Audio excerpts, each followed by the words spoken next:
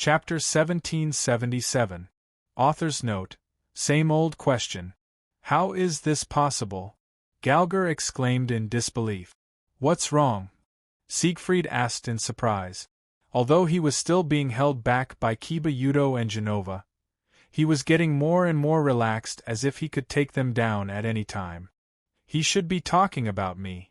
At that moment, a voice that was both foreign and familiar to him rang in Siegfried's ears. Siegfried's expression immediately changed when he thought of the owner of the voice. Siegfried dared not hesitate. He controlled his third hand, which was derived from the divine artifact, to swing the sword behind him. Bang! A muffled sound was heard. Then, before he could dodge, a sharp pain suddenly spread from his neck. It's over, Siegfried muttered to himself as he felt his consciousness getting weaker and weaker. Plop! Siegfried, who had lost consciousness, fell heavily to the ground. Sensei! Done. Kiba Yudo and Genova, who were covered in wounds, called out in joy. Seito nodded at the two.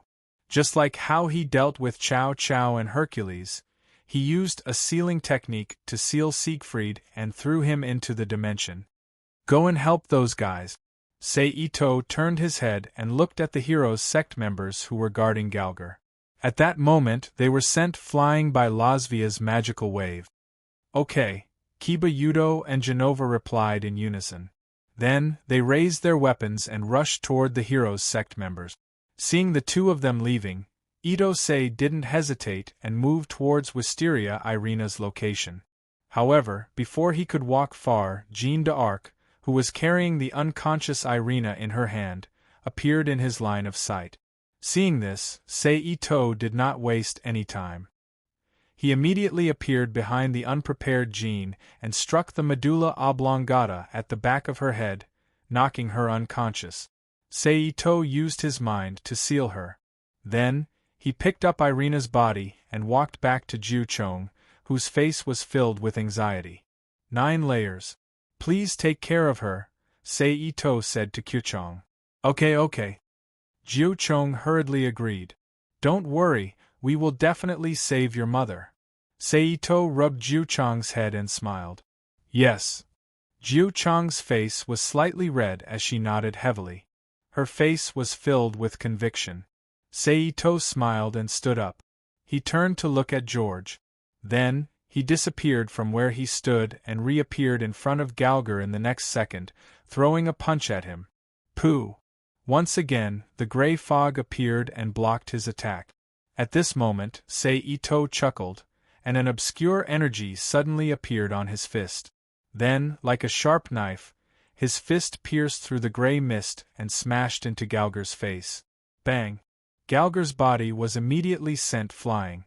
As he was sent flying, it was as if he had destroyed some key point. The surrounding magic array immediately became unstable. The light flickered and the magic array was faintly discernible. It looked as if it would be destroyed at any moment. Affected by this, the light on Nine-Tailed Beast's body also weakened. Los Valles used this opportunity to destroy the surrounding magic array immediately, Seito said loudly. After saying that, he flashed and chased after Galger, chasing after him. Understood, Los Valles said. Then, without hesitation, she used her mind to create a large number of targeted magic arrays and released powerful attacks. They bombarded the corresponding magic arrays. Boom, boom, boom, boom. Amidst a series of explosions, the magic arrays exploded one after another, disappearing into the void. Without the existence of the magic arrays, Nine-Tailed Beast was completely free of the magic array's influence on her body.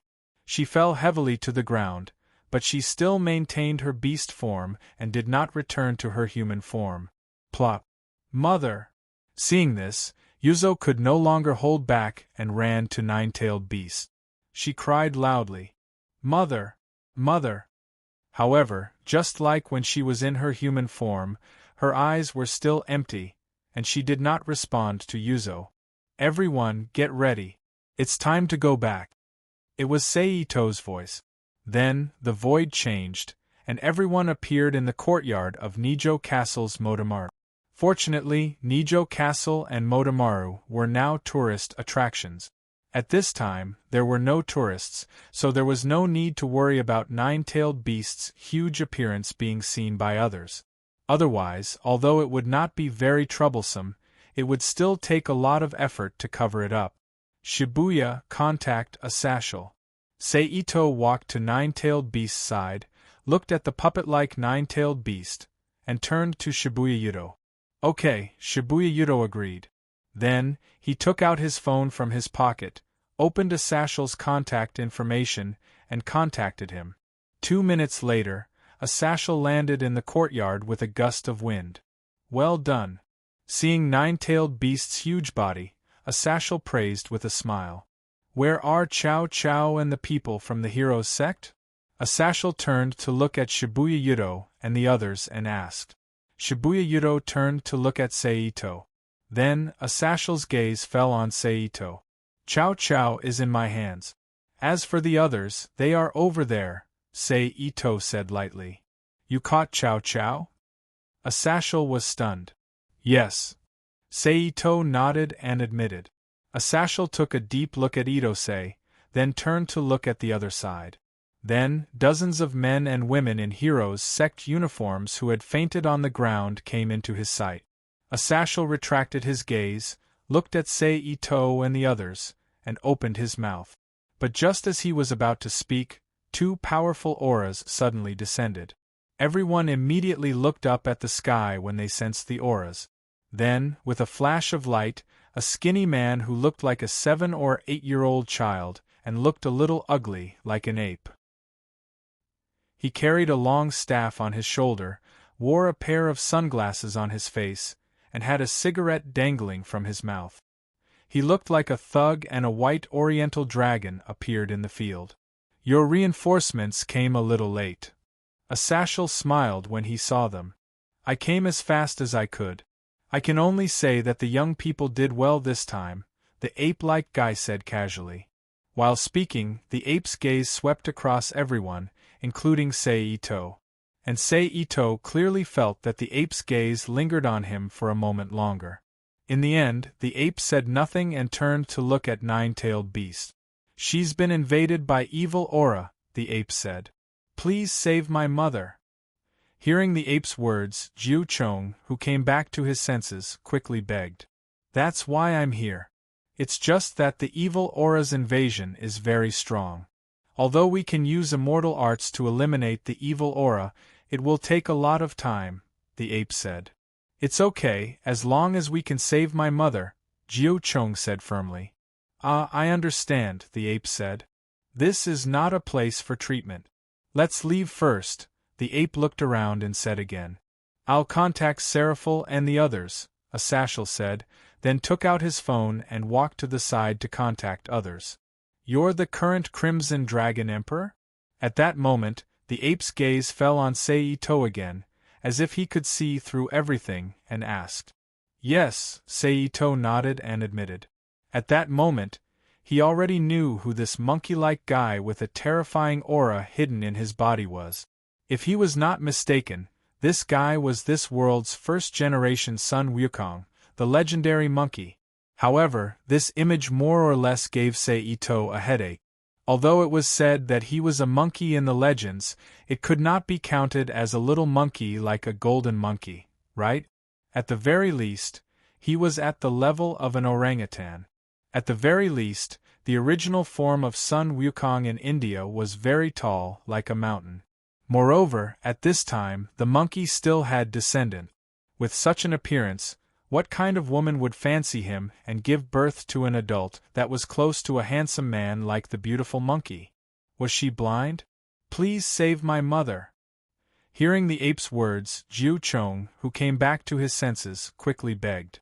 I'm here for this. However, the evil aura's invasion is very strong. Although we can use immortal arts to eliminate the evil aura, it will take a lot of time, the ape said. It's okay, as long as we can save my mother, Jiu Chong said firmly. I understand, the ape said. This is not a place for treatment. Let's leave first, the ape looked around and said again. I'll contact Seraphil and the others, a satchel said, then took out his phone and walked to the side to contact others. You're this generation's Red Dragon Emperor? At this time, the ape's gaze fell on Seito again, as if he could see through everything, and asked. Yes, Seito nodded and admitted. At this time, he already knew who this guy who looked like a monkey and had a terrifying aura hidden in his body was. If he was not mistaken, this guy was this world's first-generation Sun Wukong, the legendary monkey. However, this image more or less gave Seito a headache. Although it was said that he was a monkey in the legends, it could not be counted as a little monkey like a golden monkey, right? At the very least, he was at the level of an orangutan. At the very least, the original form of Sun Wukong in India was very tall, like a mountain. Moreover, at this time, the monkey still had descendants. With such an appearance, what kind of woman would fancy him and give birth to an adult that was close to a handsome man like the beautiful monkey? Was she blind? Chapter 1778. P.S. Thank you to Nickfanny and Shirley for their precious monthly vote. Thank you to Insta-Killing Potato for his tip. With the complete annihilation of the hero sect, the rest of the trip naturally returned to normal. There were no more attacks. During this period, Seito, who had completed the extraction of the divine artifact, also handed over the 5 elite members of the hero sect, Chow Chow, George, Hercules, Joan of Arc, and Siegfried, to Aesachers and Seraph for them to handle the follow-up work. Just like that, time passed in a blink of an eye and it was the end of the trip. The group arrived at Kyoto Station's Shinkansen platform. Along with them were Kyuchong and the recently recovered Yasaka, who came to send them off. Red Dragon Empress. Kyuchong held Yasaka's hand and called out softly. Just call me Cheng. Seito smiled. Cheng, will you still come to Kyoto? Kyuchong blushed slightly and asked shyly in a soft voice. Probably. Seito smiled. At that moment, the reminder bell that the train was about to depart echoed on the platform. You must come. Kyuchong will always be waiting for you. Kyuchong quickly said. Okay. Seito nodded slightly and agreed. Lord Aesachers, Red Dragon Empress, devils, angels, and fallen angels, I'm really sorry. I want to thank you. I'm going to talk to Lord Leviathan and the victorious Fighting Buddha. I've always hoped that everyone can turn the situation around and strengthen cooperation. We can't let Kyoto fall into terror because of those guys. Yasaka said after Kyuchong finished speaking. Then I'll leave it to you, Admiral. Aesachers reached out and shook Yasaka's hand as he said with a smile. Let's go back first. Yasaka, Uncle Monkey, and I will enjoy the interesting Kyoto together. Before the two of them separated their hands, Seraph also put her hand on his and said in her unique cute way. Looking at her, she seemed to be very happy. Then, the few of them said a few simple words and separated. They boarded the Shinkansen. Thank you, Cheng. And everyone. We'll meet again. Jiu Chong waved his arms as he stood on the platform. Poochie. The car doors closed, completely separating Seito and the others, who were standing in the corridor, from the outside world. Then, the train started and headed back to the city. Few, after an unknown amount of time, Zhen Ye's eyes, which had been empty all this time, moved slightly. Dazzling divine light was condensed. How do you feel? Seito asked with concern. Meo blinked her eyes. A hint of doubt flashed in his eyes. Then, he covered his forehead with his hand and groaned. With a bitter smile, he said, Not good. I almost forgot who I am. Looks like there's a lot of information stored in the quintessence, Seito said with a smile. Zhen Yi replied softly as he rubbed his forehead with his palm. Since you're fine. Let's leave this place and do our best to complete the final fusion, Seito said. Zhen Yi nodded and agreed. Then, he tossed the weapon in his hand back to Seito. However, Seito didn't reach out to take the weapon. Instead, he let it hover in midair.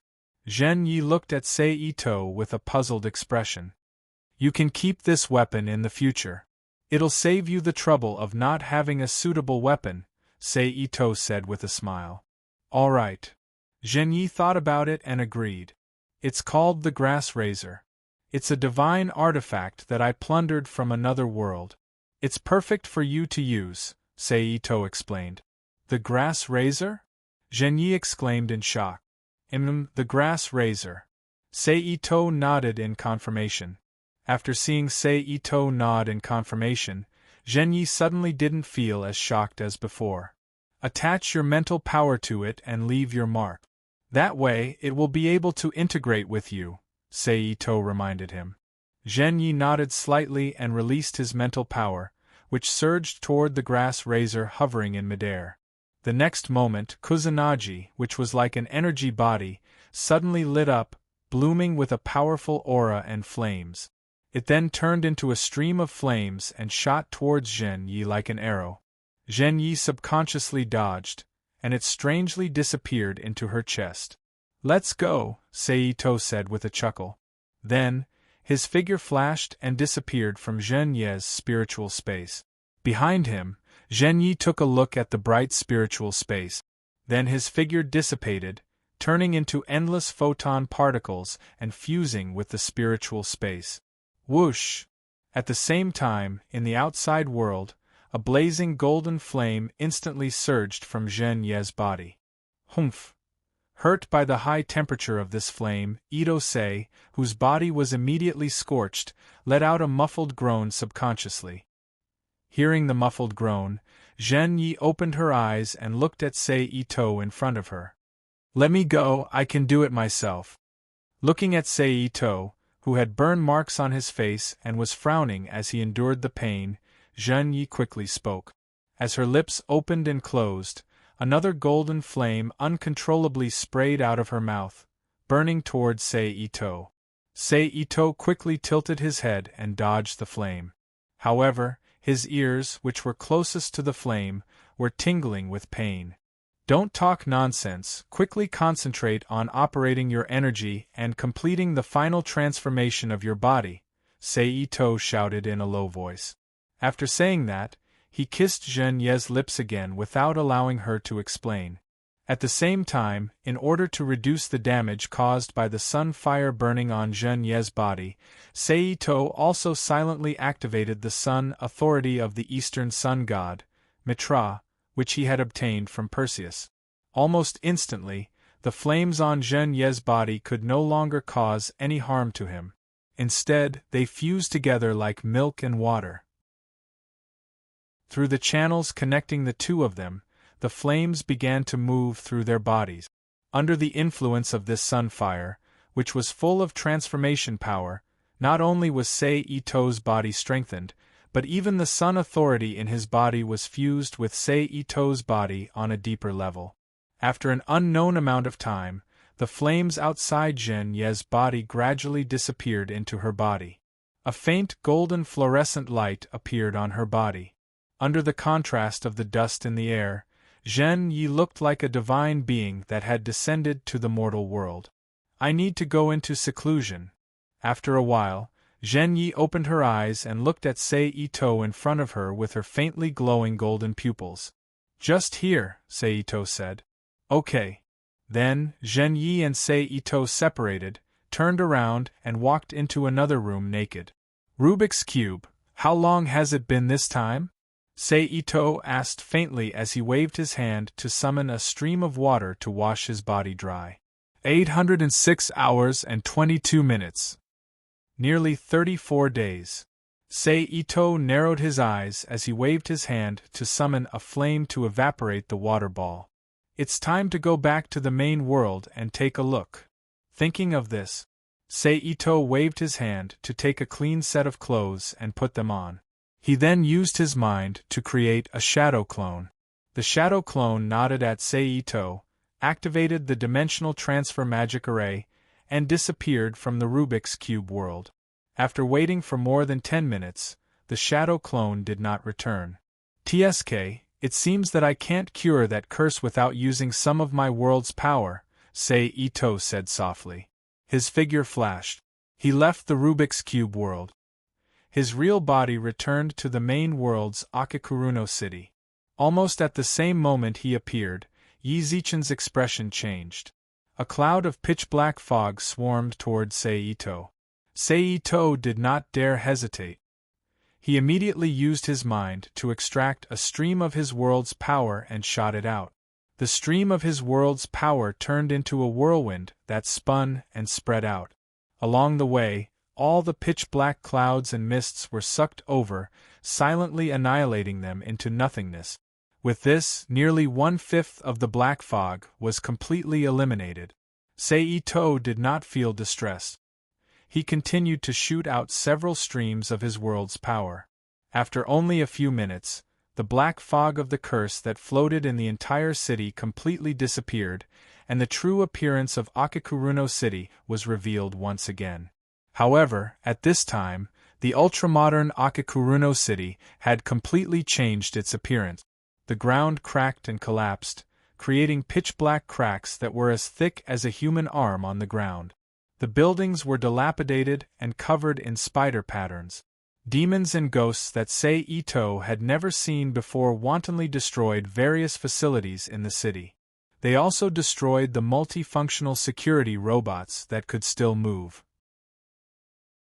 In addition, in the entire city, except for the spiritual mountain where the Ito shrine was located, there was not a single trace of green in the surrounding areas, whether it was the forests, the flower beds, or the mud that could be seen everywhere. It was a desolate and dilapidated place. Coupled with the current appearance of the city, it really looked like a doomsday city. Ito frowned and released his mind to connect with the artificial angel in the void. To his surprise, other than receiving a chaotic stream of information, he did not find any signs of the artificial angel's existence. Ito's heart sank as he analyzed the stream of information in his mind. Soon, he understood the source of this stream of information and the reason why the artificial angel disappeared. It turned out that all of this was related to the curse that had just been eliminated. As the curse that the Inari goddess launched at the cost of her spiritual clone and the life of a piece of land, the power of the curse was very strong. Therefore, any creature that had a certain amount of Ito and Cube's aura would be cursed. Cube was alone, so when she entered the Rubik's Cube world, she had already cut off the possibility of being cursed. On the other hand, Ito was different. Other than him, there was an artificial angel with his mind as the core. However, the artificial angel's core did not have enough of his aura. Moreover, it was a collection of shallow human consciousness electric wave signals. To a certain extent, it covered up Ito's aura. Therefore, when the curse first broke out, it was not affected much. It was only hit by the power of the curse. However, when Ito went to retrieve Skyfire Bright God's body and his subordinates, he sent out his own shadow clone. Under the attack of the curse power, the consciousness that existed in the shadow clone could not return to the original body at all. It could only follow its instinct and merge with the consciousness that existed in the artificial angel's core. And it was the entry of this consciousness that made the artificial angel immediately become the target of the curse attack. Although the artificial angel was supplemented by an endless supply of human subconscious energy, the Sage Stone, as the core, was still limited. Therefore, after holding on for a while, it finally could not withstand the erosion of the curse. In the end, it exploded and scattered, leaving behind a very messy flow of information that was impacted by the curse power. However, it was also because of the artificial angel that the curse power was consumed a lot.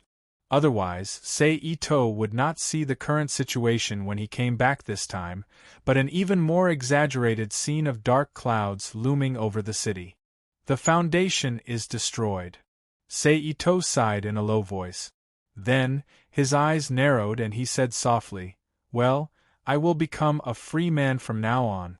However, Inari God, we are not done with this matter." After saying that, his figure flashed and returned to the Spirit Mountain where the Ito Shrine was located. Master, seeing Seito return, little Ling Meng's figure immediately appeared and called out excitedly. Little Ling Meng, pack up, we are moving. Seito said. Yes. Little Ling Meng did not ask anything and immediately replied. Then, Seito left again and began the collection of the important facilities in the city. Under Seito's work, in less than 10 minutes, the remaining multifunctional robots in the city, the wreckage of the multifunctional security robots that had been damaged, as well as the Magic Tower, the Martial Pavilion, the Science and Technology Tower, various laser weapons, small rainbow light cannons, and all kinds of items that were far beyond the current era, were all collected into the Rubik's Cube world, leaving only the dilapidated Akikuruno city. Then, Seito reappeared in the sky above the Ito Shrine, and opened the Rubik's Cube world. From top to bottom, he swallowed the shrine, including the mountain and the spirit mountain under it, into the Rubik's Cube world. Then, Seito's figure flashed again, and appeared in front of the space marker of the half-plane. Rubik's Cube, swallow the half-plane. Seito ordered. Yes. In an instant, a strange energy fluctuation spread rapidly with Seito as the center, and the void in front of him was filled with faint ripples like water waves. It's a pity that the main world's Earth is the core of the dimensional sea. If I don't want the dimensional sea to completely collapse, I still need to ensure the safety of the Earth. Otherwise, I really want to leave and only live in the Rubik's Cube world from now on.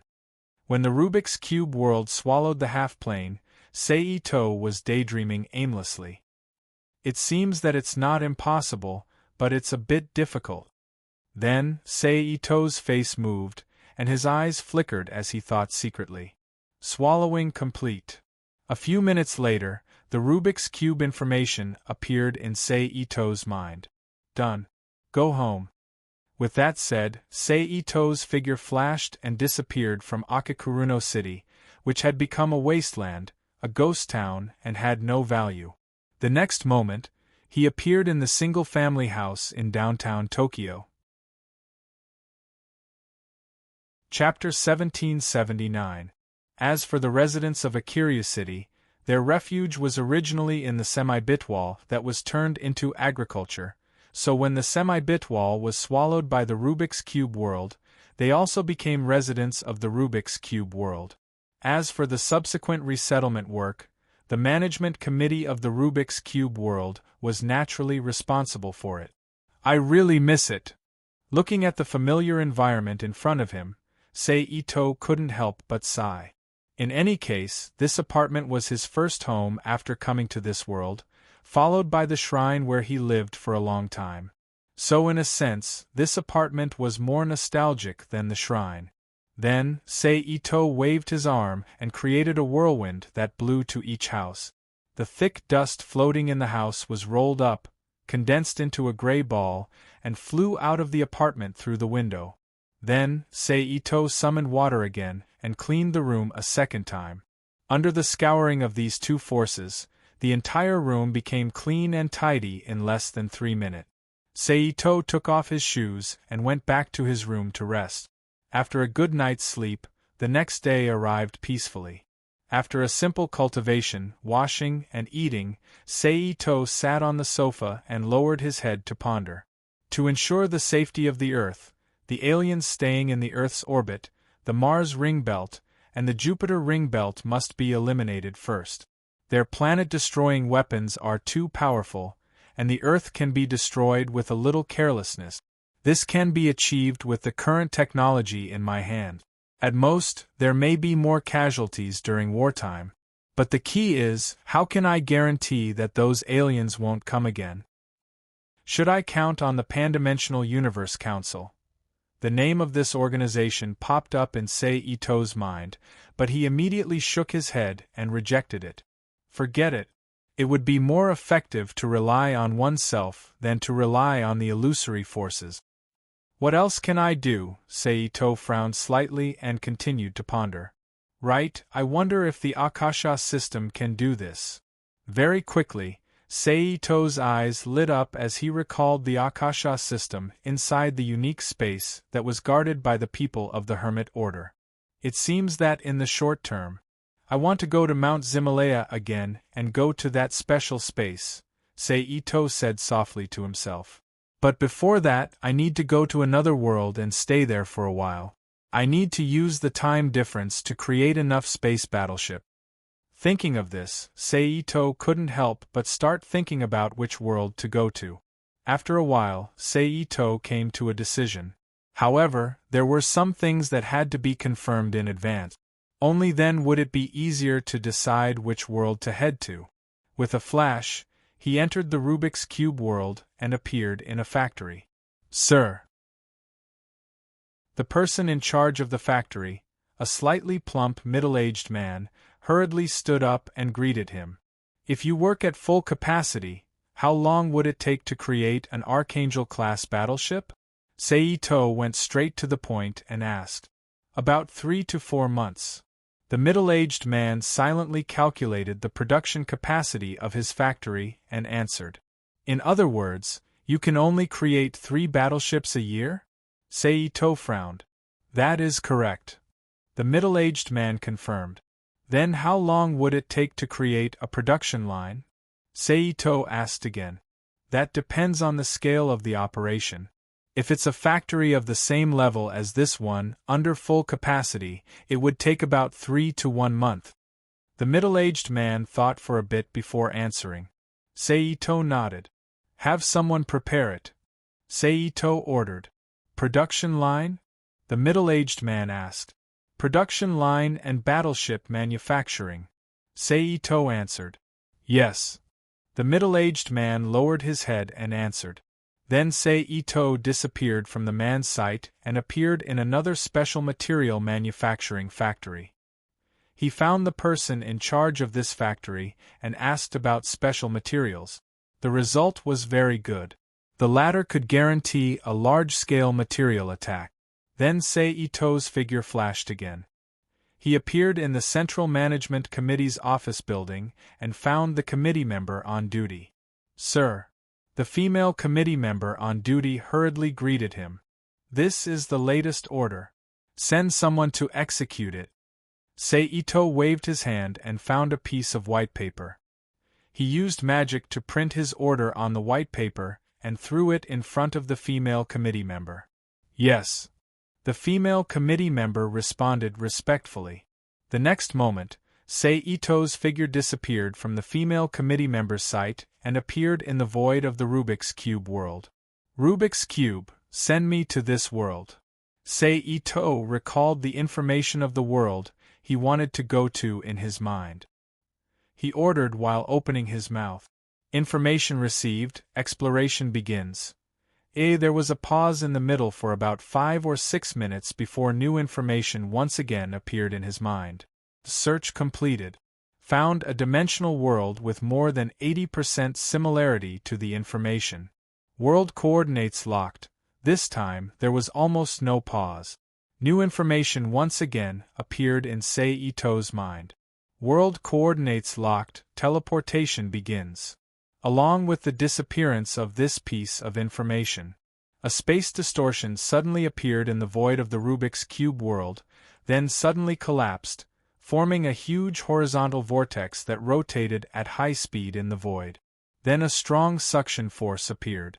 It pulled Seito to the center of the vortex and finally turned into a colorful streamer and disappeared in the center of the vortex. Then, as if the vortex had completed its task, it began to slow down and gradually disappeared into the void of the Rubik's Cube world. Another world. Accompanied by a series of cracking sounds, Seito's figure appeared in a forest.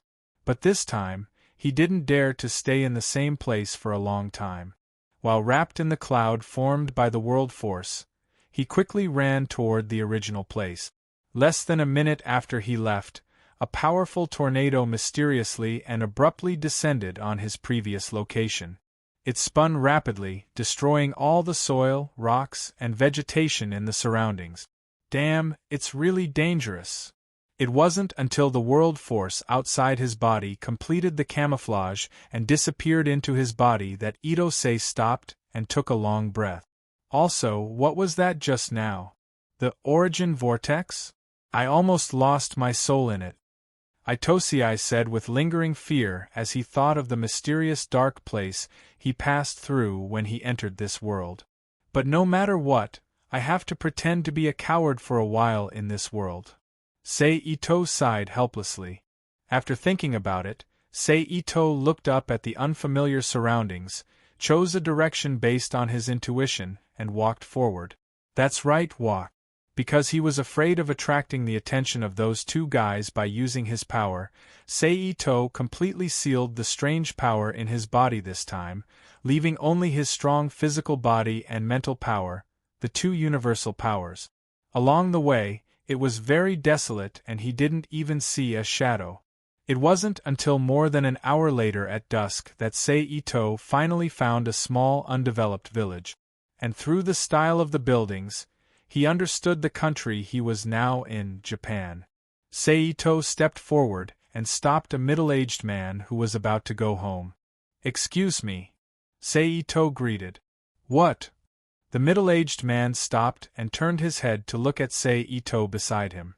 But the moment his eyes met with Sei-Ito's eyes, the man suddenly felt his consciousness blurring. Faintly, he heard the young man ask, "Uncle, what time is it now?" "June 15th. Which year?" 1985. "What is the nearest city from here and how far is it?" It is, in this way, with one question and one answer, Sei-Ito got the information he wanted from the man's mouth. "Sorry to trouble you." Sei-Ito smiled.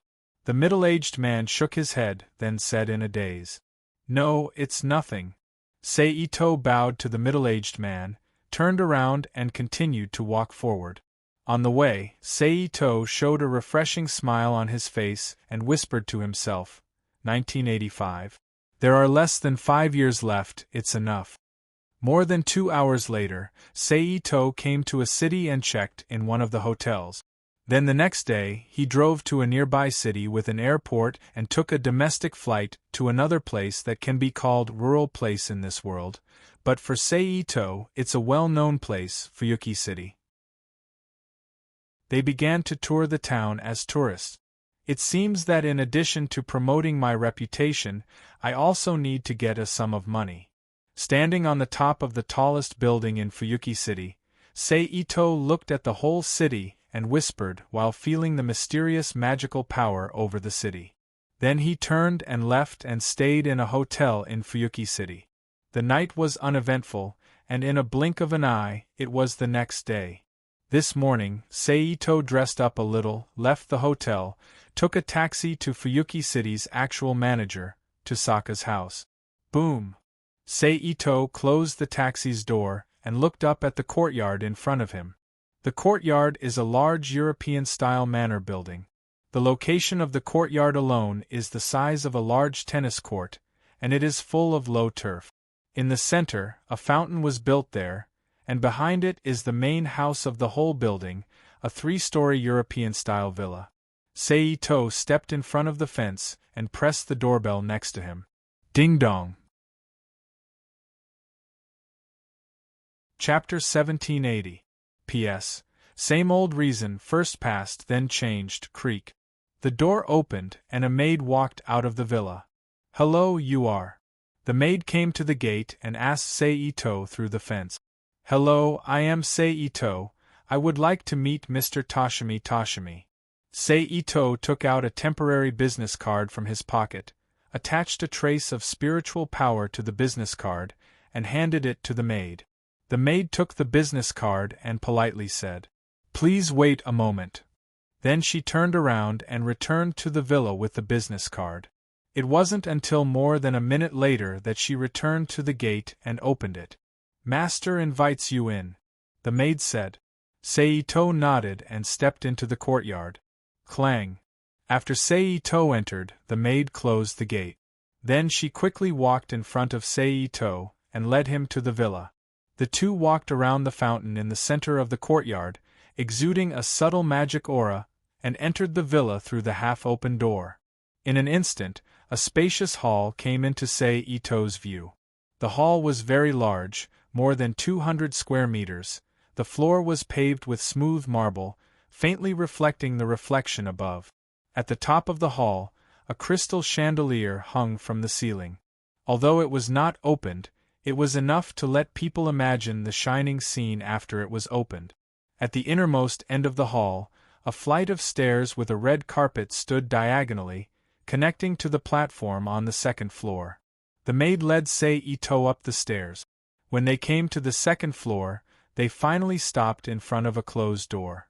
Clang, clang, clang. The maid first reached out and knocked on the door, then said, "Master, Ito-san is here. Come in."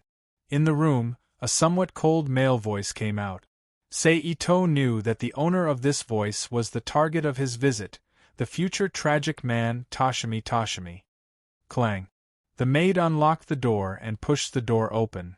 "Sir, please." Sei Ito nodded. He stepped into the room. As soon as he entered the study, Sei Ito's gaze was attracted to the man who had a strong presence in the room. He was wearing a red suit with a white shirt inside. A black tie was tied tightly around his collar, and his clothes were neat and tidy. No wrinkles at all. It gave people the impression that he was a person who paid great attention to details. His figure was a little thin. However, coupled with his rigid and strict appearance, he seemed a little tall. His eyes were bright and full of spirit, as if he could see through everything. He was sitting behind an office desk. He stared at Sei Ito expressionlessly. "Greetings, Sir Toshimi. I'm Sei Ito, a freelance magician." Sei Ito stopped in the middle of the spacious study room. He placed one hand on his chest and bowed slightly. "State your intentions," Toshimi said coldly. "It's like this. I plan to live in this city for a period of time, so I've come to visit you according to the rules." Sei Ito straightened his body and put down his arm. He looked back at Toshimi and said, "I understand. You may leave." Toshimi said, "Sorry to disturb you." Sei Ito nodded and said politely. Then, without further ado, he turned and walked to the door. Since Toshimi looked like a dead man, Sei Ito naturally wouldn't stick his warm face to the other party's cold butt. Besides, the other party didn't have the right to be arrogant in front of him. If it wasn't to avoid some unnecessary trouble, he wouldn't even see Toshimi. As he left, Toshimi's oppressive gaze fell on Sei Ito's back. It seemed that if he made a slight mistake, he would quickly counterattack. The magicians in this world are all perverts. Sei Ito, with his back facing Toshimi, secretly curled his lip.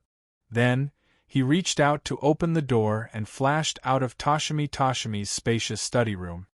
Bang! The door closed again and they were joined together. However, even though he left the study room, the feeling of being watched still didn't disappear from his body. Sei Ito frowned and didn't do anything. He directly left Toshimi's house. Until he completely left Toshimi's manor, the feeling of being watched completely disappeared. And Sei Ito, who finished the registration and notes, didn't hesitate. That afternoon, he looked for a house and moved in on the third day after coming to this world. As for the problem of money, Sei Ito, who had spirit power, didn't lack any. After all, although he couldn't use all kinds of magic and abilities to obtain a large amount of money without any scruples, it was completely no problem to use some small hypnotism to obtain a small amount of money that was enough for him to live on. Then, Sei Ito obediently stayed in his new home for 5 or 6 days before he stepped out of the house again. He took a taxi to the nearby airport and took a domestic flight to another city. 2 hours later, Sei Ito arrived at another city. To the shallow society. Sei Ito walked out of the airport and sat in a taxi parked in the airport's guest area. "Hello, I am Sei Ito. I would like to meet Mr. Toshimi. Sei Ito took out a temporary business card from his pocket, attached a trace of spirit power to the business card, and handed it to the maid. The maid reached out to take the business card and politely said, "Please wait a moment." Then, he turned around and returned to the villa with the business card. It wasn't until more than a minute later that he returned to the gate and opened the gate. "The master invites you in," the maid said. Seito nodded and stepped into the courtyard. Clang. After Seito entered, the maid closed the gate. Then, she quickly walked in front of Seito and led him to the villa. The two walked around the fountain in the center of the courtyard that exuded a subtle magic aura and entered the villa through the half-open door. In an instant, a spacious hall came into view of Seito. The hall was very large, more than 200 square meters. The floor was paved with smooth marble, faintly reflecting the shadows above. Then, above the hall, a crystal chandelier hung. Although it wasn't opened, it was enough for people to imagine the shining scene after it was opened. At the innermost end of the hall, a flight of stairs with a red carpet stood diagonally, connecting to the platform on the second floor. The maid led Seito up the stairs to the second floor and finally stopped in front of a closed door. Clang, clang, clang. The maid first reached out and knocked on the door, then said, "Master, Ito-san is here. Come in." In the room, a somewhat indifferent male voice came out. Seito knew that the owner of this voice was the target of his visit, the future tragic man Toshimi Enosaka. Clang. The maid unlocked the door and pushed the door open. "Sir, please." Seito nodded and stepped into the room. As soon as he entered the study, Seito's eyes were attracted by the man in the room who exuded a strong sense of presence. He wore a red suit with a white shirt inside. The collar was tied tightly with a black tie. The clothes were neat and without wrinkles, giving people the feeling that he should be a person who pays attention to details. His figure was a bit thin, but with his rigid and strict appearance, he looked a bit tall. His eyes were bright as if he could see through everything. He was sitting behind a desk, looking at Seito with an expressionless face. "Hello, Mr. Toshimi Enosaka. I am Seito, a freelance magician." Walking to the center of the spacious study, Seito stopped, put one hand on his chest, and slightly bowed. "State your purpose," Toshimi Enosaka said coldly. "It's like this, I plan to live in this city for a period of time, so according to the rules, I came to visit you." Seito straightened up and put down his arm, looked back at Toshimi Enosaka and said, "I see. You can leave." Toshimi Enosaka said, "Sorry to disturb you." Seito nodded and said politely. Then without saying anything, he directly turned and walked to the door. Since Toshimi Enosaka looked like a dead man, Seito naturally wouldn't stick his warm face to the other party's cold, but, not to mention the other party didn't have the qualifications to be arrogant in front of him. If it wasn't to avoid some unnecessary trouble, he wouldn't even see Toshimi Enosaka. And in the process of him leaving, Toshimi Enosaka kept his oppressive gaze on Seito's back, looking like he would quickly counterattack if he felt the slightest bit wrong. The magicians in this world are really all perverts. Seito, with his back facing Toshimi Enosaka, secretly curled his lips. Then he reached out and opened the door, and flashed out of Toshimi Enosaka's spacious study. Bang! The door closed again, and the door was closed. However, although he left the study, the feeling of being watched still didn't disappear from his body. Seito frowned, but didn't do anything, and directly left Toshimi Enosaka's house. Until he completely left Toshimi Enosaka's manor, the feeling of being watched completely disappeared.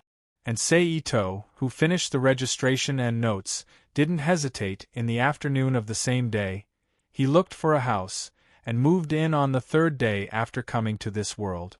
As for the problem of money, Seito, who had spirit power, didn't lack at all. After all, although he couldn't use all kinds of magic and abilities to obtain a large amount of money without any scruples, He could use some small hypnotism to obtain a small amount of money that was enough for him to live on. Then Seito obediently stayed in his new house for 5 to 6 days, then once again stepped out of the house, took a taxi to the nearby airport, and took a domestic flight to another city. 2 hours later, Seito arrived at another city. To the shallow society. Walking out of the airport, Seito said as he sat in a taxi parked in the airport's guest area. Chapter 1781. P.S. Thank you to Wangit and Zhang Xiaozhong for their precious monthly vote. Thank you to Instant Potato and NXCX for their tip. Looking at the black smoke drifting with the wind, Yasuzo Asakami's pupils immediately shrank. As a member of the Asakami family, one of the 4 great demon-repelling families, although he hadn't been in contact with the so-called mysterious world for many years, he still knew some things and completely understood who the guy in front of him was. "You're a magician?" Yasuzo Asakami raised his voice with a tense expression.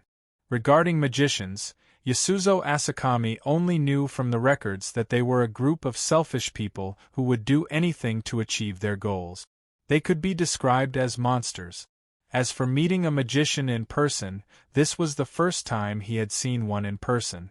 Seito gently smiled. He didn't admit nor deny it. He let Yasuzo Asakami guess. Seeing this, Yasuzo Asakami took a deep breath, forced himself to calm down, and said in a deep voice, "What do you want?" 80% of the shares of the company under your name. Seito said in a low voice. Just this? Yasuzo Asakami was surprised. In his understanding, magicians should want all kinds of strange things, or want to use his hand to do something terrifying. He really didn't expect the other party to make a request that should be completely useless to magicians. Just this for the time being. Seito smiled. For the time being. Yasuzo Asakami's heart sank as he muttered to himself. Why did you choose me? After a moment, Yasuzo Asakami's heart rose as he asked again. Because your surname is Asakami. Seito replied in a low voice. Yasuzo Asakami's face showed a thoughtful expression. Obviously, he thought of something from Seito's answer. I understand. I accept this cooperation. After a moment, Yasuzo Asakami reached for the information on the desk and looked at Seito sitting on the sofa. A wise choice. Seito smiled. Yasuzo Asakami didn't say anything. He picked up the phone on his desk and contacted the relevant personnel. Then, half an hour later, Itose, who had an additional share agreement in his hand, happily left the Asakami Society. The next step is to earn fame in this world, Seito thought to himself as he walked along a relatively sparsely populated road. A few days later, Seito appeared in London. The sun shone brightly in London in July, and the air was refreshing. Seito followed behind a man. He gradually walked away from the crowd. Finally, they entered a remote alley. Swish. As soon as Seito turned into the alleyway, several magic bullets were fired at him. Seito tapped the ground with his feet and pulled backward. The magic bullet that missed its target quickly brushed past the air in front of him and shot into the distance. Then Seito quickly dodged and rushed into the alleyway. Like a cheetah, he rushed to the front of the mage who was preparing a new magic trick. He punched the magician's cheek. Bang! There was a clear muffled sound. The magician's body tilted and slammed into the wall of the alleyway. Seito reached out and grabbed the magician's neck. He pushed the magician against the wall. Who are you? The magician's face was covered in blood, and half of it was swollen. He asked with difficulty. Bro, can you do me a favor? Seito smiled at the magician in front of him and said gently. A few minutes later, the two walked out of the alleyway with their arms around each other's shoulders. Of course, only Seito had an arm around each other's shoulders.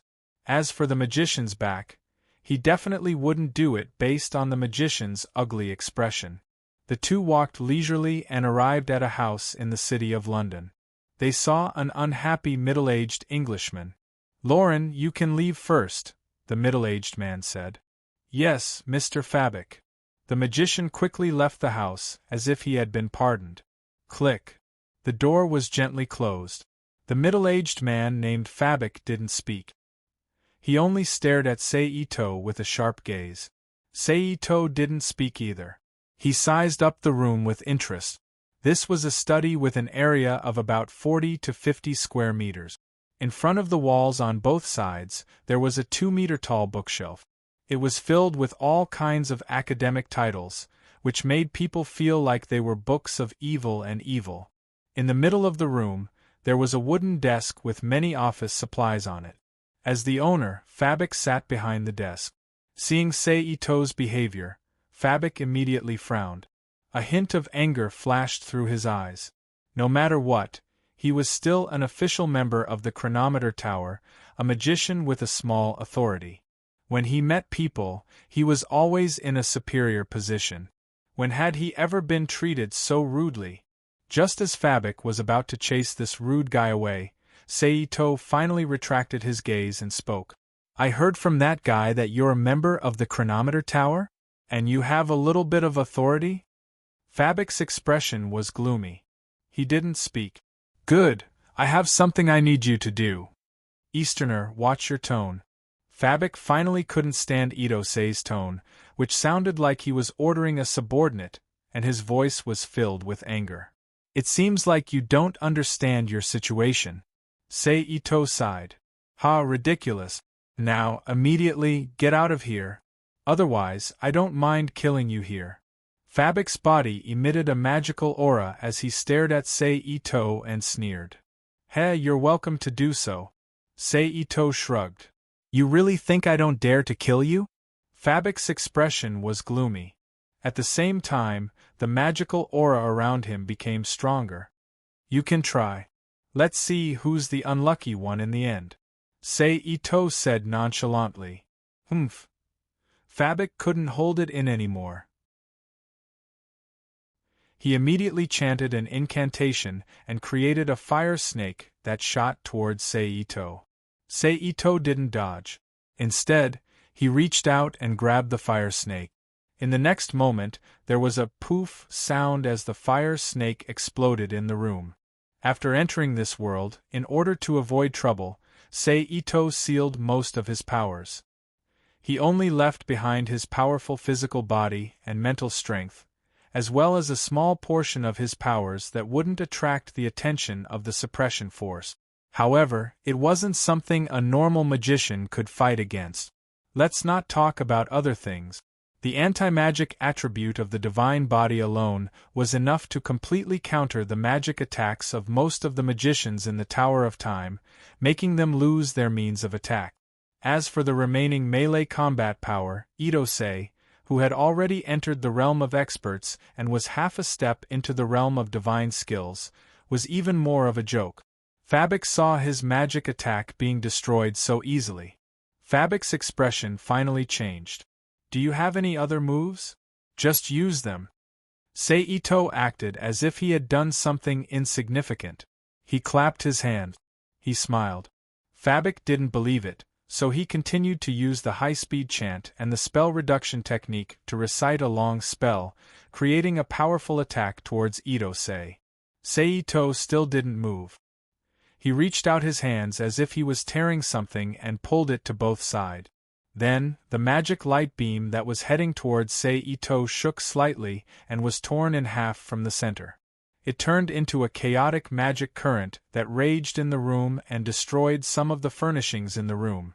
"You!" Fabic looked at Seito in shock. "Anything else?" Seito smiled at Fabic. "Who are you?" Fabic asked in a trembling voice. Seito, a freelance magician. Seito introduced himself with a smile.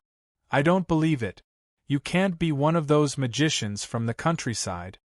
Fabic retorted loudly. In the eyes of the staff of the Chronometer Tower, any magician who wasn't an official member of the Chronometer Tower wasn't an orthodox magician. Even the wild magicians who were neither official members of the Tower of Time nor staff of the Tower of Time were placed in the same position as the countrymen, just like the people from the magic desert in the Far East. Believe it or not. Seito curled his lip. Seito felt that the magicians of the Chronometer Tower were arrogant. Okay, let's get down to business. Seito said again. What? Fabik asked subconsciously. I want to enter the Chronometer Tower to study, but I don't have an invitation and I don't have the qualifications to enter. Help me get one. Seito said. Impossible. I'm just a small logistics staff. I don't have the authority to give out the qualifications. Fabik refused without thinking. I don't care. I'll leave it to you. I want to get the qualifications in 3 days.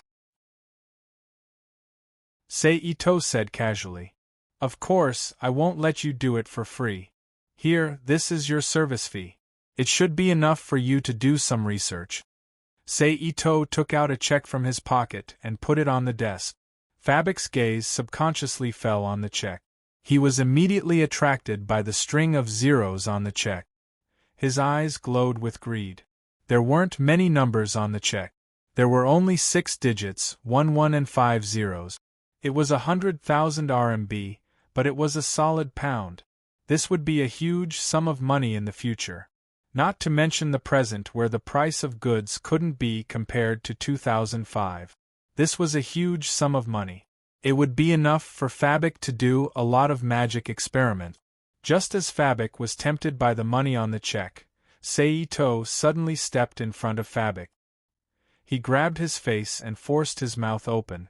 Then, he threw a pitch-black pill into Fabik's throat. Gulp. Fabik instinctively swallowed the food as his throat felt uncomfortable. Cough, cough, cough. Then, under the effect of the pill, Fabik started coughing violently. What did you feed me? After a moment, Fabik stopped coughing and covered his throat. He looked at Seito with an ugly expression. A type of poison. It will take effect for the first time in an hour. Then, you will be able to feel its effects. It will definitely leave a deep impression on you. Seito said with a kind smile. Although the smile was kind in Fabik's eyes, it made him feel even colder and more terrified than the smile of a devil. But don't worry, you won't die. It will take effect for a week. After that, it will completely burn through your organs and send you to see Merlin. Seito continued. If you want the antidote, then exchange it for admission. Seito said. Okay, that's it. I'll come find you in 3 days. Then, without waiting for Fabik's response, he turned around and left the room. He disappeared behind the closed door. F***ck, Fabik cursed. However, when he saw the check for 100,000 pounds still on his desk, his mood finally improved a little. Then, Fabik picked up the check on the table, adjusted his clothes, and left the house. On the other side, Seito, who wasn't worried about Fabik's tricks, was very relaxed. He wandered around London and only returned to Fabik's house 3 days later. This time, he received a relatively good reception from Fabik. Location: Fabik's study. This is the admission you wanted. Fabik took out a piece of paper filled with words from the drawer of his desk and handed it to Seito. Seito took the paper and looked down. Through the words on the paper, Seito could faintly sense a magical aura. He could basically confirm the authenticity of the admission certificate in his hand. Didn't I do it? Itose folded the admission papers and put them away. He looked at Fabik and smiled. Humph. Thinking about the price he paid for the admission certificate, Fabik's face immediately turned ugly and he let out a cold snort. Then, he said unhappily, "Where's the antidote?" Seito didn't waste any time and threw out a waxy yellow pill. Fabik, who didn't want to endure the feeling of being bitten by thousands of ants, didn't hesitate and threw the antidote into his mouth. Of course, it wasn't that he didn't think of seeking the help of those magicians who were proficient in potioneering in the Time Meter Tower. However, his status wasn't high enough, and he didn't have the face to do so.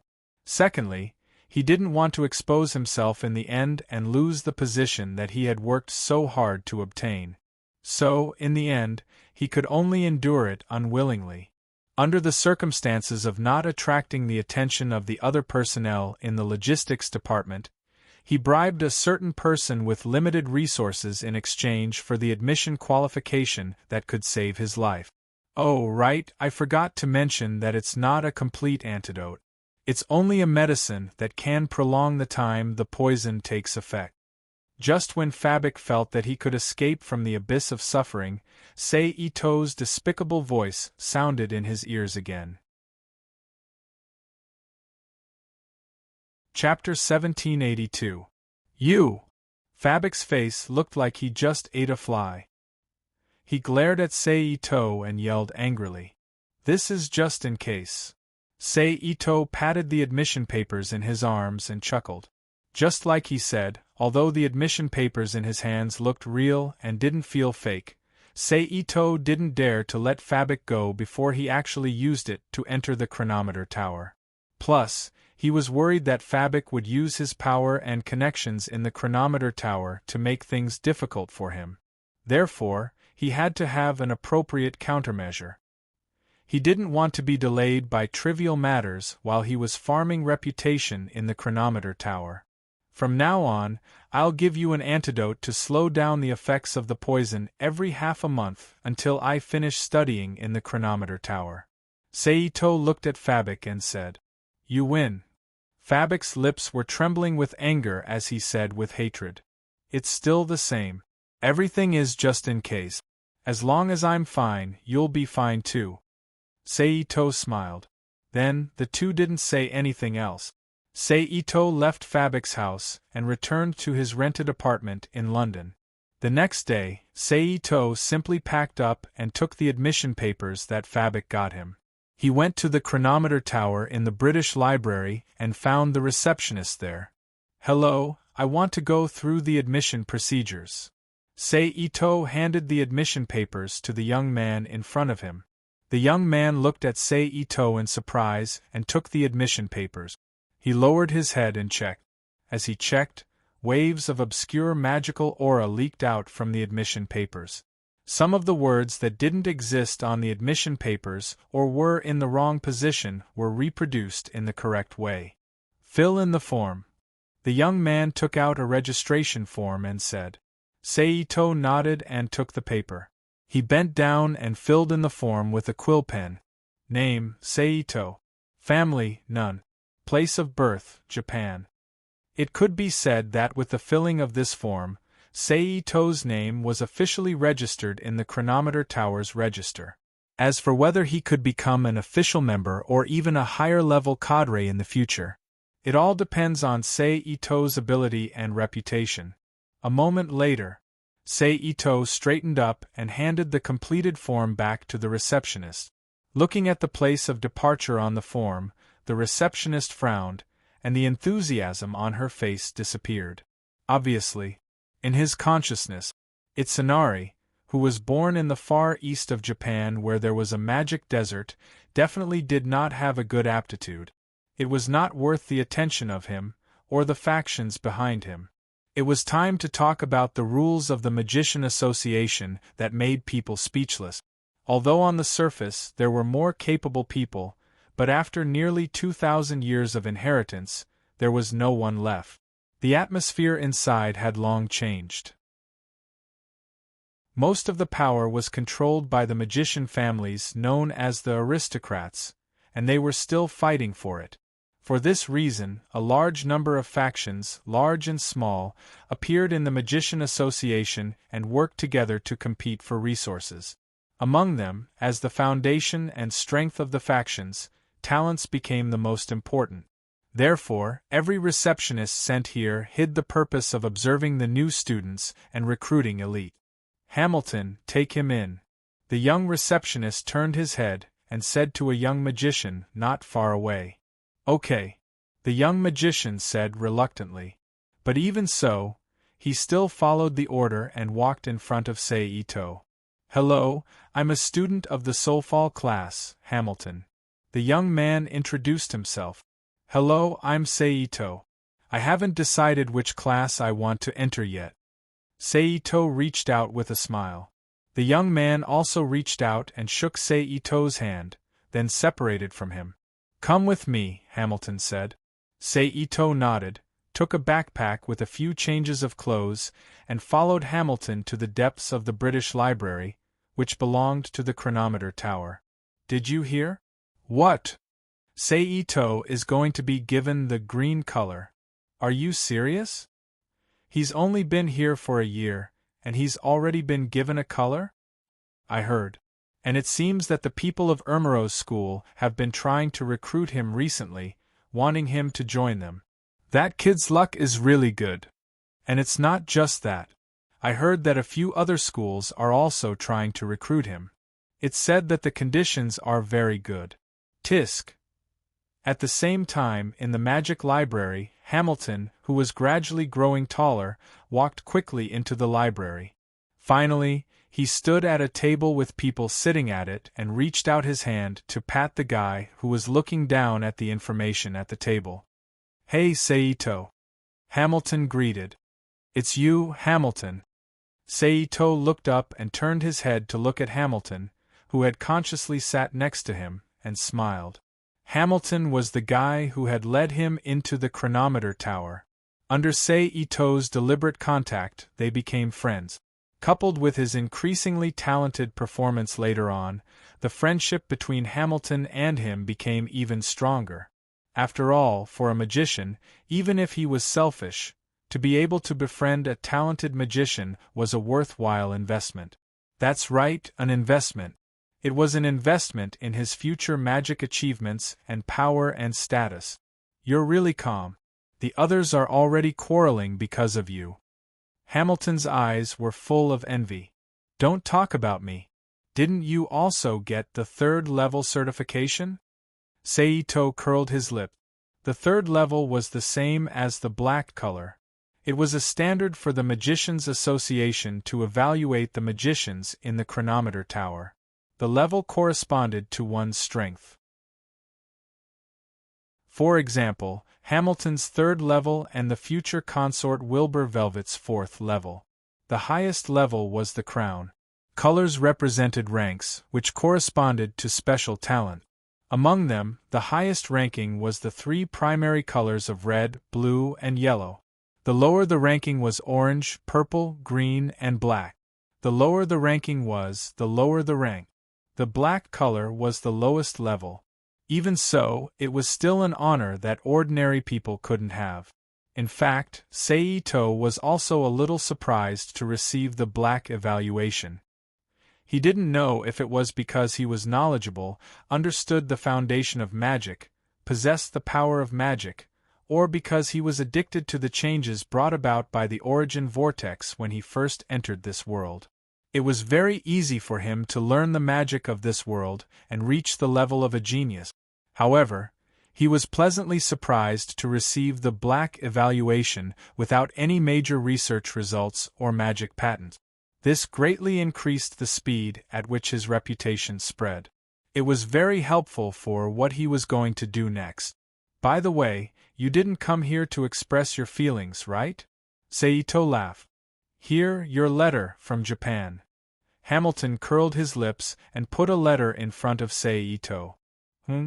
Sorry to trouble you. Seito thanked him. Well, I won't bother you to continue your studies. I'll go first. Seeing Ito-sei take away the letter, Hamilton also knew not to disturb him. He stood up and said. Then he patted Seito's shoulder and turned to walk out of the library. After watching Hamilton leave, Seito looked at the letter in his hand, opened it, and took out the letter inside. Dear, the sender of the letter was Yasuzo Asakami, and the content was mainly to report to him about the mobile phone business. After more than half a year of design, preparation, and base station construction, the first batch of miniaturized mobile phones officially appeared on the market 2 weeks ago, and as expected, it caused an unprecedented sensation. Almost in an instant, it brought a huge amount of wealth to the Asakami Corporation, which owned 80% of the shares of Ito-sei. It also allowed Yasuzo Asakami to enter the upper class of Japan and become a popular figure. In addition, Seito received a small amount of world power as an additional reward for triggering the technological advancement of this world in advance. But it also attracted a group of people's greed. For this reason, Seito specially asked for a long leave from the chronograph tower and rushed back to Japan to help Yasuzo Asakami deal with the follow-up matters. With his intervention, all the guys who originally coveted the Asakami Society quickly became honest, allowing the Asakami Society to truly settle down and become Seito's little treasury in this world. I'll leave the matter of my daughter to Mr. Fujino. Yasuzo Asakami. At the end of the letter, it was written. Has she changed her name? Seito put down the letter and narrowed his eyes. In that case, I'll go back for a while. Thinking of this, Seito no longer hesitated. He closed the book, got up, and left the library. After saying goodbye to the so-called teacher, he left the chronograph tower and took the earliest flight back to Japan. A few hours later, Seito set foot on the land of Japan. I'm here. Seito, who was sitting in the taxi, took out his mobile phone and contacted Yasuzo Asakami. Then he hung up the phone without any hesitation, took out a Japanese coin, paid the fare, and turned around to get out of the taxi. Boom. Sir, the master is waiting for you inside. At this moment, an old man who looked like a housekeeper quickly walked out of the large Japanese-style building and came to Seito's side and said respectfully. Obviously, this old housekeeper has also seen Seito. Seito didn't say anything and went straight inside. The house was an ancient Japanese-style courtyard structure, so the spacious and neat courtyard was eye-catching. Then there were several Japanese-style houses built on the left, middle, and right side of the courtyard. In front of the largest house, Yasuzo Asakami, who was dressed as the head of an ancient family, was standing there with a serious face. After seeing Seito's figure, he immediately bowed.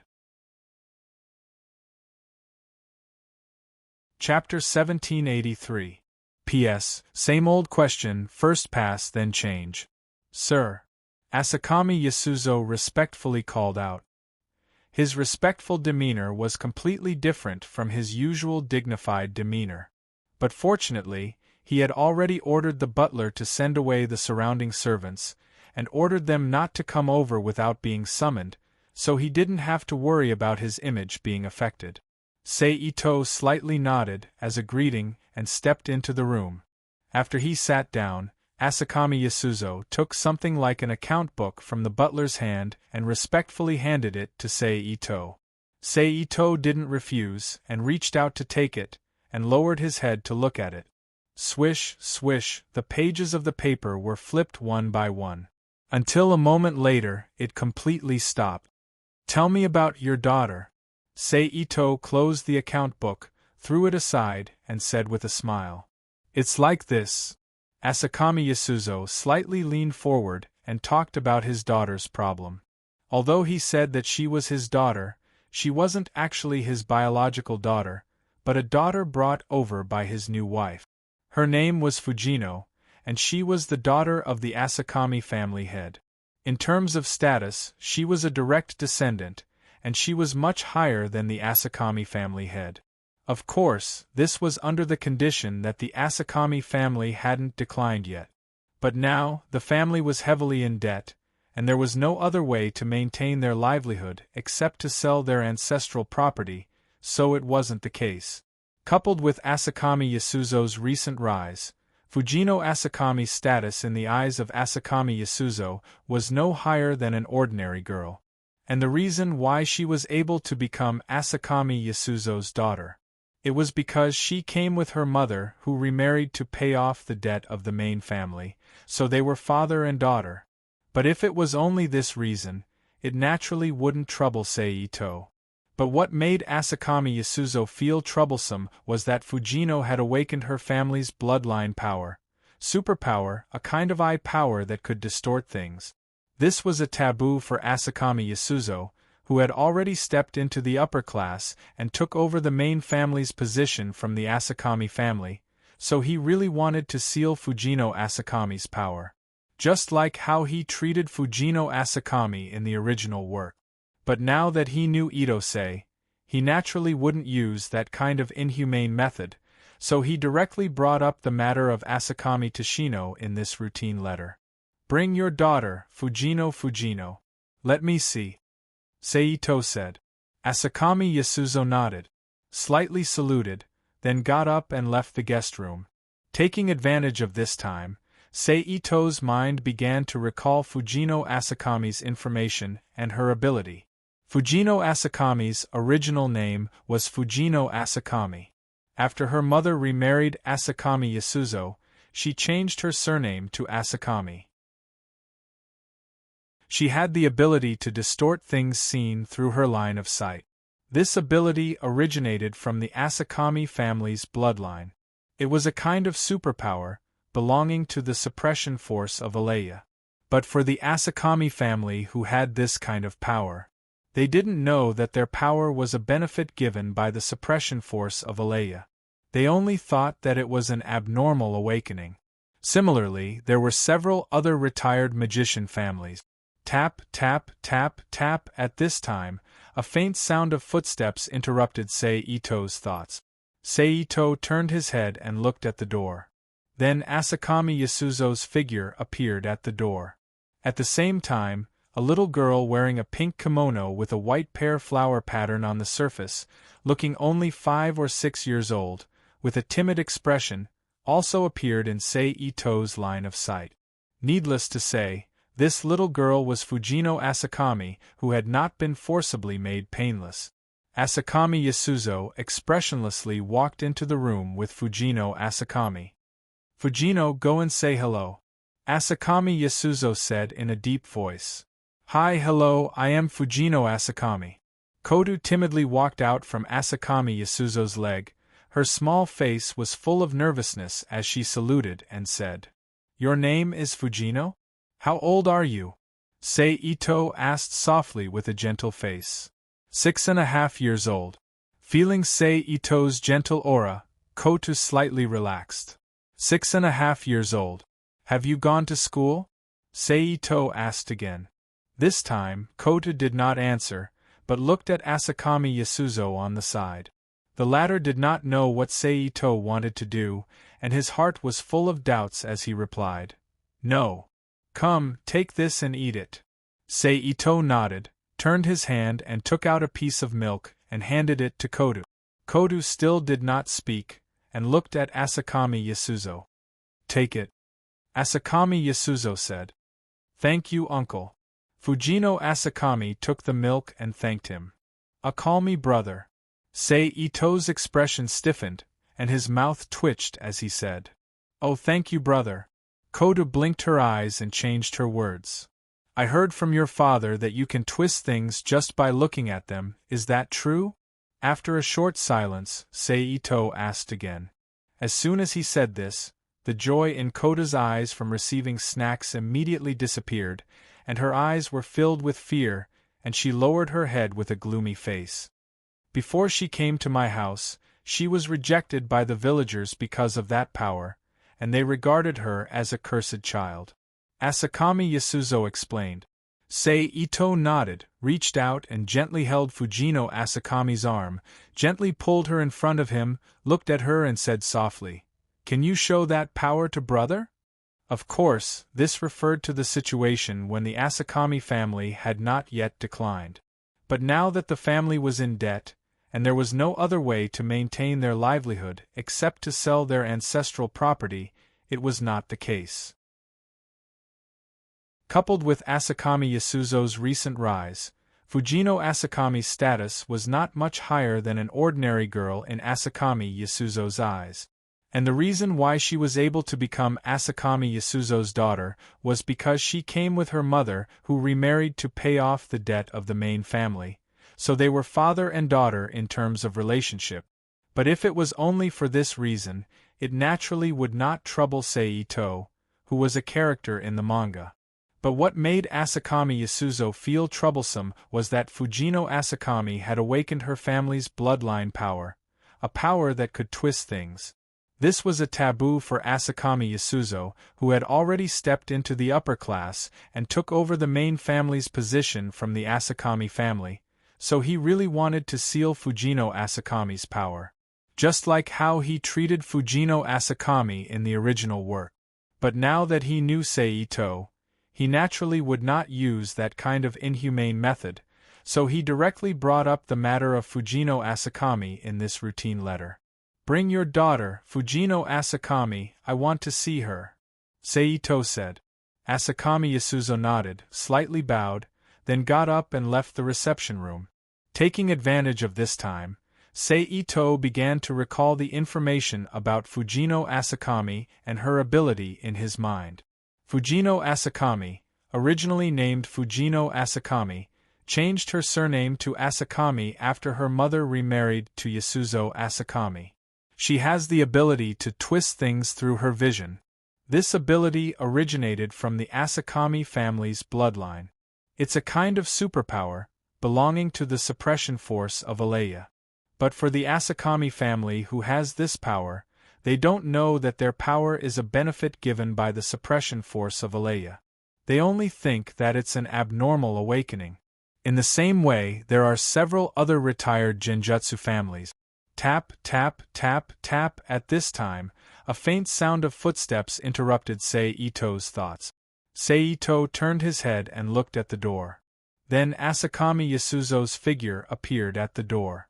At the same time, a little girl wearing a pink kimono with a white pear flower pattern on the surface, who looked only 5 or 6 years old, with a timid expression, also appeared in Seito's line of sight. Needless to say, this little girl is Fujino Asakami, who hasn't been forcibly made painless. Asakami Yasuzo expressionlessly walked into the room with Fujino Asakami. "Fujino, go and say hello," Asakami Yasuzo said in a deep voice. "Hi, hello, I'm Fujino Asakami." Fujino timidly walked out from Asakami Yasuzo's leg. Her small face was full of nervousness as she saluted and said, "Your name is Fujino? How old are you?" Seito asked softly with a gentle face. 6.5 years old.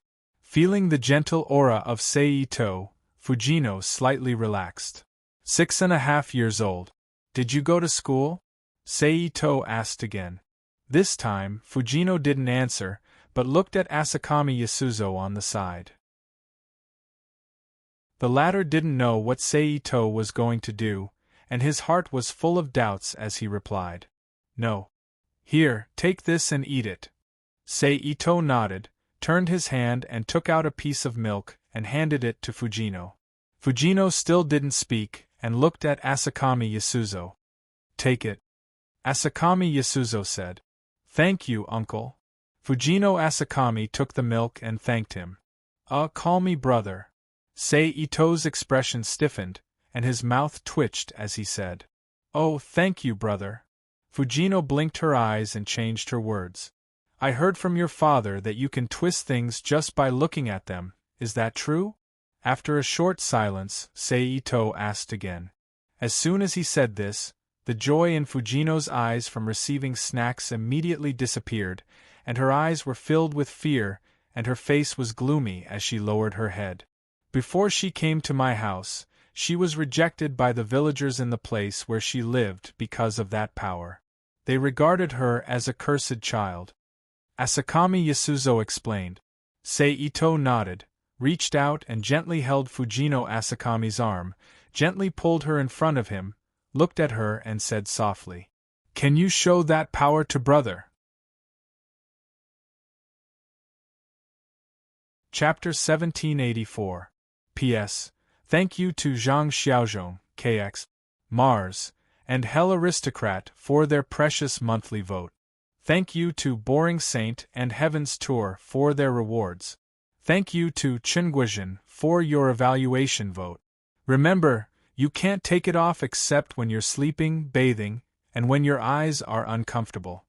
In the Asakami family's courtyard, Seito, who was carrying a small package in his hand, looked at Asakami Fueno, who was standing beside Yasuzo Asakami, wearing a small kimono and a pair of strange flat glasses. Okay. Asakami Fueno nodded very seriously and agreed. Also, remember to practice what I taught you well. When I come back next time, I will check it. Seito said again. I will practice hard. Asakami Fueno said seriously.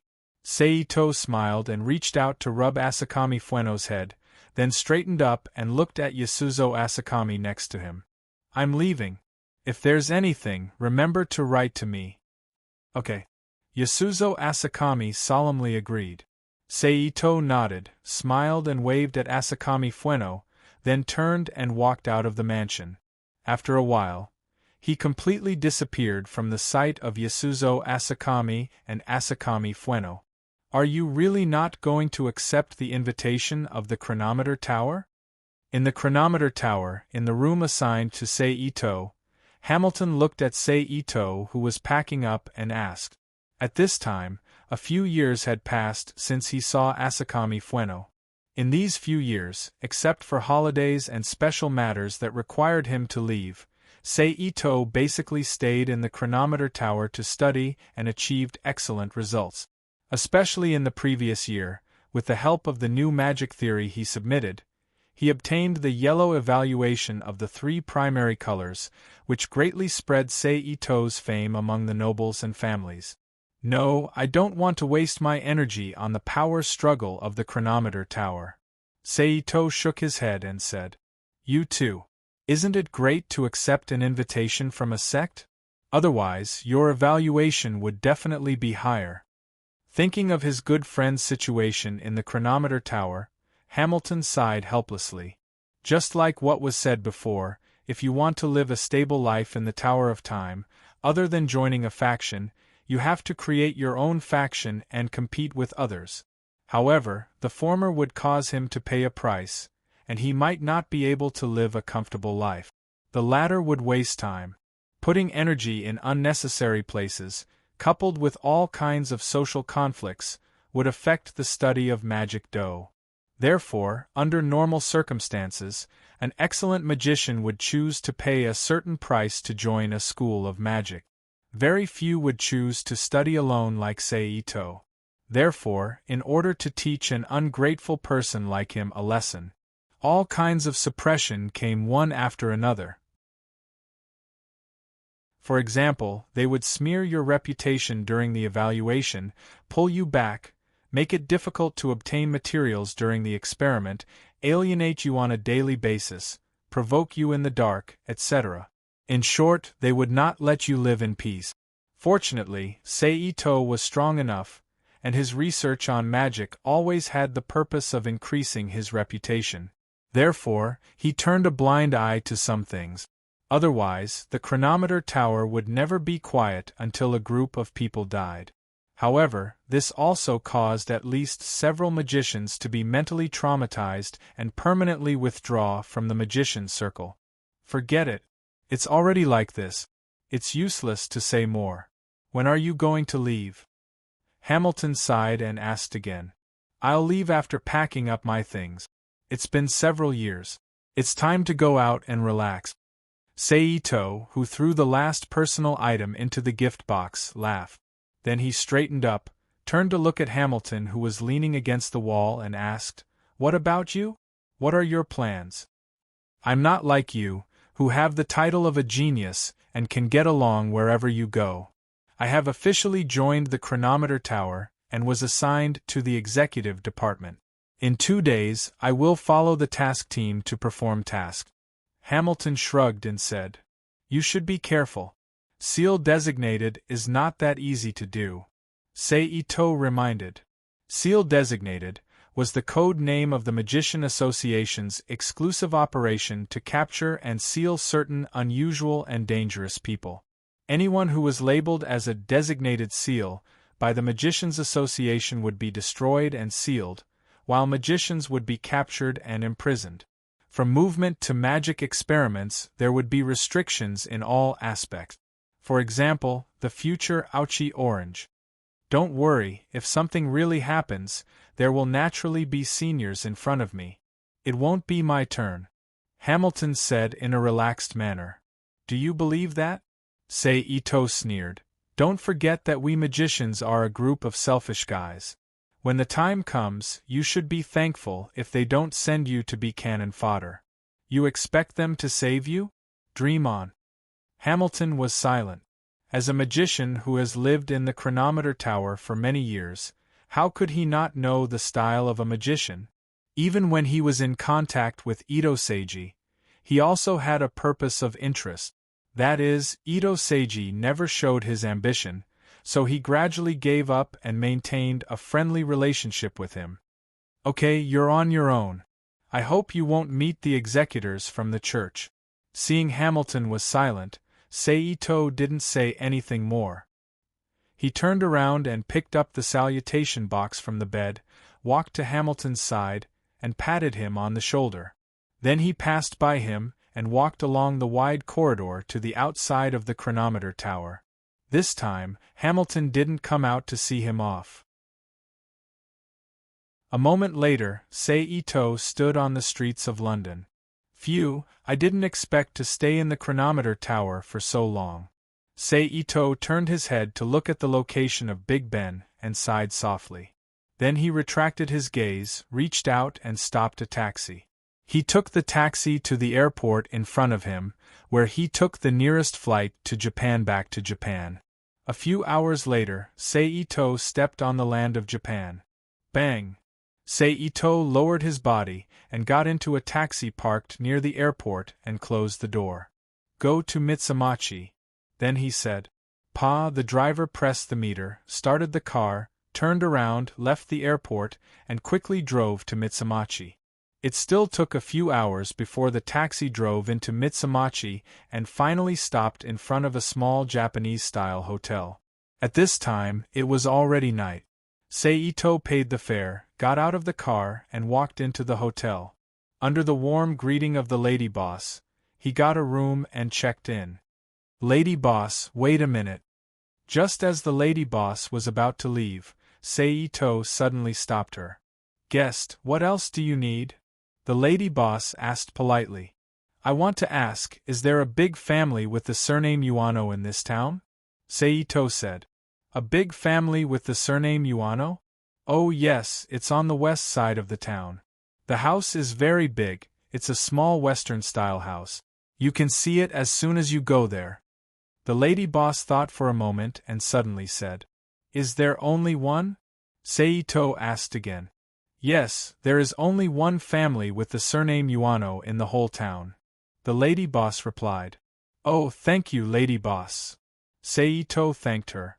You're welcome. If there's nothing else, I'll take my leave first. The lady boss said. Okay. Go ahead, if I need you, I'll call you. Ito said. The lady boss bowed to Ito, slowly walked out of the room, and closed the door behind her.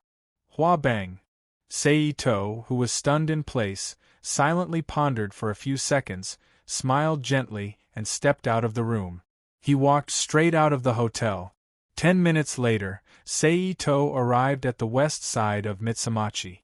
Sure enough, as the lady boss said, as soon as he arrived here, he could see the Western-style villa that was completely different from the architectural style of the whole town. The villa was very big, it looked like a European-style manor. It had 2 floors, the whole body was reddish-brown, and the lines of the bricks were clearly visible. In front of the villa, there was a courtyard that was not particularly big. The inside was full of grass that was about the height of a finger, and it was surrounded by the outer wall. Ito looked at the Uano family's villa, and with a tiptoe, he jumped over the wall of the Uano family's house and landed in the courtyard. Then, like a parkour youth, he jumped up to the protruding platform outside the second floor of the villa with a few steps. Then Ito carefully leaned out. He looked into the room inside. In an instant, a spacious bedroom came into view. The bedroom was very big, about 40 to 50 square meters, and it was decorated with warm colors.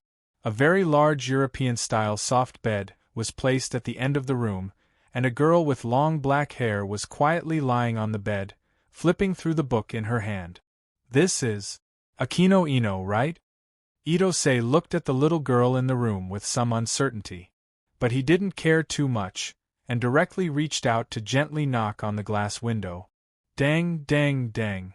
Almost at the same time the sound was heard, Akino Ino on the bed looked over, and her eyes met with Sei Ito's flickering eyes. Then, Akino Ino's eyes went blank and became empty. Seeing this, Sei Ito did not hesitate, and immediately used his internal force to open the door, pushed open the glass door, and flashed into Akino Ino's room, and closed the glass door again. "What's your name?" Sei Ito walked in front of Akino Tokino and asked. "Far Wild Autumn Leaf." Far Wild Autumn Leaf replied. "Where is your father's room?" Sei Ito asked again after confirming that the little girl was Akiha Tokino. "It's..." Kino Akai told him the location of his father's room. "Where are the amber and jadeite?" Sei Ito asked again. "It's..." After memorizing the addresses of the two places, Itose didn't stay in Toino Akiba's room for long. He quickly left the room from the door and moved to the nearest room of Toino Akiba. In just a minute, Sei Ito had arrived outside Yoshino's house. "Help! Don't come over, don't come over! Ah!" Two girls' cries of fear and a man's roar filled with bestiality could be faintly heard from behind the door. Sei Ito, who could vaguely guess what happened, didn't dare to hesitate. He immediately used his internal force to break the door lock, pushed open the door, and rushed in like a gust of wind. In an instant, 2 5 or 6 years old naked little girls and a middle-aged man with an inhuman aura appeared in front of Sei Ito's eyes. As expected, Sei Ito secretly said and rushed towards the middle-aged man with an inhuman aura. The middle-aged man's figure flashed and dodged to the side with an inhuman agility. He looked at Sei Ito with a murderous gaze. "Who are you?" The middle-aged man's voice was filled with killing intent and madness. "The person who will kill you," Sei Ito coldly said. After saying that, he rushed towards the middle-aged man again. The middle-aged man's face turned ferocious. His 10 fingers like hooks grabbed at Sei Ito, who appeared in front of him. At this time, Sei Ito lowered his body and instantly dodged the man's claw. Then, he stood up straight again and punched the man's chin. Bang! The man's head was raised high and flew backwards. But before he could fly out completely, there was a bang and the man's chest exploded. A large amount of blood and minced meat flew out in all directions, dirtying the surrounding decorations. Sei Ito's mental power moved slightly and formed an invisible barrier, blocking all the blood and flesh that splashed in front of him. Plop! Then, in the next moment, the man's chest exploded completely and his internal organs were shattered. He fell heavily to the ground with only a breath left in his nose. Phew! Sei Ito exhaled slightly and turned around to look at the remaining 2 girls in the room. At this time, the 2 little girls were probably frightened by the series of shocking events. They hugged each other tightly and looked at Sei Ito with pale and fearful faces. Their bodies trembled violently. Seeing this, Sei Ito sighed softly and walked slowly to the 2 girls. He squatted down and said with a gentle expression, "Don't be afraid, I won't hurt you." The 2 little girls' bodies trembled slightly, and they moved back a little. "Forget it, go to sleep first," Sei Ito said softly. Almost as soon as he finished speaking, the 2 little girls immediately fainted and fell to the ground. Sei Ito reached out and held the 2 girls. Then, he picked them up and walked to the side of the bed. He tore off the part of the sheet that was not stained with blood and wrapped it around the 2 little girls in his arms. Then, he carried them out of the room through the window and came to the courtyard. He quickly walked to the front of the courtyard wall, climbed over the wall, and returned to the hotel. In order to avoid trouble, when entering the hotel, Sei Ito deliberately used hypnosis to hide the female boss's memory of him going out at night, as well as the information that the 2 girls came with him. Chapter 1785. The next day, early morning. A woman dressed like a maid came to the door of Master Yono's bedroom. Just as she was about to knock on the door, she realized that the door wasn't locked. Instead, it was slightly ajar. A trace of doubt flashed across the maid's face, but she still politely knocked on the door. Dang, dang, dang. However, after waiting for a few seconds, no one responded. This was somewhat different from the habit of the early riser in her memory. Probably because he slept late, the maid thought to herself. Then, she knocked on the door again. Dang, dang, dang. However, as she knocked on the door opened slightly under the vibration of her fingers, revealing the situation in the room. A trace of blood entered the maid's eyes. The maid's pupils shrunk, and her body trembled as she held the door handle. She was afraid of hurting someone and pushed the door open. In an instant, the corpse of the middle-aged man with a broken chest appeared in front of her. Ah! The maid covered her mouth and nose with both hands and subconsciously let out a shrill scream that was comparable to a dolphin. At the same time, in the hotel Ito rented, as her eyelids trembled, a little girl covered in a white sheet woke up from her sleep. She rubbed her eyes and yawned as she sat up on the tatami. But shortly after, the little girl's movements came to a halt. She quickly recalled what she had seen and heard last night. Her body trembled as she hugged the other little girl beside her and retreated with her. During this process, the other little girl also woke up from her sleep. She silently hid in the corner of the wall together with the little girl. You must be sick, eat something. Seito looked at the two little girls and pointed at the food on the table. The two little girls didn't move as they trembled and looked at him with a tense expression. Sai, I told you. I won't hurt you. Seito sighed helplessly. Then he pointed at the clothes on the ground and said, Those are clothes. Wear them, don't catch a cold. Then he stood up and walked out of the room. Behind him, the two little girls stared unblinkingly at his departing figure. Hua bang! The door closed and closed again, blocking the two of them from observing him. Big sister. One of the little girls called out softly. The little girl who was called elder sister looked at the clothes on the side. Looking at the untouched food on the short table not far away, he nodded hesitantly. Then, he and his sister stood up from the corner, walked to the front of the clothes, and began to put on their clothes. After putting on their clothes, they walked to the short table, and quickly finished the food on it. Whoosh! Just as the two of them were eating, the door opened and closed again. Startled, the two hurriedly threw down the food in their hands and hid to the side while holding hand. Are you full? Seito asked as he walked into the house. The two of them didn't say anything.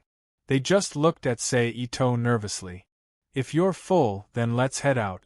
Because of what happened last night, this place isn't too peaceful. I don't want the two of you to fall into the hands of Yuan Ye's family again. Ito-sei did not pay attention to the nervousness of the two people. He walked to the luggage that was casually thrown aside and said to himself. The two of them were still silent. Regarding this, Seito didn't say anything else. He directly picked up the luggage and walked to the two little girls. He reached out and grabbed one of the little girl's arms, held her hand, and walked out of the house. With the movement of his arm, the other little girl also staggered a step and followed closely behind. Along the way, the three of them didn't say anything. They just walked out of the hotel in silence. They got into the taxi that they called in advance and left Mitsamachi. They rushed to the airport of a nearby city and took a plane to another city. On the plane, Seito suddenly turned his head to look at the two little girls sitting next to him and asked, Of the two of you, who is Hupo and who is Jadeite? As soon as he said that, the two little girls' eyes were filled with panic. I am Hupo. After a moment of silence, a weak voice came from the mouth of one of the little girls. Then you are Jadeite? Seito looked at the other little girl and said. The latter shrunk her body in fear and hid her face behind Hupo's back. Seito smiled and didn't say anything else. Just like that, an hour later, the plane landed in another city. Seito and the other two got off the plane, went through the procedures, and arrived outside the airport. Sir, at this moment, an old man quickly walked in front of Seito and greeted him respectfully. This person was none other than the old housekeeper of the Asakami family that Seito had met several times before. Seito didn't say anything. He put on the posture of a superior, took Hupo's little hand, and walked to a black private car parked nearby under the guidance of the old housekeeper. Under the latter's attentive service, he lowered his body and sat in the car. Then, the old man closed the door, sat in the front passenger seat, and ordered the driver to start the car. In just more than 10 minutes, the car stopped outside the Asakami family's house. Then Seito, Hupo, the sisters, and the old housekeeper got out of the car, entered the Asakami family's house, and rested in the assigned guest room. In the afternoon. Oniai-san. Oniai-san. At this moment, a crisp call came from outside the house. Then, not long after, with rapid footsteps getting closer and closer, a little girl in a primary school uniform with a pair of strange flat glasses on her face broke into the room. It was Asakami Tashino, who had grown up a little. Oniai-san, you're back. Asakami Tashino looked at Seito in the house with a happy face. But then, his expression froze, and he looked at the sisters in the room with some curiosity and doubt, and asked, Oniai-san, who are they? Come, let me introduce you. Seito waved his hand. Asakami Tashino took small steps and walked to Seito's side. This is Hupo. This is Jadeite. She's a person with an ability like you. Seito smiled. Hello, I'm Asakami Tashino, please take care of me. Asakami Tashino looked at Hupo and Hupo with shining eyes and introduced himself very politely. Hupo and Hupa did not speak, but returned the greeting with their actions. Oniai-san, are they mute? Asakami Tashino, who did not hear Hupo and Hupo's conversation, asked Seito with some doubts. We're not mute. At this moment, Hupo's voice sounded. If they're not mute, then why didn't they speak just now? Asakami Tashino said unhappily. Although she came into contact with the world that most people don't know, in the end, she was still a child less than 10 years old. In addition, she didn't experience the darkness of childhood in the original work, and for some reason, Asakami Yasuzo, who never had a child of his own, gave her some fatherly love. This made Asakami Tashino, who enjoyed a complete family, a lot more cheerful, so it was natural for her to have some childish emotions. You can't quarrel. You have to know that Ting is your elder sister, so you have to let them have their way and take care of them, okay? Seito reached out to stop Asakami Tashino, and advised with a smile. I know, Oniai-san. Asakami Tashino nodded and replied. Okay, let me see your progress. If it's not good, there will be punishment. Seito let go of Asakami Tashino, reached out and grabbed the wooden sword that was leaning on the side and said, Watch me. Asakami Tashino said with a face full of confidence, then raised his hand to take off the glasses on his face and turned his head to look to the side. Seeing this, Seito did not speak nonsense and threw the wooden sword in his hand. Then, in the next moment, there were two crisp sounds, and the wooden sword that was thrown into the air suddenly broke into several pieces, and a large amount of fine wood shavings flew out like dust. Seeing the end of the wooden sword, Hupo and Feitsue's faces flashed with shock. Not bad, Asakami Tashino, you've improved again. Seito clapped his hands and praised. Asakami Tashino raised his small head with a face full of pride. As a reward, I'll take you to the amusement park to play. Seito said. Really? Asakami Tashino said with his eyes shining. Yes, really. Seito nodded and confirmed. Yay. Oniai-san is the best. Asakami Tashino cheered and quickly ran in front of Seito, reached out his hands to hug his neck, and with a pause sound, kissed him on the cheek. Okay, go play with Hupo and Feitsue. From today onwards, she's your little sister. Remember to take good care of them. Seito said with a smile. Okay. Asakami Tashino agreed, then let go of Seito, walked in front of Hupo and Feitsue, and reached out to grab their hands and said, "Let's go play together." Hupo and Feitsue subconsciously turned their heads to look at Seito. "Go," Seito said softly. Then, without any explanation, Asakami Tashino pulled the two of them out of the house and ran blindly in the courtyard. Looking at this lively and active Asakami Tashino, who was like an ordinary child, Seito really had a hard time merging her with the Asakami Tashino in the original work, who exuded the aura of a lady from a respectable family with every action. Seito didn't know whether this made or broke Asakami Tashino. However, in terms of the progression of life, Seito was sure that he had saved Asakami Tashino and given her a different life. Forget it, I'll just ask Asakami Tashino's mother to work harder in the future. She's still young anyway, so she can handle it. Seito thought to himself as he shook his head slightly. Asakami Tashino, who had no idea that her life was about to change, warmly welcomed her two special new companions, Hupu and Feitsue, and took them to leave footprints in her courtyard. The following night was uneventful, and in the blink of an eye, it was already the next day. After a simple wash and meal, Seito greeted Asakami Yeso and his wife, and took Asakami Tashino, Hupo, and Feitsue to the nearby amusement park to play. Chapter 1786. P.S.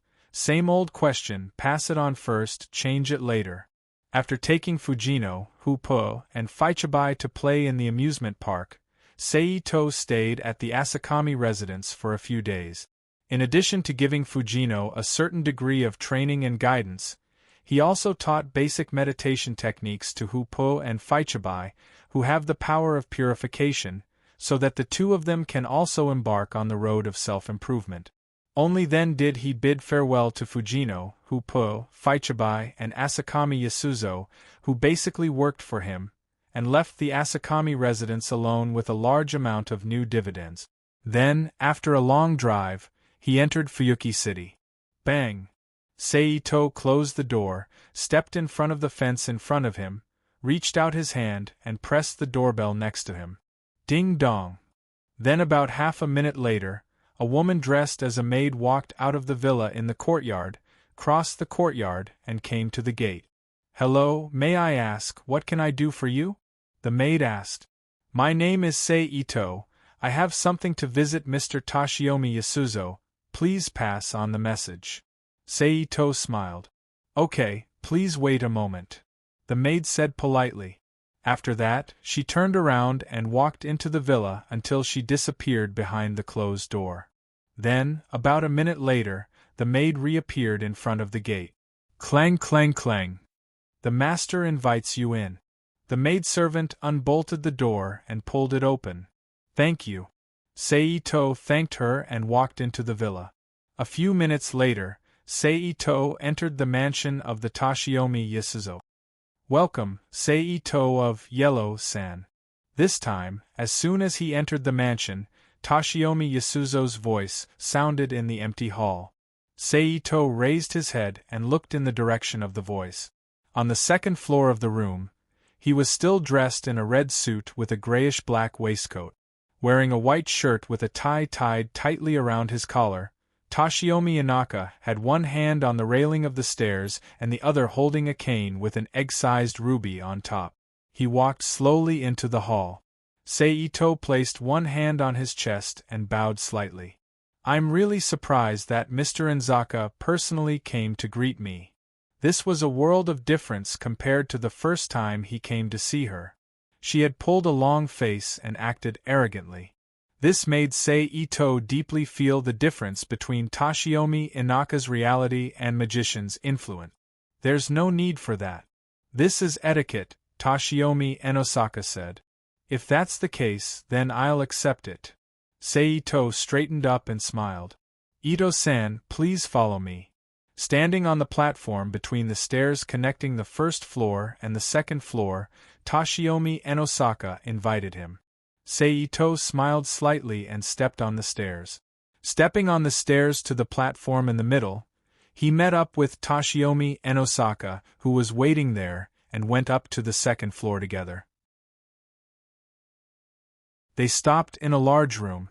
The room was very large, about 50 square meters. The floor was the same as the outside, covered with bright marble and a red, luxurious carpet. It was used as a cushion to reduce noise. Above it, in the center of the room, 2 sofas were placed opposite to each other on both sides of a rectangular glass coffee table. Further away, there was an office desk with several office utensils placed on it. "Please," Toshiomi and Osaka said. "Please," Seito followed politely and walked to one of the sofas and sat down. "Ito-san, what do you like? Coffee or tea?" Toshiomi and Osaka walked to the side of the desk. He took out several tea sets from the cabinet below and asked, "Tea? I'm not used to the taste of coffee." Seito turned to look at Toshiomi and Osaka and said, "For a magician, tea is indeed a rare drink." Toshiomi and Osaka, who was operating the tools to make tea, agreed. "It can calm people and keep the mind active, and it won't affect the magician's mood like the cocaine in coffee." "I didn't think so much, I just felt that the taste of coffee doesn't suit me." Seito shrugged. Toshiomi and Osaka didn't say anything and walked over with 2 cups of brewed black tea. He put one of the cups in front of Seito, then took the other cup and sat on the sofa opposite Seito. "Thank you," Seito politely said, reached out and picked up the teacup, brought it to his mouth, and took a sip. For a moment, the room suddenly became silent. "I don't know why Ito-san came this time." After a while, Toshiomi and Osaka put the teacup in his hand on the saucer in his other hand and looked directly at Seito opposite him. "Same as last time, say hello. After all, I'm going to live here for a long time." Seito, who also put down his teacup, said softly, "Ito-san intends to set up a stronghold in Fuyuki City?" Toshiomi and Osaka frowned slightly. "If the conditions allow, I won't rule out this possibility," Seito replied. "Excuse me, Ito-san, why did you choose this place? I think with Ito-san's ability, you should be able to find a better place." Toshiomi and Osaka asked the reason. "Probably because this place is remote enough." Seito naturally wouldn't tell the real purpose of choosing this place, but pretended to think about it and replied. Seito closed the door, stepped in front of the fence in front of him, reached out and rang the doorbell next to him. Then about half a minute later, a woman dressed as a maid walked out of the villa in the courtyard, crossed the courtyard, and came to the fence. "My name is Seito. I have something to visit Ito-san, please pass the message." Seito smiled. "Okay, please wait a moment," the maid said politely.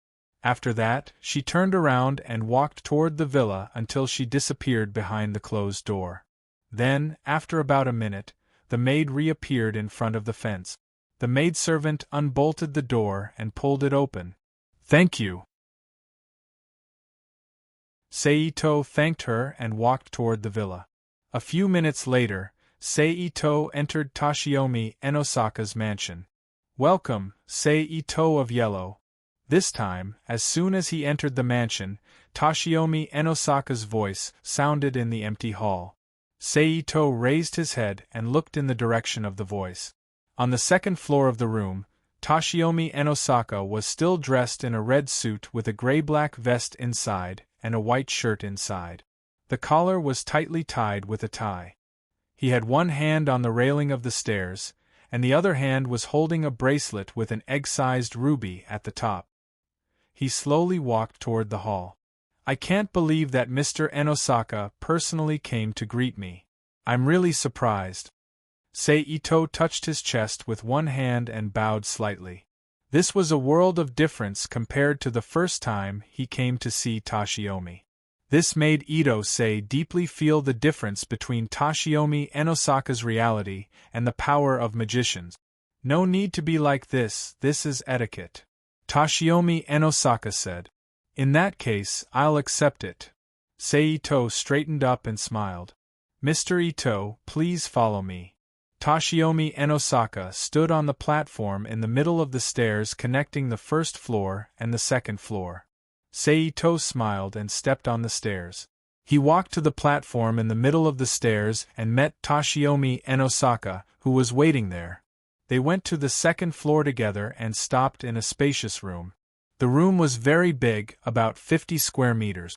The floor was the same as the outside, covered with bright marble. A red carpet was spread on it as a cushion to reduce noise.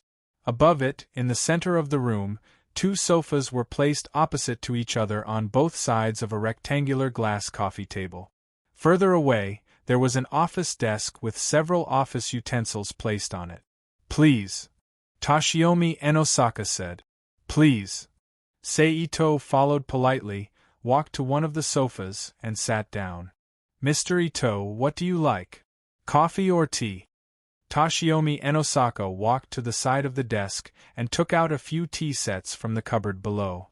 Tea. I'm not used to the taste of coffee.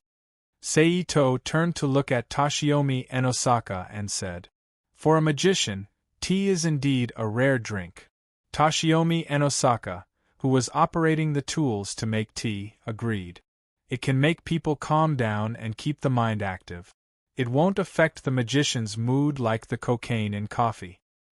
I didn't think so much, I just feel that the taste of coffee doesn't suit me. Seito shrugged. Toshiomi and Osaka didn't speak. He walked over with 2 cups of brewed black tea, put 1 cup in front of Seito, and then took the other cup and sat on the sofa opposite Seito. Thank you. Seito politely said, reached out and picked up the teacup, brought it to his mouth, and took a sip. For a moment, the room suddenly became silent. I don't know the purpose of Ito-san's visit this time. After a while, Toshiomi and Osaka put the teacup in his hand on the saucer in his other hand, looked directly at Seito and asked, Same as last time, say hello. After all, I'm going to live here for a long time. Seito, who also put down his teacup, said softly, Ito-san intends to set up a stronghold in Fuyuki City? Toshiomi and Osaka frowned slightly. If the conditions allow, I won't rule out this possibility. Seito replied. Excuse me for asking, why did Ito-san choose here? I think with Ito-san's ability, you should be able to find a better place. Toshiomi and Osaka asked the reason. Probably because it's remote enough. Seito naturally wouldn't tell the real purpose of choosing here, but pretended to think about it and replied.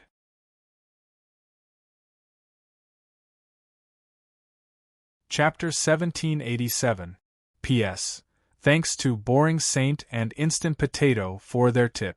2 days later, in the Enosaka family's mansion, Seito and Enosaka Toshiomi stood facing each other. Can you promise to pass on all your magic knowledge to my child? Enosaka Toshiomi asked in a low voice. I can't.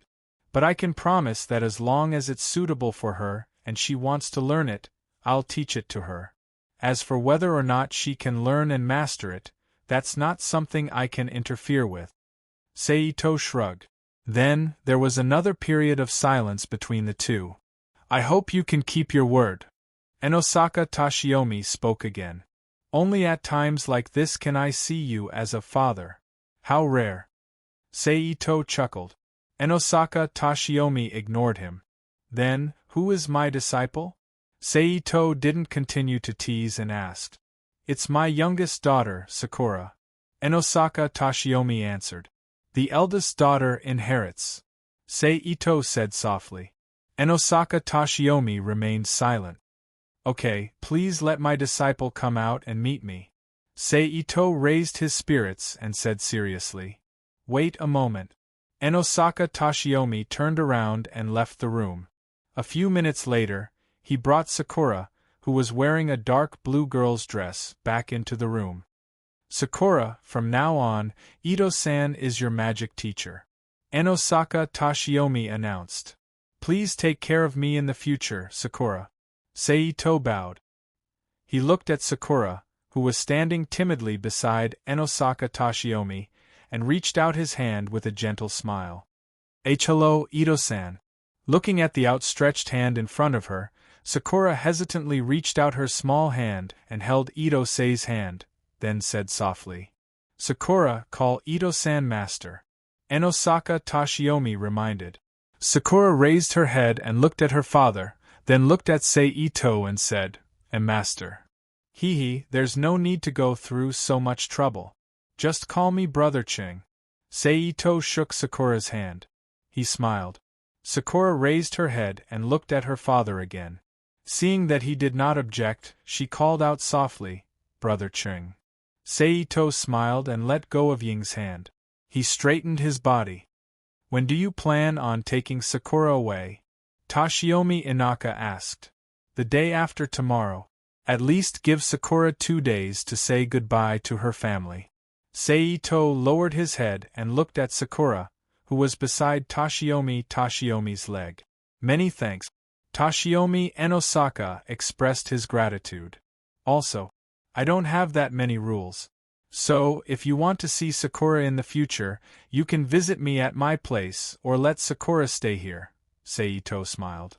He continued. Thank you very much. Tashiomi Enosaka was silent for a moment before expressing his gratitude again. It's nothing. This is for Ying's own good. After all, she's still young. Seito smiled.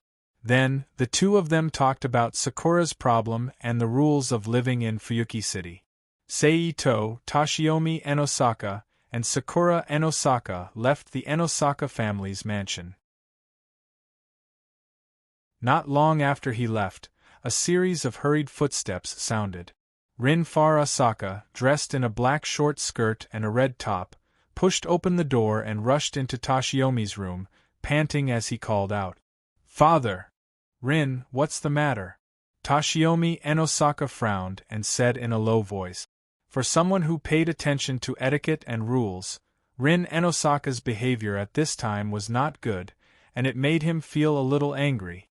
Sakura, is she really going to be sent away? Rin Enosaka, who did not notice the change in his father's expression, asked anxiously. She's not being sent away. She's just going to her master to practice magic. Tashiomi Enosaka frowned and said in a low voice. Magic practice? Doesn't she have a father? Rin Enosaka asked strangely.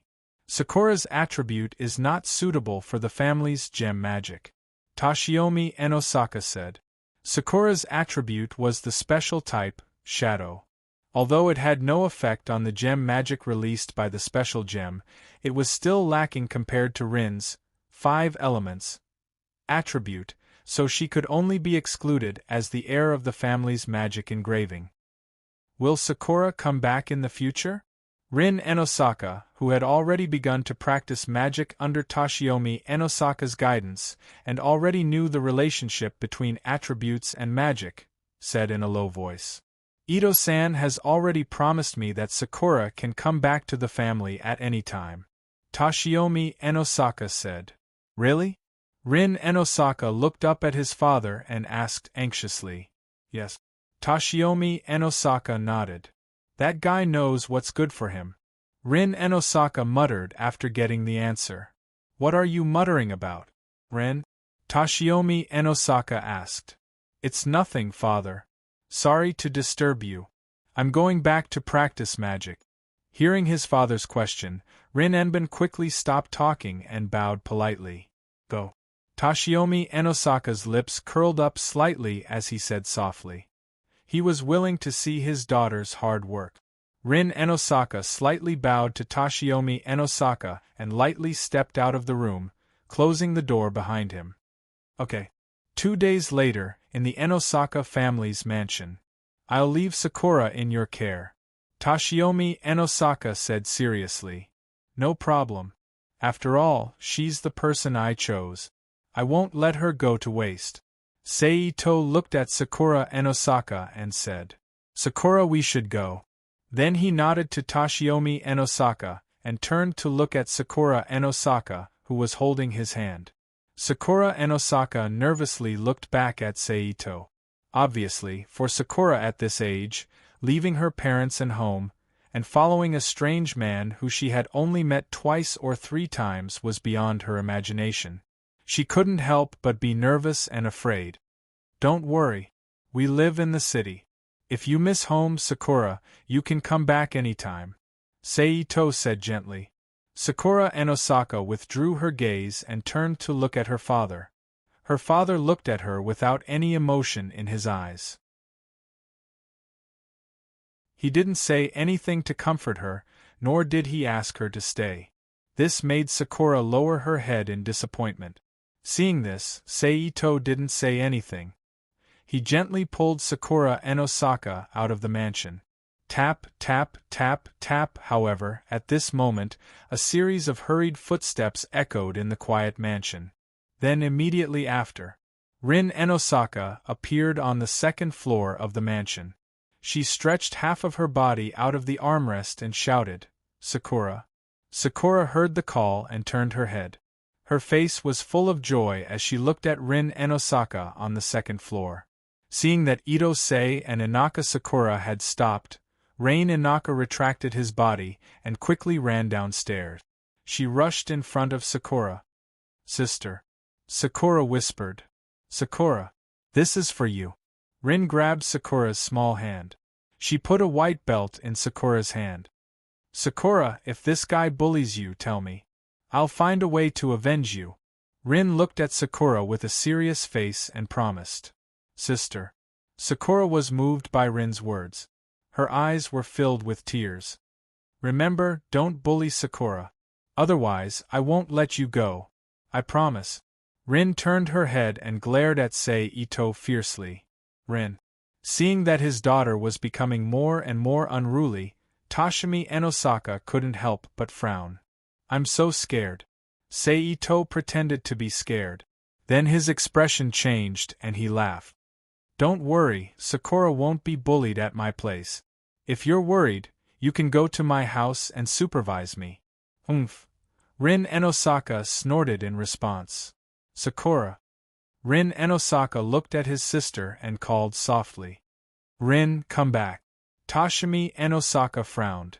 "Yes, father." Rin and Osaka looked deeply at the teary-eyed Sakura in front of him, then turned around and returned to Toshimi and Osaka's side. Saito nodded at Toshimi and Osaka again, then left the Enosaka family mansion with Sakura, who kept looking back with a crying face. They gradually disappeared into the distance. It was also at this time that Rin and Osaka couldn't hold back the tears in his eyes and cried. Parting was indeed a sorrowful thing. 10 minutes later, the two returned to the apartment Saito bought in Fuyuki City. "From today onwards, this room is yours." Saito opened the door and pointed to a room that was about 30 square meters in size. The decoration was relatively simple. There was only a bed, a simple cabinet, a square desk, and a chair in the room. "See if there's anything missing. Let me know later so we can buy more." Saito walked into the room and put Sakura and Osaka's luggage on the bed. Sakura and Osaka silently looked at everything in front of her. It was like when she was played by Uncle Bug. However, Saito knew that this was because they weren't familiar with each other yet. He believed that after some time, Sakura would be able to return to her usual lively self. Saito didn't say anything. He opened Sakura's luggage and took out her clothes one by one, then hung them in the simple cabinet. He said softly, "We don't have much to do today. Let's go out for a walk and familiarize ourselves with the surroundings. We'll also buy some daily necessities for you. Then I'll take you to eat something good. Tomorrow we'll start practicing the basics of magic." Sakura remained silent throughout the whole process. She silently watched Saito busy himself. "Speaking of magic, Sakura, did your father teach you the basics of magic?" Saito turned to Sakura, who was standing by the door, and asked. Sakura shook her head, indicating that he didn't. "Tsk, this guy." Saito pursed his lips. "Then, I'll explain it to you briefly." Saito continued. Magic, from Wikipedia. It's a phenomenon that surpasses common sense.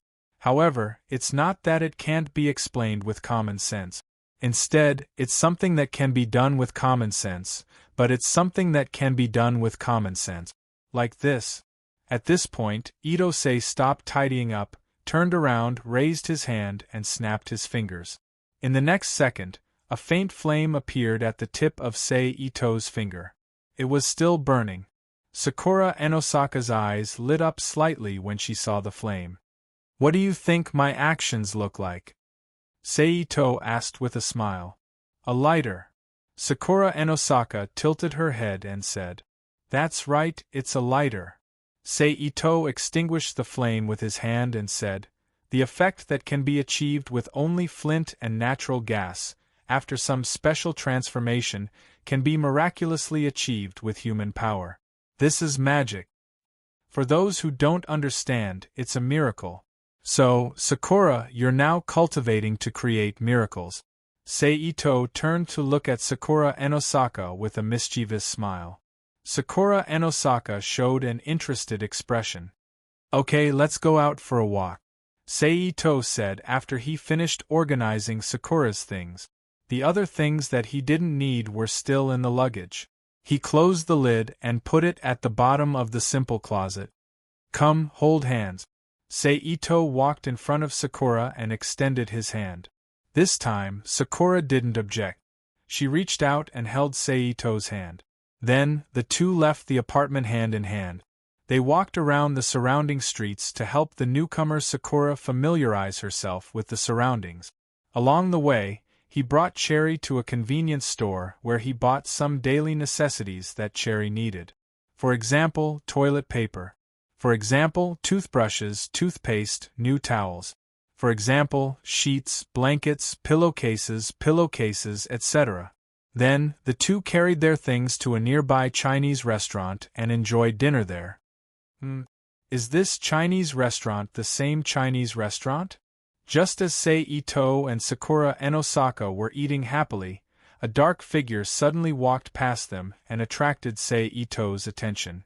The figure was about 1.8 meters tall and thin. He was wearing a black clergy robe with an iron cross hanging in front of his chest. His face was expressionless and his eyes were empty. He walked to an empty table and sat down like a zombie. Perhaps he sensed Ito's gaze. The man turned his head and looked at Ito. "It's really him, Father Meipo Yenfengqili."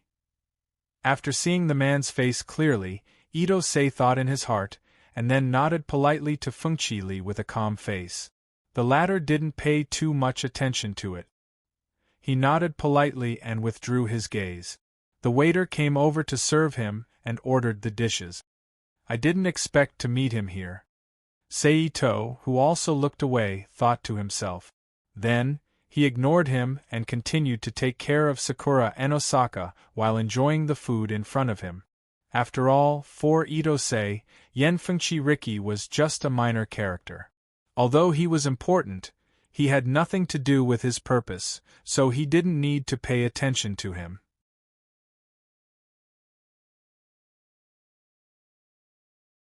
Chapter 1788. P.S. There's a problem with the backend, the new chapter can't be uploaded. I'll replace it with the old chapter and try to edit it later. After a night of rest, it was the next day. In the morning, after the two of them had a nutritious breakfast made by Ito, the two of them came to an empty room and stood facing each other. "Sakura, from today onwards, we're officially learning magic," Ito said to Sakura with a serious expression. "Yes," Sakura said seriously. "First, let's continue from yesterday and learn what magic is." Ito nodded and began to teach Sakura about magic. Magic was a phenomenon that went beyond common sense.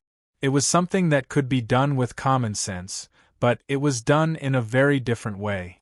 It was a general term for man-made miracles and the act of recreating miracles.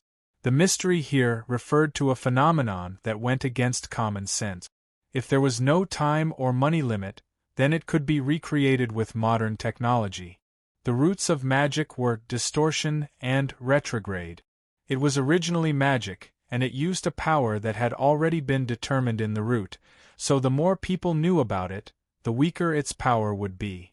Therefore, there was a rule among magicians that they couldn't show magic to anyone other than magicians and expose their mystery. What if a normal person finds out? Sakura asked in confusion. Then erase that person's memory of magic or kill them, Seito said calmly.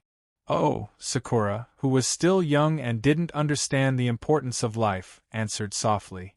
Then Seito continued to explain magic. Although magic was magical, it wasn't omnipotent, and required an equivalent exchange as its foundation. It could only be something that could be done, such as making wood burn, or turning water into ice. It couldn't be done if it couldn't be done, such as stopping time. Therefore, challenging nothing, and the impossible was the essence of magic. What's nothing? Sakura asked with a confused mind. Root. It's also called the root vortex or the blue hole. It's the cause of everything in this world, where all kinds of phenomena begin. Seito explained. It can be said that the various magic systems circulating in the world can be seen as small streams flowing out of this vortex. As long as I reach that minus, I can do the impossible? Sakura asked curiously. In theory, yes. In fact, there was indeed a guy who achieved a miracle that modern technology could never achieve. Seito laughed. Sakura looked even more curious. Speaking of which, that person is related to your family. Seito chuckled. His name is Kishiya Zelrich Sebian Ogu. He is the master of your family's ancestor, Nagato Far Asaka. He was the first person to confer the gem magic of the Far Asaka family and the second user of the magic. The miracle he can perform is that he can freely travel between parallel worlds and witness a world that has developed differently from the world we live in. Wow! Sakura Tosaka exclaimed in surprise, as if she didn't understand. Okay, let's get back to the topic. Seito chuckled and said softly.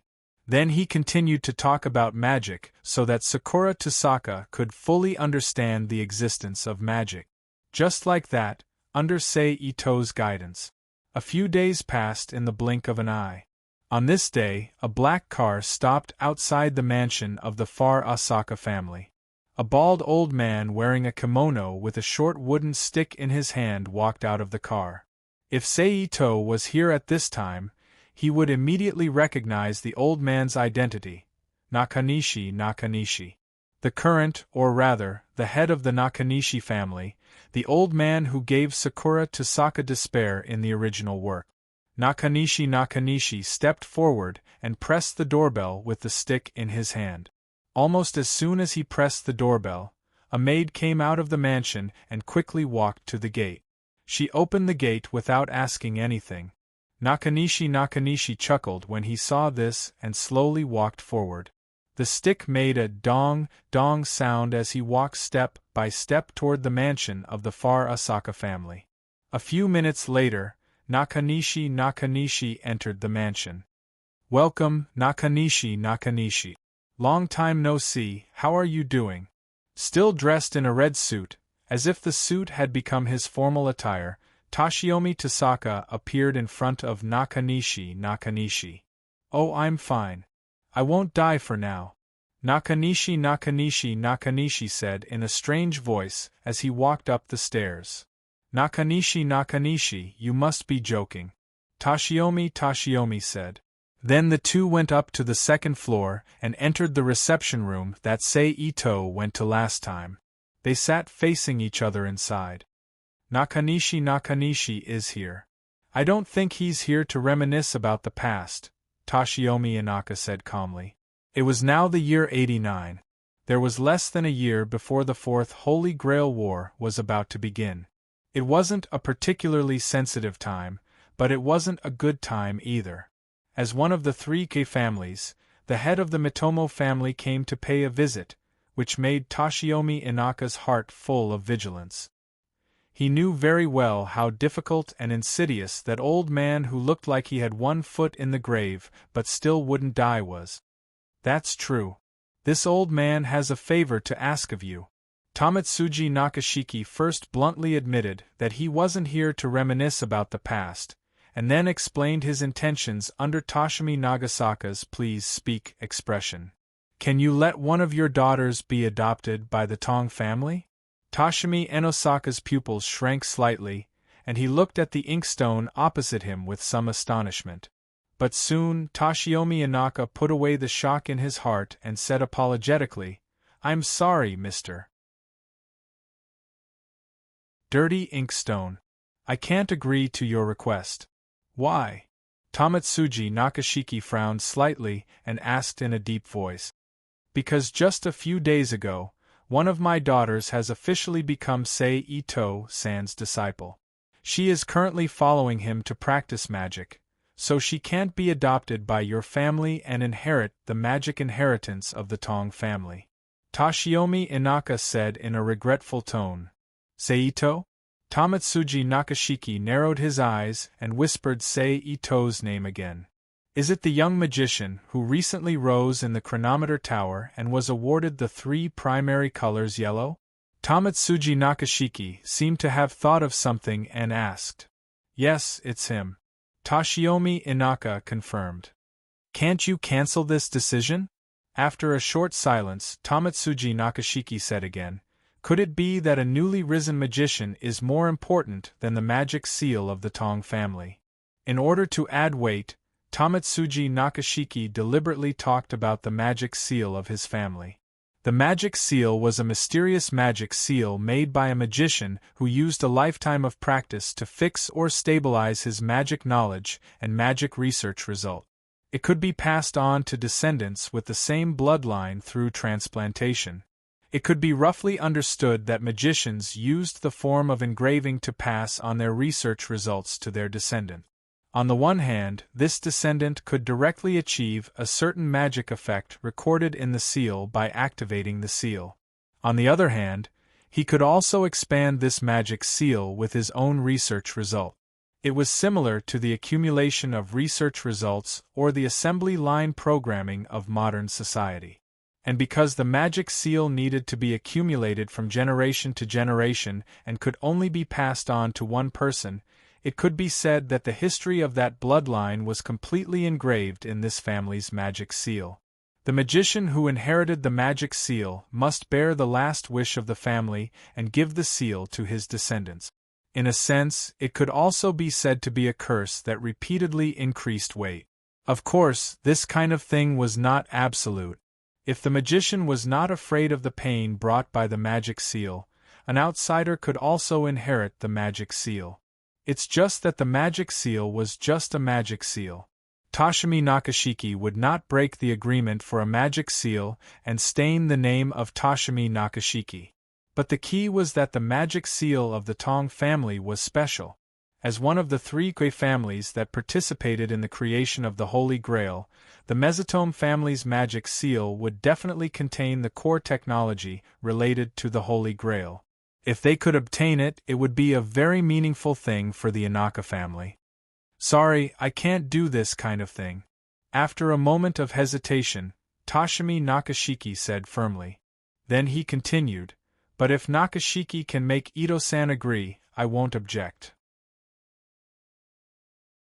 He. Hearing this, Nakashiki laughed happily. Where is the magician of yellow now? Nakashiki asked. In Fuyuki City. This is his address. Toshimi Nakashiki told him Sei Ito's address. In that case, I won't bother you anymore. Goodbye. Nakashiki, who got the address, stood up from the sofa decisively and said goodbye. I'll see you off. Toshimi Nakashiki got up and said.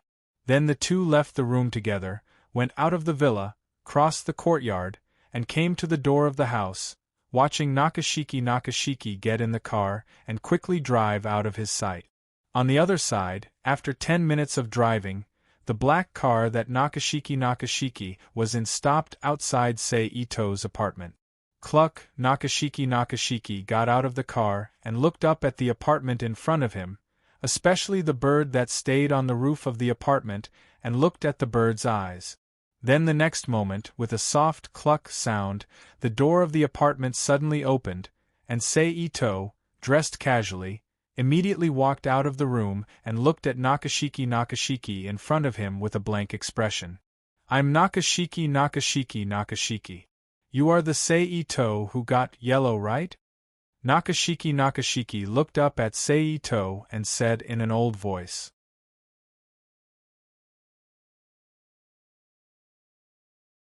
Chapter 1789. I don't think I know you, Sei-Ito, who was standing in front of the apartment, said in a low voice. That's not important. What's important is whether the child of the Yuanzaka family is here. Jiantong Zanyan said with a sinister smile. What do you mean? Sei-Ito narrowed his eyes and exuded a dangerous aura. Aren't you going to invite me in? Jiantong Zanyan didn't care about the dangerous aura exuding from Sei-Ito at all. He looked straight into Sei-Ito's eyes and said in a low voice. Sei-Ito quietly looked at Jiantong Zanyan in front of him and stepped aside to open the path to the door. Come in. Tong Zanyan didn't say anything. He held his crutch and walked to the front of Ito-sei. He walked past him without any hesitation and went straight into the room. Looking at Jiantong Zanyan walking into the room, Sei-Ito sneered silently. He reached for the door handle, turned around and closed the door. Bang! This doesn't look like a place where a magician lives. As if he was an invited guest, Tong Zanyan, who was looking at the decoration of the house, said with a sneer. Then what kind of house is a magician's residence according to you? Sei-Ito straightforwardly showed his disdain for his words and asked back. At least you have to establish a position, right? Jiantong Zanyan turned around and looked at Sei-Ito behind him. A position was also called a workshop. It was the first thing a magician would set up when he determined a place as his residence and stronghold. Its main function was to defend and scout the enemy. In addition, it would help the magician in the workshop when the enemy invaded. It would achieve the home field advantage, allowing the magician to enhance the casting speed, magic optimization, and magic effect in all aspects. Obviously, Jiantong Zanyan did not see any traces of the magic workshop in Sei-Ito's apartment, so he said this. Sei-Ito snorted and went straight to the point. All right, there's no need to say those useless words. Just tell me what you came for. What an impatient fellow. Were all young people these days so impatient? It seems that the assessment standards of the chronometer tower have become a lot more relaxed.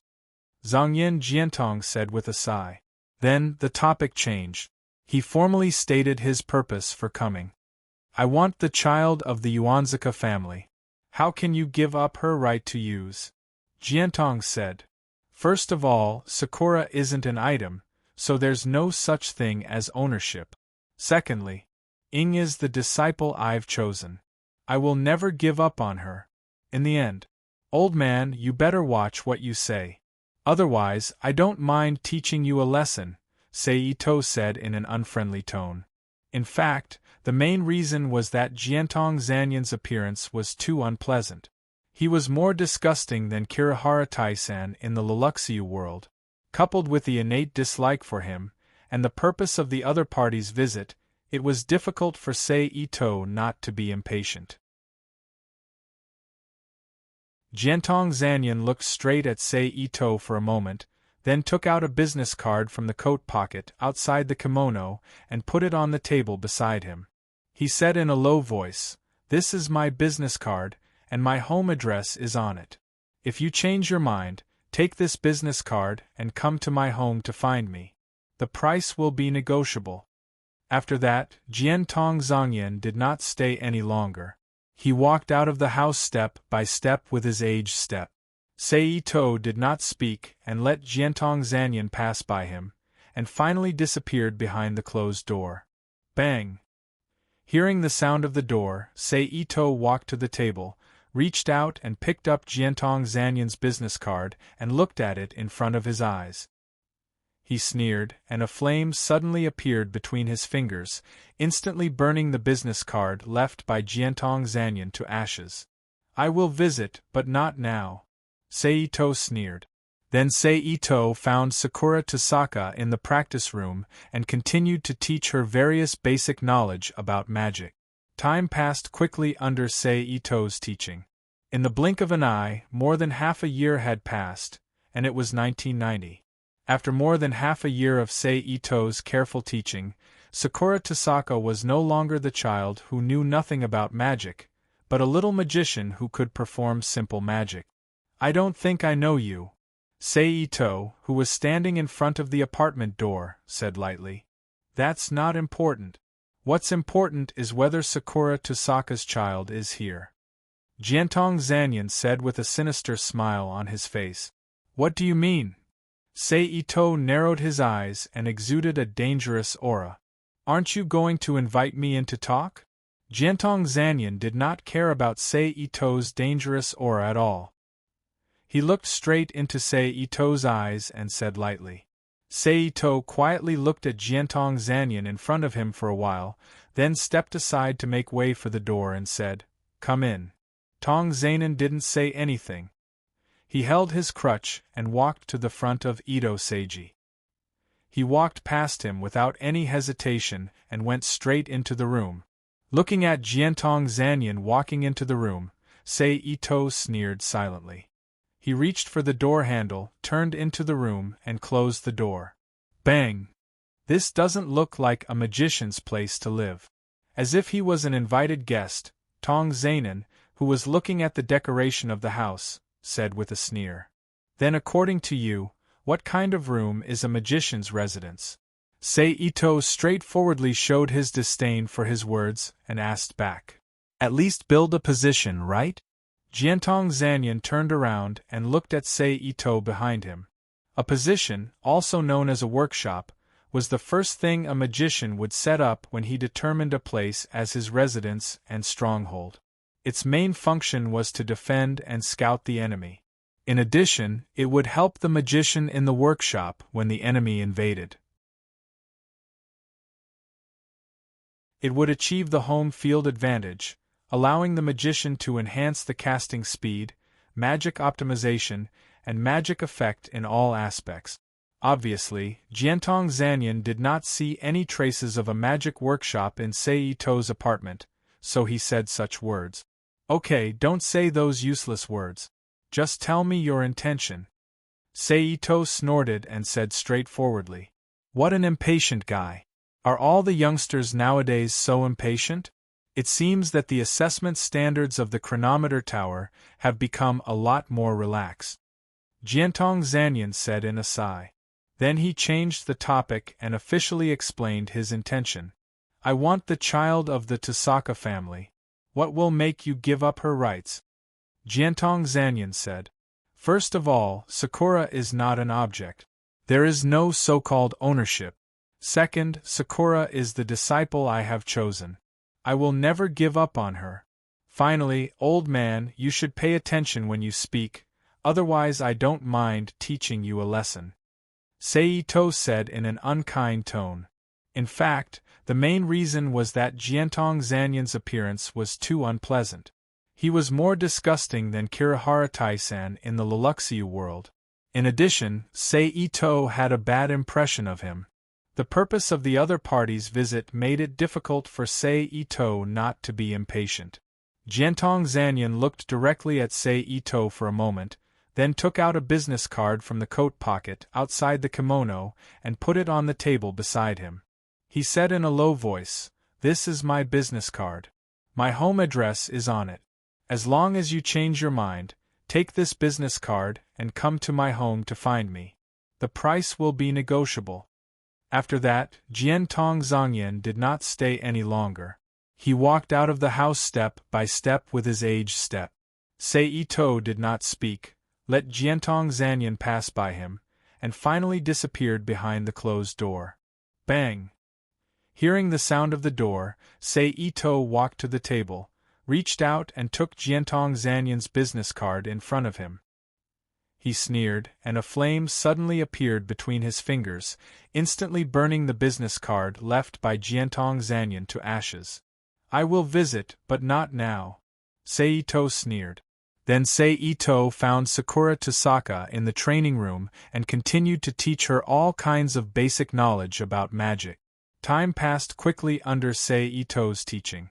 In the blink of an eye, half a year had passed, and it was 1990. After half a year of Seito's careful teaching, Sakura Tosaka was no longer the child who knew nothing about magic. She was now a little magician who could perform simple magic. I don't think I know you. Seito, who was standing in front of the apartment, said faintly. That's not important. What's important is whether Sakura Tosaka's child is here. Jiantong Zanyan said with a sinister smile on his face. What do you mean? Seito narrowed his eyes and exuded a dangerous aura. Aren't you going to invite me in? Jiantong Zanyan did not care about Seito's dangerous aura at all. He looked straight into Seito's eyes and said faintly. Seito quietly looked at Jiantong Zanyan in front of him for a while, then stepped aside to open the path to the door. Come in. Jiantong Zanyan did not speak. He leaned on his walking stick and walked in front of Seito. He walked past him without any hesitation and went straight into the room. Looking at Jiantong Zanyan walking into the room, Seito sneered silently. He reached out and pulled the door handle. He turned around and entered the room while closing the door behind him. Bang! At least we have to establish a position, right? Jiantong Zanyan turned around and looked at Seito behind him.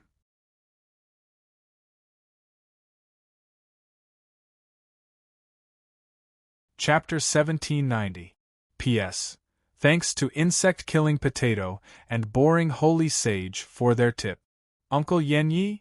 Sakura called out hesitantly from behind the door. It's me, Sakura. It's me. Hearing Sakura's long-awaited call, Yenye's emotions immediately became agitated.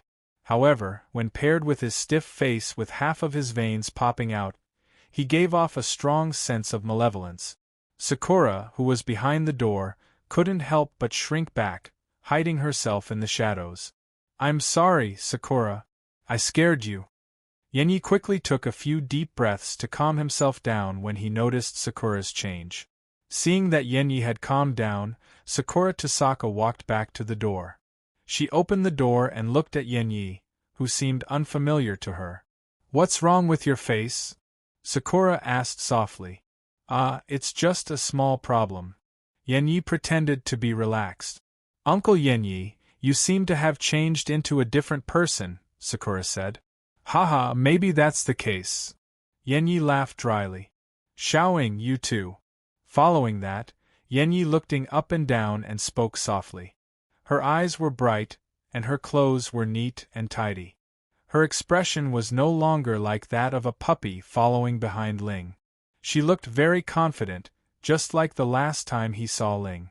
However, she was not as arrogant as Ling. Instead, she looked more like a lady from a respectable family. Yes, everything has changed. Yenyi sighed to himself. Sakura, how have you been? Yenyi suppressed his emotions and asked softly. Very good. Brother Cheng is very good to me. Sakura smiled happily and replied. Brother Cheng, is that the man who became your master? Yenyi asked. Yes, that's him. Brother Cheng said that calling him master would make him sound old, so he told me to call him brother. Sakura explained. Looks like you like him a lot. Yenye's tone was strange. Yes. Sakura confirmed. Of course, in the young Sakura's heart, the so-called like was just a child's feeling of closeness to someone who treated her well. It was just like how she liked toys and parents. That's good. Yenyi opened his mouth and finally said, Since you're doing well, I'm relieved. Sakura Tosaka looked at Yenyi strangely. She didn't understand what he meant. It's nothing. It's just that seeing that you're well, I can rest assured and do what I'm going to do next. Yenyi squatted down with difficulty and placed his uninjured right hand on Ying's head. He forced a smile. Uncle Yenyi, are you going somewhere far away? Ing asked softly. A child's senses were sharp to begin with. Coupled with the development of magic after learning magic, Sakura Inaka vaguely sensed something. Uncle will be busy with some important matters during this period of time. It might be very difficult for him to visit Ing in the future. Yenyi retracted his hand and explained. I see. Ing said with some disappointment. No matter what.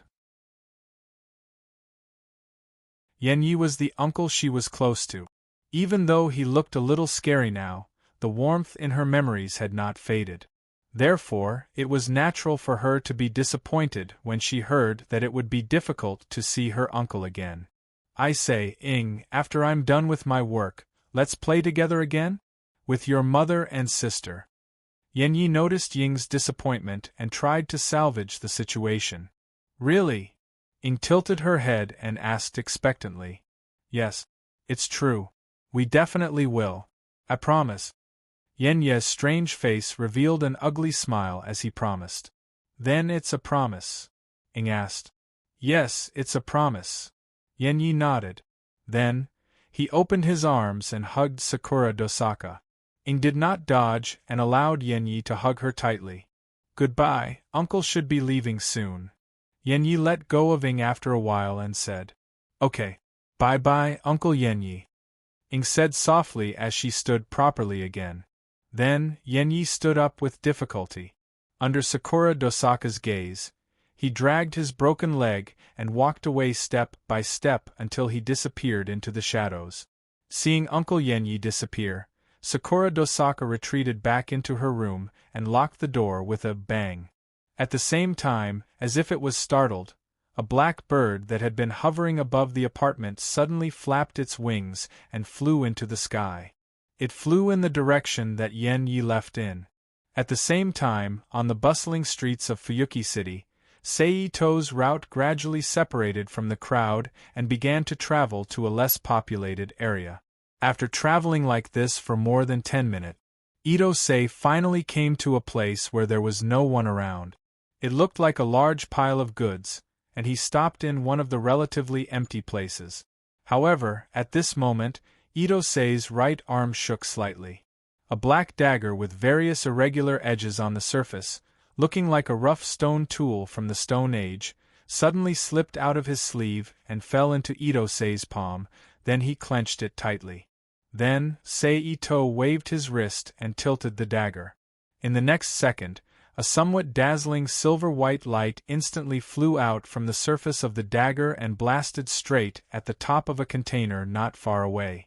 During this process, every obstacle that stood in the way of the beam of light was silently penetrated, as though the objects placed there weren't solid objects made of gold or stone, but instead, they were made of butter that looked like it wasn't made of gold or stone. How is this possible? After the light disappeared, a dark figure with half of his body missing and a skeleton-like mask on his face said in disbelief. Then, his body quickly dissipated and turned into countless dark spirit particles that gradually merged into the air. TSK, is this to prevent me from accidentally breaking in, or to see if I have become the master? Seito turned his head and looked at the place where Assassin disappeared and sneered. But it was normal to think of this. After all, the timing of Ito-sei's appearance was too coincidental. In addition, the Holy Grail War had just begun. Therefore, regardless of whether it was out of reason or out of tactical and strategic considerations, it was normal to send an assassin to monitor Ito-sei, a magician who was likely to become a participant in the war and also a possible unexpected factor. Therefore, it was normal for the assassin to understand his movement. Even if Seito was in Toshimi's position, it would be the same. However, although he said that, his mood was not the same. So after sensing Assassin's surveillance, Ito-sei didn't hesitate to use his newly created concept weapon, the guns of Torowiska Bontic Utori, to deal a heavy blow to Assassin. At the same time, he also took this opportunity to test the actual effect of the guns of Torowiska Bontic Utori. After all, this thing was a product of the weapon he used to create the fake Haihara Mitsuki in the Forbidden Magic Book catalog world. He was not sure if it could still reach the same level of power as in the Forbidden Magic world. But judging from the current effect, it was very good. The power is a bit unexpected. Is it because the magicians in this world have not developed this kind of thing? So there is no influence on the number of users, so the mystery is enough? Seito speculated with some uncertainty. Then Seito put away the Toriwiska Bontica Tori made of obsidian in his hand, turned away from the pile of goods, and returned to the urban area of Fuyuki City, continuing to search for the whereabouts of Long Jije and Castor. It was a pity that although Fuyuki City was not very big, but it was not very small. It was difficult for one person to find Long Jije and Castor in a large-scale search, so until late at night, Seito still could not find Long Jije and Castor. It seems that I can only wait for the plot to officially start, and they move to the underground pipeline. Seito, who gave up the search and planned to return to the apartment, sighed in his heart. Crash. Crash. At this moment, a strange sound attracted Seito's attention. Seito turned his head and looked in the direction of the sound. Not far in front of him, in front of a building that should be a library, a burly man with a height of 2 meters, who looked like a giant in Japan where the average height of a person was only 1.7 meters, was using his thick muscular arms to forcibly pull up the bookstore's anti-theft shutter door, making a passage for him to pass through. That is. Seito looked at the burly man with a stunned face. There was also a man standing not far from the burly man. Whether it was height, figure, or appearance, he looked feminine. I didn't expect to meet these two guys here. Woo-woo-woo. Then, the urgent alarm of an invasion sounded from the bookstore with its shutter door broken. Fool! Fool! Fool! Fool! You actually broke the shutter door to come out? What the hell are you thinking? Why didn't you turn into a spirit like when you went in? The petite man shouted angrily. If you keep your spirit, you can't hold these. The burly man who was scolded showed a happy smile on his face, raised the 2 books in his hand and said, Don't dawdle. Run away. Run away quickly. The petite man urged anxiously. This is ridiculous, there's nothing to be embarrassed about. Isn't this like a thief? The burly man retorted with a dissatisfied face. If you aren't a thief, then what are you? The petite man shouted boldly. It's very different. If you run away in the dark, you're just an ordinary burglar. If you leave with a triumphant song, then you're the Conqueror King's plunder. The burly man unhappily said this strange statement that conflicted with the contemporary law. Don't you think so? That guy over there. Then he suddenly turned his head to look at Seito, who was standing far away. Who is it? The petite man who was shocked by the burly man's change was stunned at first, then he subconsciously followed the burly man's gaze and looked into the distance. Then he asked with a slightly changed expression. Well, according to modern concepts, what you're doing now is indeed stealing. No matter how you beautify it, Conqueror King. Seito slowly walked towards the burly man, the rider of this world. The Conqueror King, Iskandar, and his master, Webb said. Looks like you aren't an ordinary spectator. The Conqueror King sized up Seito with interest. Who are you? Some other master? Webb's body tensed up. His face was filled with unconcealable nervousness as he asked with a trembling voice. Nope. I'm just a night-roaming magician, Seito said softly with a smile. A magician? Not a master? Webb exclaimed in surprise.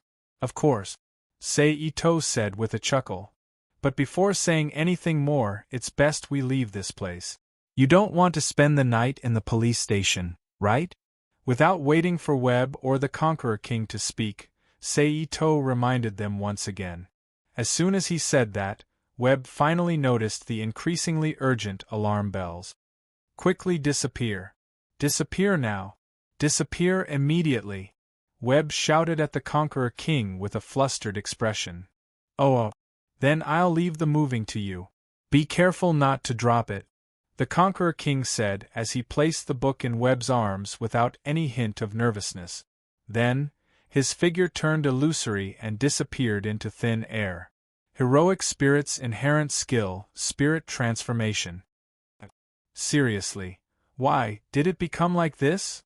Webb, who was hugging the book, shouted loudly.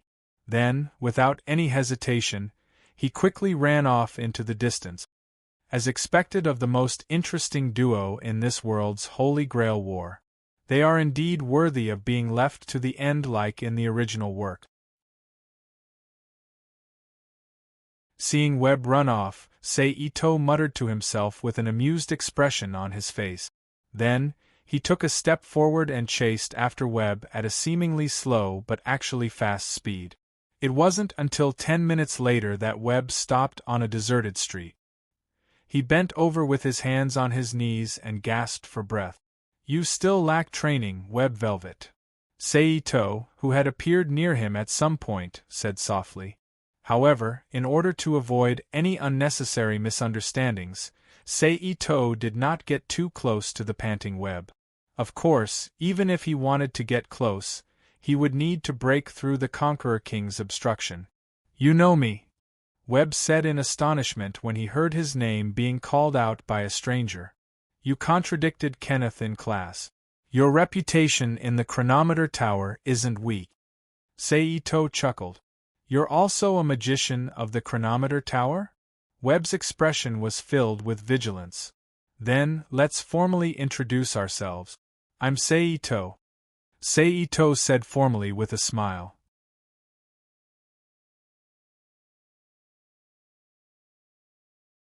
Chapter 1791. P.S. Thank you to Antinomy for your comment. Seito? You're the one who used the shortest amount of time to obtain a black evaluation and then used a strange magic theory on the possibility of artificial magic circuit creation to raise your evaluation to yellow and rejected the invitation of most of the schools in the Tower of Time. You're known as the most arrogant, unreasonable, dangerous, and terrifying magician of yellow who is most likely to cause turmoil in the magic world? Wilbur's eyes widened as he pointed at Seito with an incredulous and exaggerated expression. If there's no other magician named Seito, then the person you're talking about is me, Seito said with a smile. Why are you here? Wilbur first widened his already widened eyes even more, and then asked with an incredulous tone. Why can't I be here? Seito asked back with interest. Wilbur, who half expected to hear some exaggerated reason, was stunned by Seito's answer. His face was full of confusion. I didn't expect you to be a celebrity. The Conquest King took over from Wilbur, who was speechless. Seito smiled slightly and did not say anything. But I don't think you're here just to get to know my idiot master, right? Iskandar continued. How should I put it? It should be considered an inspection, Seito said while gently rubbing his chin with his right hand as he sized up Wilbur. Inspection? Wilbur was puzzled. Yes, I'm inspecting whether you're worth me sparing your life, Seito said calmly. As soon as he said that, Wilbur was immediately shocked. His face turned pale, and his eyes were full of fear. At the same time, Iskandar frowned slightly and prepared to fight. Then, he said calmly, How is it? Very interesting, Seito, who did not care that Iskandar had locked onto him, chuckled. Hey Wilbur, can I call you that? Seito asked Wilbur. Yes, Webb said with a trembling voice. Hey, don't be so ugly. You should know that you are the master of Iskandar, the conquering king. How can I not show some spirit? Iskandar, who could no longer bear to watch Wilbur's cowardly performance, slapped Wilbur's back with a dissatisfied expression. He didn't care that the young man was coughing violently because of the slap. Cough, cough, you said it. Cough, cough. Easy. I want to, but I'm just afraid. What can I do? Webb said, feeling wrong. Sigh. Iskandar shook his head in disappointment and let out a long sigh. Even though the two of them appeared very relaxed, they did not seem to care about Sei-Ito's existence, but as the person involved, Sei-Ito knew that Iskandar, who seemed to be distracted, had never given up on locking onto him. He believed that if there was any slight movement at that time, Iskandar would have given him a strong blow and let him see what a heroic spirit was and what the conquering king was. Webb, Sei-Ito called out again after the two of them were done fooling around. Yes, yes, Webb replied. If you can survive this Holy Grail war, I'll give you a big gift, Sei-Ito said with a smile. Big gift? Wilbur repeated in disbelief. Yes, big gift. So, Webb, try your best to survive this Holy Grail war, Sei-Ito encouraged him. Don't worry, we will definitely achieve the final victory, Iskandar laughed heroically. Then, I'll take my leave. Good night, Webb. Good night, Your Highness Conquering King. Sei-Ito gave the two of them a slight bow that was passed down among European nobles, then turned and walked away. Not long after, he completely disappeared from the sight of the man and the heroic spirit. Webb, be careful of that guy, he's very dangerous. Iskandar only suddenly turned to look at the little master beside him when he could no longer see Sei-Ito's figure, and said with a serious face, I know, I'll be careful. Seeing the usually carefree conquering king suddenly instructing him so seriously, Webb did not hesitate and replied with a serious expression. How scary, are the magicians now so strong? Iskandar muttered in a voice that only he could hear as he looked at the direction Sei-Ito left in again. What? Webb asked in confusion. No, nothing. Let's go back, Iskandar shook his head. Webb nodded and followed Iskandar back to the suburban farm that he used his hypnotic magic to occupy. On the way back, Iskandar, who had been silent, suddenly said, Oh right, tell me about that guy just now. Webb looked at Iskandar in confusion, not understanding why he suddenly became interested in a magician. However, he did not pay too much attention to it and told him what he knew. He's a senior who's 3 realms higher than me. At the same time, on the other side, Sei-Ito finally returned to the apartment that Sei-Ito lived in after some movement. Creak. Bang. Hearing the sound of the door, Kasaka Sakura, who was sleeping on the sofa, sat up in a daze. She rubbed her eyes with her hand while looking at the door with sleepy eyes and said lazily, Brother Ching, you're back. Yeah, I'm back, Sei-Ito said as he took off his shoes and walked into the house. Then, he continued in a slightly apologetic tone, Sorry for waking you up. Yawn. Kasaka Sakura did not say anything. She only yawned sleepily. Sei-Ito, who came to Kasaka Sakura's side, reached out and gently patted Kasaka Sakura's head as he said, Okay, go back to your room and sleep. Remember not to wait for me next time. I don't know when I'll be back. Okay, Kasaka Sakura responded obediently.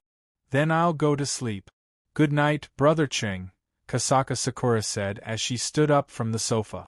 Good night, Sei-Ito replied. Then, he watched Kasaka Sakura walk to the stairs, walked up the stairs to the 2nd floor, and disappeared around the corner between the floors. Bang! After about 10 seconds, the soft sound of the door closing came from the 2nd floor. Sei-Ito looked away and smiled silently. Then, he leaned over and picked up the TV remote control from the coffee table beside him. He clicked on it secretly, and a hidden compartment the size of a finger immediately appeared on the back of the remote control. Then, Sei-Ito aimed the remote control at the TV that was not turned off, and pressed the button in the hidden compartment with his finger. The next moment, the image on the TV changed slightly and changed to another image. It was a picture that was divided into 9 small squares, and each picture corresponded to a strange location. If one paid a little more attention, they would find that the locations in those pictures corresponded to the surroundings of this apartment. In other words, this was a surveillance image. Then, Seito held the remote control and used the original buttons on the remote control to adjust the image on the screen. He zoomed in, zoomed in, zoomed in, zoomed in, zoomed in, zoomed in, zoomed in, zoomed in, zoomed in, zoomed in, zoomed in, and zoomed in. After checking all the images, he pulled up a new image. It was a surveillance image of the apartment's surroundings during the day. Seito sat down on the sofa and used the fast-forward method to browse through the recorded images. Under the 8x speed playback, the image of Yenya and Sakura's meeting appeared almost instantaneously on the screen. Seeing this, Seito immediately pressed the pause button and squinted at the frozen image of Yenya, who looked like a criminal who was too ashamed to face anyone. How did he know about this place? Did that old man tell him about it? Should I calm him down? Seito thought to himself. After thinking for a moment, Seito pressed the play button again and browsed through the image of Yenya and Sakura's meeting at normal speed. Unfortunately, this surveillance video was mainly used to deal with magicians who might invade the apartment. Magicians were a group of old antiques who didn't understand modern technology. Few of them understood and used modern technology like Weigong Jishi. Therefore, many modern technologies had a miraculous effect on magicians. Therefore, the corresponding position of the surveillance camera wasn't facing the inside of the apartment. Therefore, other than knowing that the two of them were meeting, they couldn't see the specific situation. Therefore, things like lip reading couldn't be used to reconstruct the conversation between the two. 2 to 3 minutes later, Yenya's figure reappeared on the surveillance screen and walked away from the apartment. Itose watched quietly for a while, then he replayed the video at a higher magnification and continued to browse. After that, there was nothing else worth his attention in the surveillance footage.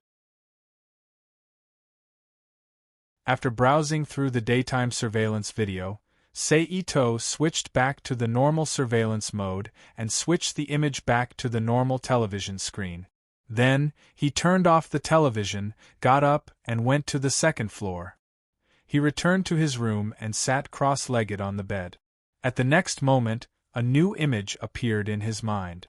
At this time, in another place, in an old-fashioned Western-style building, an old man and a thin man stood facing each other. These two people were none other than Jian Tong Zhongyan and Jian Tong Yenya. "You've already met her, right?" Yenya said in a hoarse voice. "Don't worry, I'll listen to your orders and get that damn Holy Grail back," Yenya said in a tone full of disgust. "Hee, that would be for the best," Yenya said. "Humph." Jian Tong Yenya snorted and dragged his disabled leg to walk forward step by step. He passed by Jian Tong Zhongyan and finally disappeared at the end of the corridor.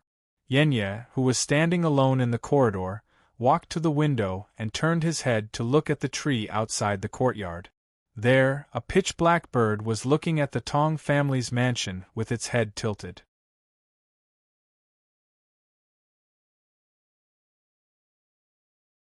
Chapter 1792.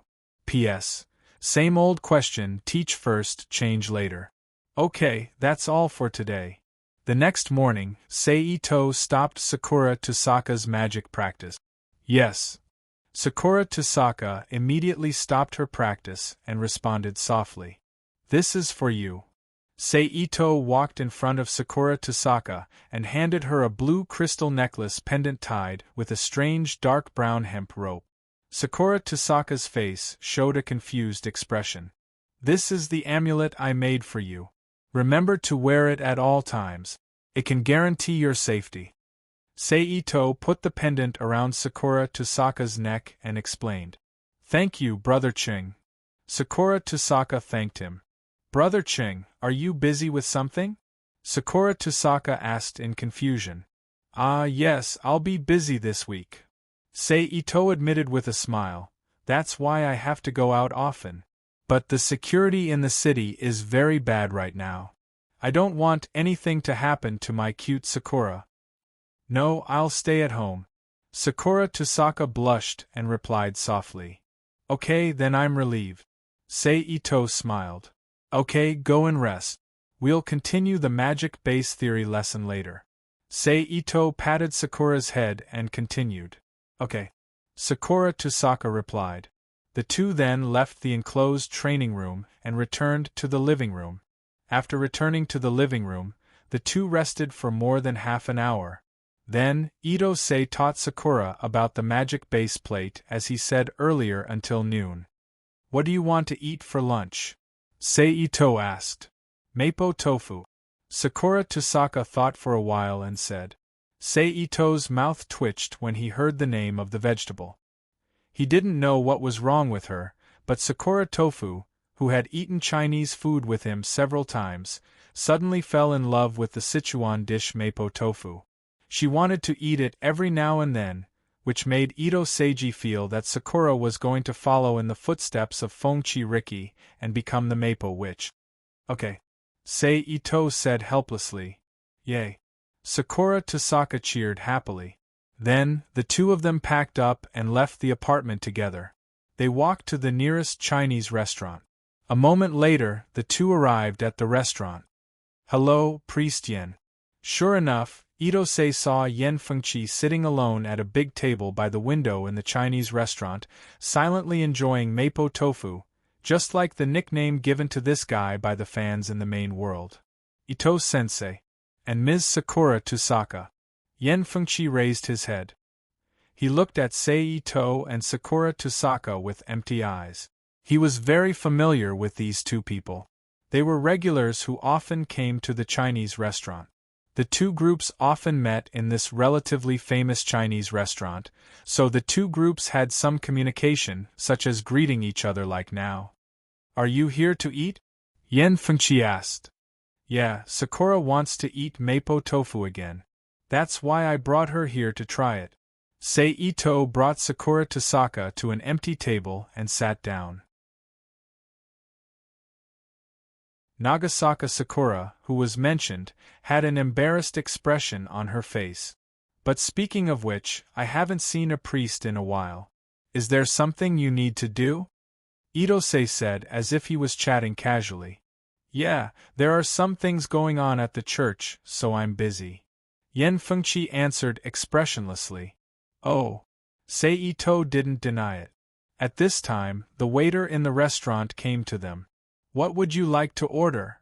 The waiter asked. A Mapo tofu, a shredded pork, a cabbage tofu soup, and 2 more bowls of rice. 2 more bowls of rice. Ito-sei didn't even look at the menu and ordered directly. Okay, please wait a moment. The waiter took down the order and politely left the table. Speaking of which, Fuyuki City has been a lot quieter recently. Ito looked at the restaurant with fewer customers than before and sighed. Yen Fengqi silently scooped up a spoonful of Mapo tofu and put it into his mouth without answering. I think the church has also been affected? Ito turned to look at Yen Fengqi. It's a little affected. But it's not serious. Yen Fengqi calmly replied. The police are really too much. They haven't caught the criminal for so long. I don't even dare to let Sakura go out now. I'm afraid she'll meet the perverted murderer if she's unlucky. Ito complained like an ordinary person. Yen Fengqi's expression didn't change at all. He still used a calm tone like a real priest comforting him. I believe everything will be fine. Of course, this guy was indeed a real priest. He could even be said to be an excellent priest. But with his cold expression and empty eyes, it was really difficult to get close to him. It was even more difficult to use him to educate the world and make the non-believers return to the embrace of God. I'm done. Enjoy. At this time, Yen Fengqi gently put the spoon in his hand on the empty plate with only the red soup hanging on it, stood up and said, Okay. Ito smiled. Yen Fengqi nodded at Ito and turned to walk out of the restaurant. After a while, he disappeared behind the door of the restaurant. Ito, who watched Yen Fengqi leave, smiled softly, retracted his gaze, and chatted with Sakura Tosaka. After more than an hour, the two had lunch, paid the bill and left the restaurant. After wandering around the streets of Fuyuki City for a while, they returned to the apartment where they lived and began their normal daytime life. Until it was nearly dusk. Sakura, remember to stay at home. Itose put on his shoes and stood at the entrance. He opened the door slightly and turned his head to look at Sakura Dosaka, who was watching TV in the room. I know, Ching-gij. Sakura Tosaka replied. Seito smiled and walked out of the apartment. Bang. This time, Itose didn't wander around aimlessly searching for Long Jie and Castor. Instead, he moved to the largest hotel in the center of Fuyuki City with a clear purpose. Therefore, his target this time was very simple. It was Director Kenneth and his fiancée, as well as their common follower, Lancer. However, there was a saying that plans could never match changes. Just as Seito was on the way to the Kaiwa Hotel where Kenneth lived, two huge figures came into Seito's sight. It was two women, one of them was dressed in white. She was wearing a white jumpsuit that looked like winter warm clothes. There was a black vertical line on the surface, and the top of her boots was above her knees, reaching the middle of her thighs. She was wearing a white fur hat on top of her long silver hair. The other person, on the other hand, was dressed in black, wearing a very masculine black suit. Her blonde hair was tied into a ponytail behind her head. She walked side by side with the woman in white on the street of Fuyuki City. These two people were one of the participants of the Holy Grail War in this world, King Arthur Artoria and the artificial life with the body of the little Holy Grail, Alice Phil von Erzbrunn. Seeing the two of them, Itose immediately changed his mind and followed the two of them. Of course, because of Saber's heaven-defying intuition, Itose did not dare to follow them blatantly.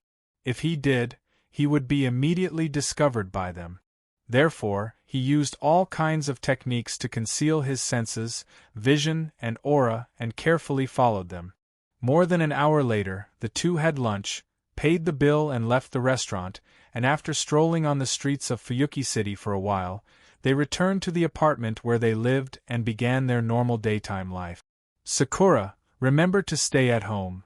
After putting on his shoes, standing at the entrance, Seito opened the door and turned to look at Sakura, who was watching TV in the room. Seito smiled slightly and walked out of the apartment. This time, Itose didn't wander around aimlessly searching for Long Jie and Castor. Instead, he moved to the largest hotel in the center of Fuyuki City with a clear purpose. Therefore, his target this time was very simple. It was Director Kenneth and his fiancée, as well as their common follower, Lancer. However, there was a saying that plans could never match changes. On the way to the Kaiwa Hotel where Seito lived, two huge figures came into Seito's sight. They were two women, one of them was white all over. She was wearing a white jumpsuit that looked like winter warm clothes. There was a black vertical line on the surface, and the top of her boots was above her knees, reaching the middle of her thighs. She was wearing a white fur hat on top of her long silver hair. The other person, on the other hand, was dressed in black, wearing a very masculine black suit. Her blonde hair was tied into a ponytail behind her head. She walked side by side with the woman in white on the street of Fuyuki City. These two people were one of the participants of the Holy Grail War in this world, King Arthur Artoria and the artificial life with the body of the little Holy Grail, Alice Phil von Erzbrunn. Seeing the two of them, Itose immediately changed his mind and followed the two of them. Of course, because of Saber's heaven-defying intuition, Itose did not dare to follow them blatantly. If he did, he would be discovered immediately. Therefore, he used all kinds of techniques to conceal his senses, vision, and aura, and carefully followed them.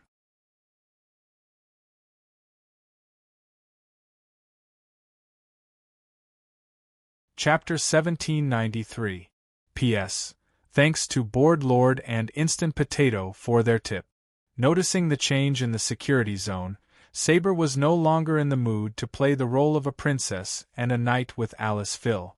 She straightened up and shielded Alice Phil behind her. She stared sharply at the strange man who was slowly walking towards them under the moonlight.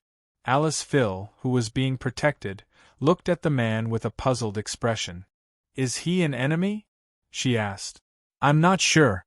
But my feeling tells me that he's very dangerous," Saber replied with a serious expression. "Is he stronger than you as a heroic spirit?" Alice Phil was puzzled. "We'll only know after we fight," Saber replied. "Oh," Alice Phil replied in a low voice. At this time, the man walked in front of Saber and Alice Phil. He stopped about 5 meters away from them. "Good evening, beautiful ladies. I'm Seito. May I have the honor of inviting the two of you to play with me?" The man placed one hand on his chest, leaned forward slightly, and made a Western-style bow with a smile. "Sorry, we're not interested in playing with strangers," Saber replied coldly. "Strangers? As long as we become friends, it's fine, isn't it?" Seito straightened up and asked with a smile. "We're not interested in becoming friends with you, sir," Saber replied bluntly. "Miss Bodyguard, you're really cold. You won't be able to find a boyfriend like this," Seito said with a smile. "That's none of your business," Saber said with a serious expression. However, the moment Saber finished speaking, a burst of uncontrollable laughter came from behind her. Behind Saber, Alice Phil was holding her stomach with one hand and covering her nose with the other. She bent over and looked like she wanted to laugh, but didn't dare to make a sound. Her whole body was trembling violently as if she was suffering from some kind of illness. "Ollie!" Saber, who saw Alice Phil's behavior from the corner of her eye, called out angrily. "Ah, sorry. Sorry, I didn't mean it." Alice Phil quickly held back her laughter and apologized. However, as soon as he finished speaking, his body couldn't help but tremble slightly. It was obvious that he wanted to laugh again. "Humph!" Saber snorted angrily and ignored Alice Phil. "Stop hiding the head and showing the tail. Tell me why you're here." Saber looked at Itose with a sharp gaze and asked. "Since you say so, well, my goal is very simple. I just want to invite the two of you to come home with me, and then we can discuss the meaning of life together," Seito said with a strange smile. Although there was nothing wrong with what Kirin said, Saber's sharp intuition told her that it wasn't anything good. "I told you, we're not interested," Saber said coldly. "Please leave us now. Otherwise, I don't mind using force to expel you." Sigh, what an unlovable girl. Itose shook his head and sighed. "Since the peaceful invitation didn't work, since it's not a good idea, I guess I'll have to resort to force." As soon as he finished speaking, Seito's aura changed. It went from being as peaceful as an ordinary person to a natural hurricane, full of aggression and shock. At the same time, there was a strong wind. Under the influence of his aura, the wind blew around, stirring up dust and sand. Saber, who felt the change in Seito's aura, did not dare to hesitate. She immediately activated the magic in her body and changed the suit she was wearing into the concept armor she wore in battle. It was a blue suit with a long skirt covered with metal armor on the chest and thighs. Her limbs were covered with metal armor. Her hands were slanted and her fingers were closed as if she was holding an invisible weapon. However, Seito knew that she was really holding a sword. It was just that the sword was covered by the wind barrier, so it could not be seen. "Alice, back off a little.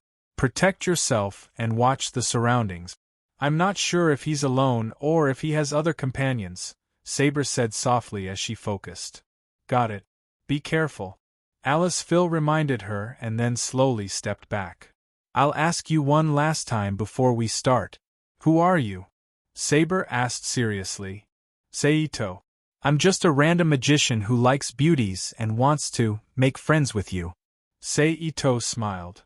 "Master." Saber frowned when she heard that and muttered softly. "That's not it.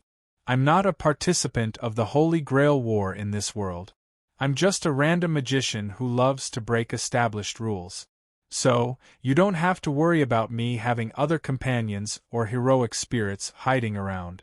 I'm alone, Sei-Ito stated generously. Saber heaved a sigh of relief, her instincts telling her that the man wasn't lying. She relaxed a little.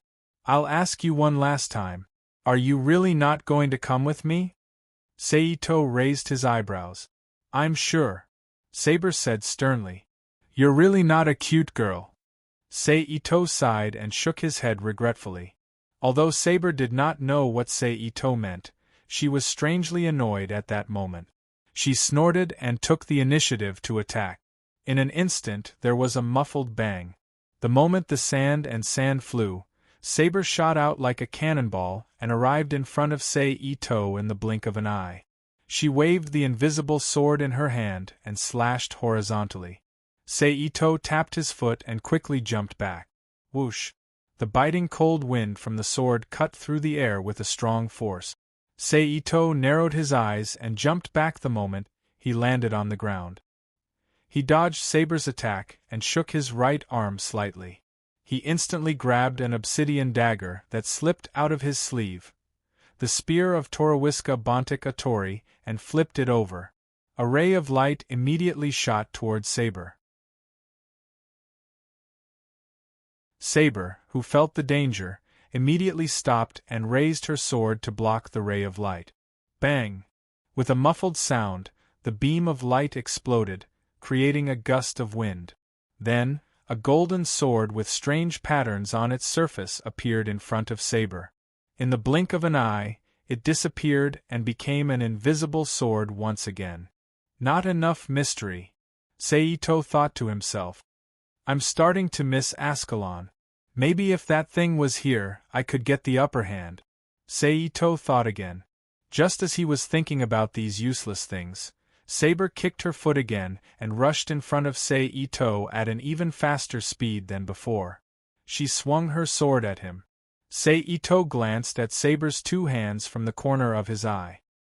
He lowered his body and dodged the invisible sword by brushing against the cold wind above his head. Then, he flipped the spear of Torowiska Bontic Atori in his hand and shot out a ray of white light. Caught off guard, the ray of white light accurately hit Saber's chest armor. Bang! A small black dent immediately appeared on Saber's chest armor. But that was all there was to it. The laser beam did not disintegrate it into particles like it did with ordinary objects, nor did it penetrate Saber's breastplate like a laser beam. All it left was a small dent the size of a bullet that was slowly recovering. The effect on the magic attribute. Sei-Ito narrowed his eyes and thought to himself. Then, he quickly rolled to the side and dodged Saber's attack. Looks like I can only rely on physical skills. He flipped his hand. Sei-Ito thought to himself as he threw the spear of Torowiska Bontic Atori made of obsidian back into his sleeve. Then, he curled up his body and stood up. He clenched his fists and assumed a Xing-E fist stance. Then, Sei-Ito stomped his foot and rushed toward Saber. Saber did not dare to be slow and swung her sword at him. But it seemed like she had expected it. Itomori easily dodged her slash and threw a punch at Saber in the gap. It was the drilling fist in Xing-E. Bang! Under the punch, Saber's body could not help but stagger backward. Sei-Ito did not let her off and immediately followed up with a step forward. Saber frowned and shouted, "Hammer of the Wind King!" In an instant, a gust of wind visible to the naked eye rushed towards Sei-Ito's body like a sledgehammer swung by a giant. Sei-Ito's heart tightened when he saw this. He quickly pulled back his fist and crossed his arms in front of his body. Bang!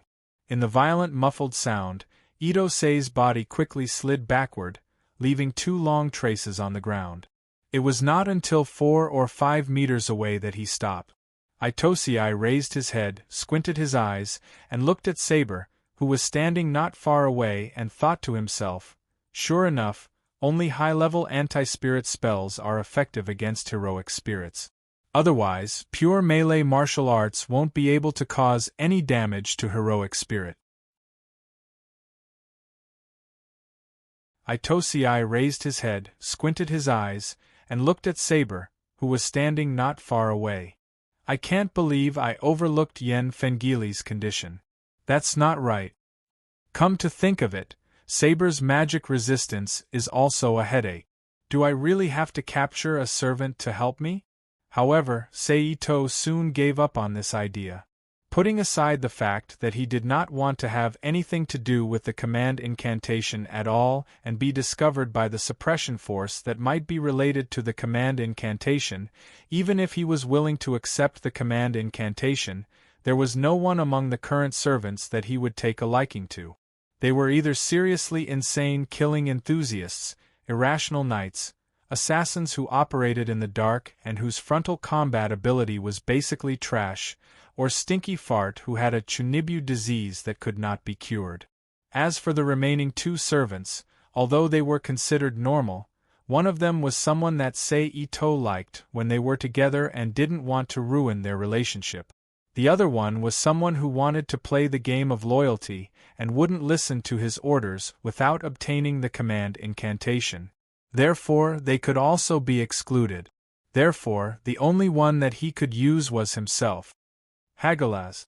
Then, Itose put down his arms in front of him and chanted the incantation loudly. Almost as soon as his voice fell, a gust of cold air suddenly spread between heaven and earth.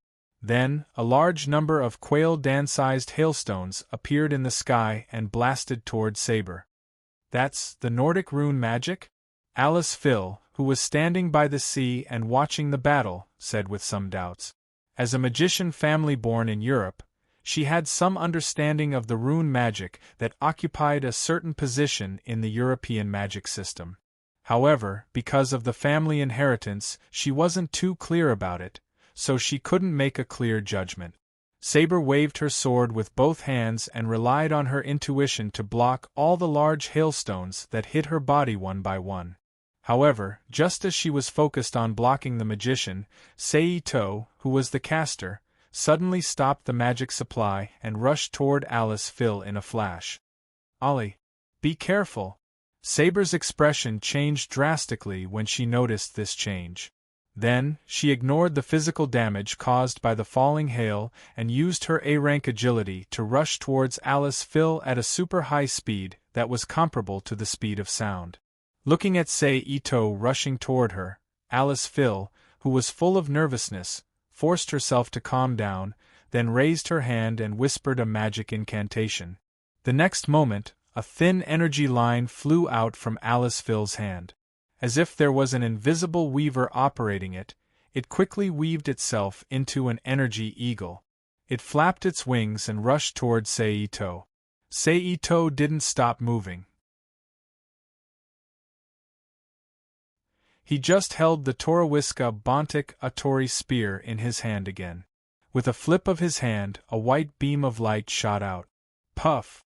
The moment the two came into contact, the eagle weaved by energy lines immediately exploded, turning into countless light spots that floated into the air. Then, Seito didn't stop moving. He turned the Torowiska Bontic Atori spear again and shot a beam of light at Saber, who was rushing from the other side. Saber waved the sword in one hand, and with a puff sound, the beam of light was extinguished. She continued to rush toward Alice Phil without slowing down. Then, in the next second, the two almost arrived in front of Alice Phil at the same time. One stretched out his hand and grabbed forward, while the other slashed forward with her sword. If she didn't dodge, Seito's attack would inevitably end with her being cut in half. Seito, who didn't want to die here, was shocked. He suddenly pressed his hand down. Relying on the shape of Saber's hands and the feeling in his mind, he pressed down on the blade of invisible sword. Then, with the support of Saber's invisible sword, he turned upside down and jumped behind Alice Phil.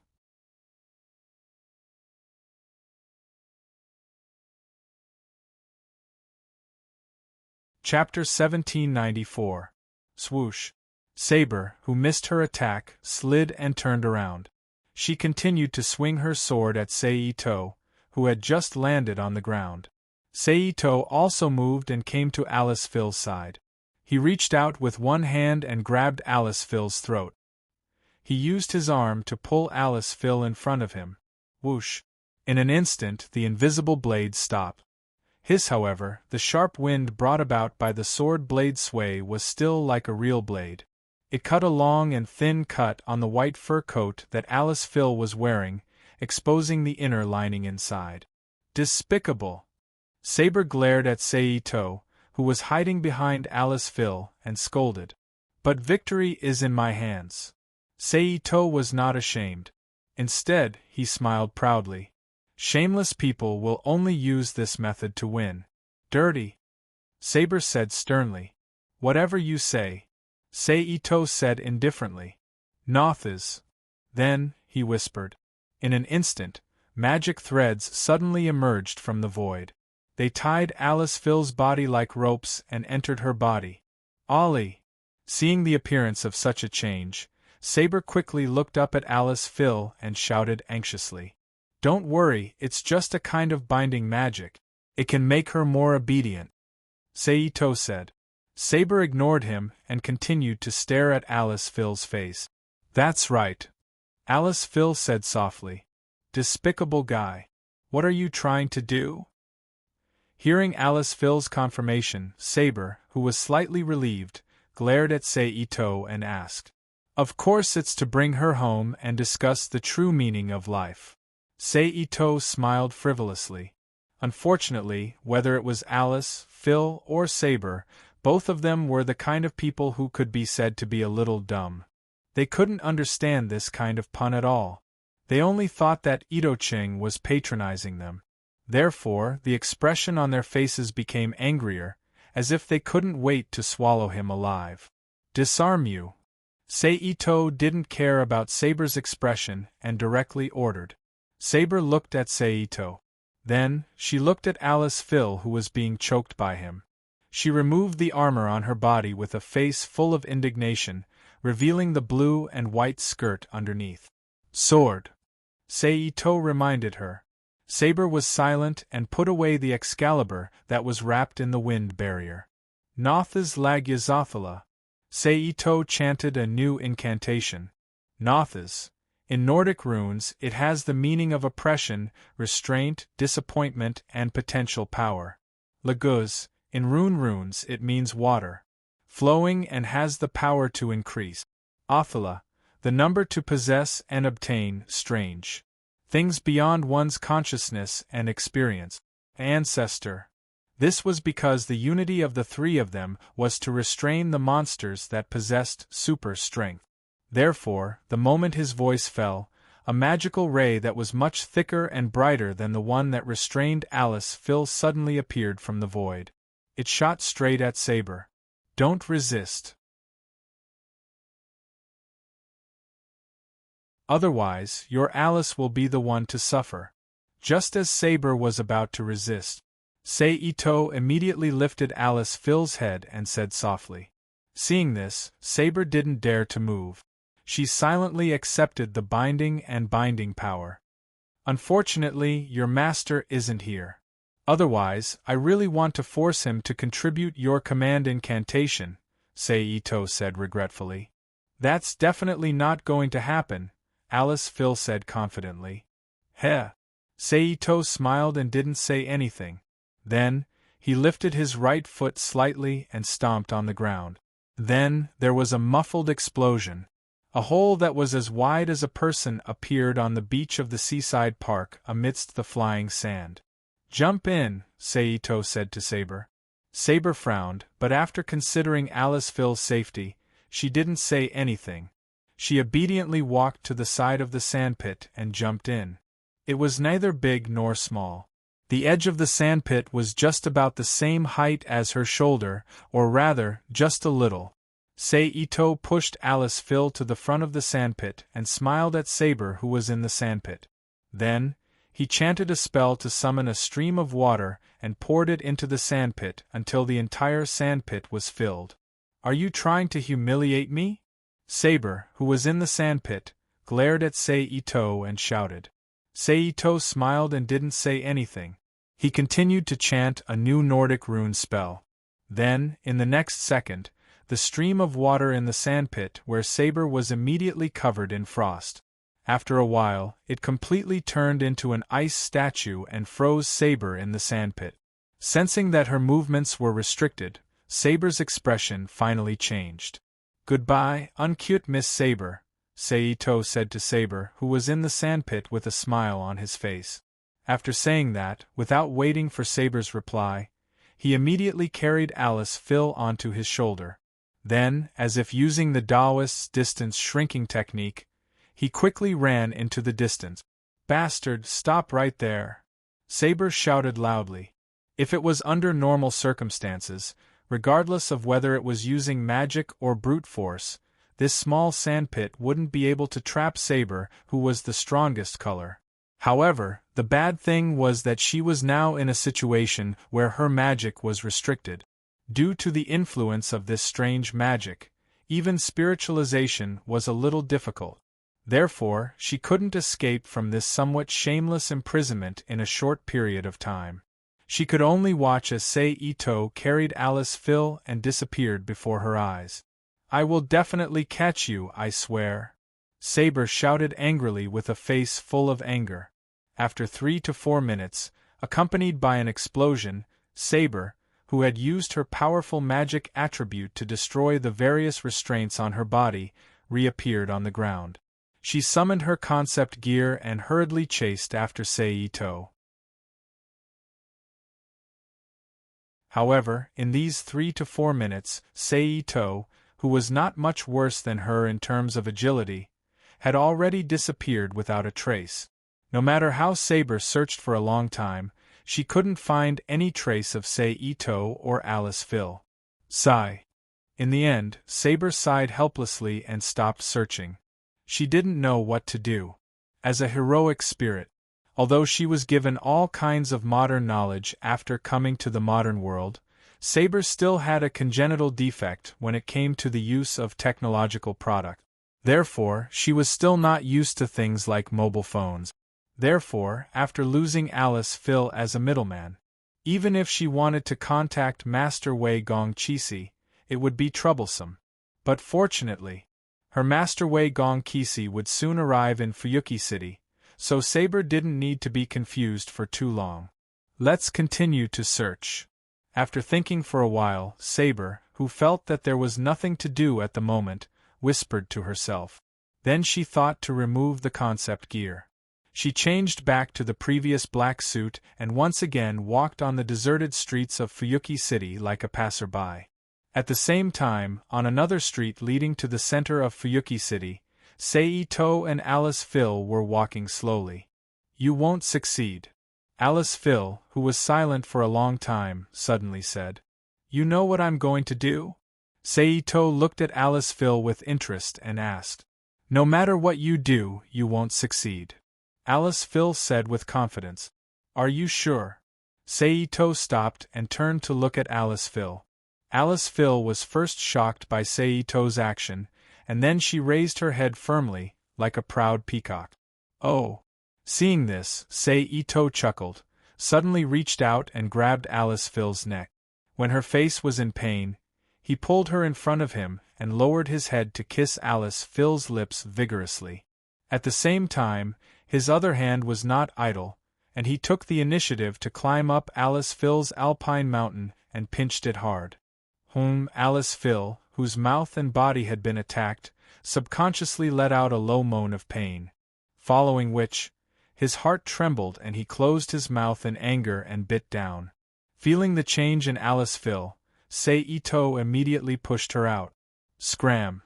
Then a crisp sound came from Alice Phil's mouth, which was tightly closed. "You say, if I go one step further, will I succeed?" Seito looked at Alice Phil, who was in pain because of the defense circle of her teeth, with a faint smile and asked. "Hooligan! Despicable, shameless, perverted hooligan!" Alice Phil's face turned red as she cursed loudly. "Although I have a good temper, if you continue to scold me, I might really push you down here," Seito said lightly. As soon as these words came out, Alice Phil was like a phonograph that was cut off. She suddenly stopped talking. At the same time, a look of nervousness and fear appeared on her face, as if Seito would turn into a demon and pounce on her in the next moment.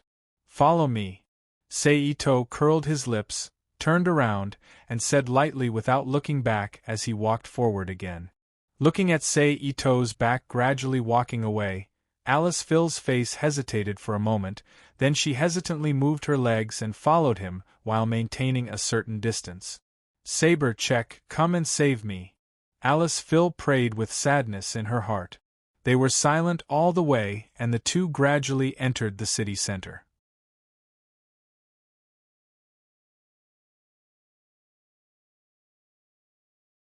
Chapter 1795.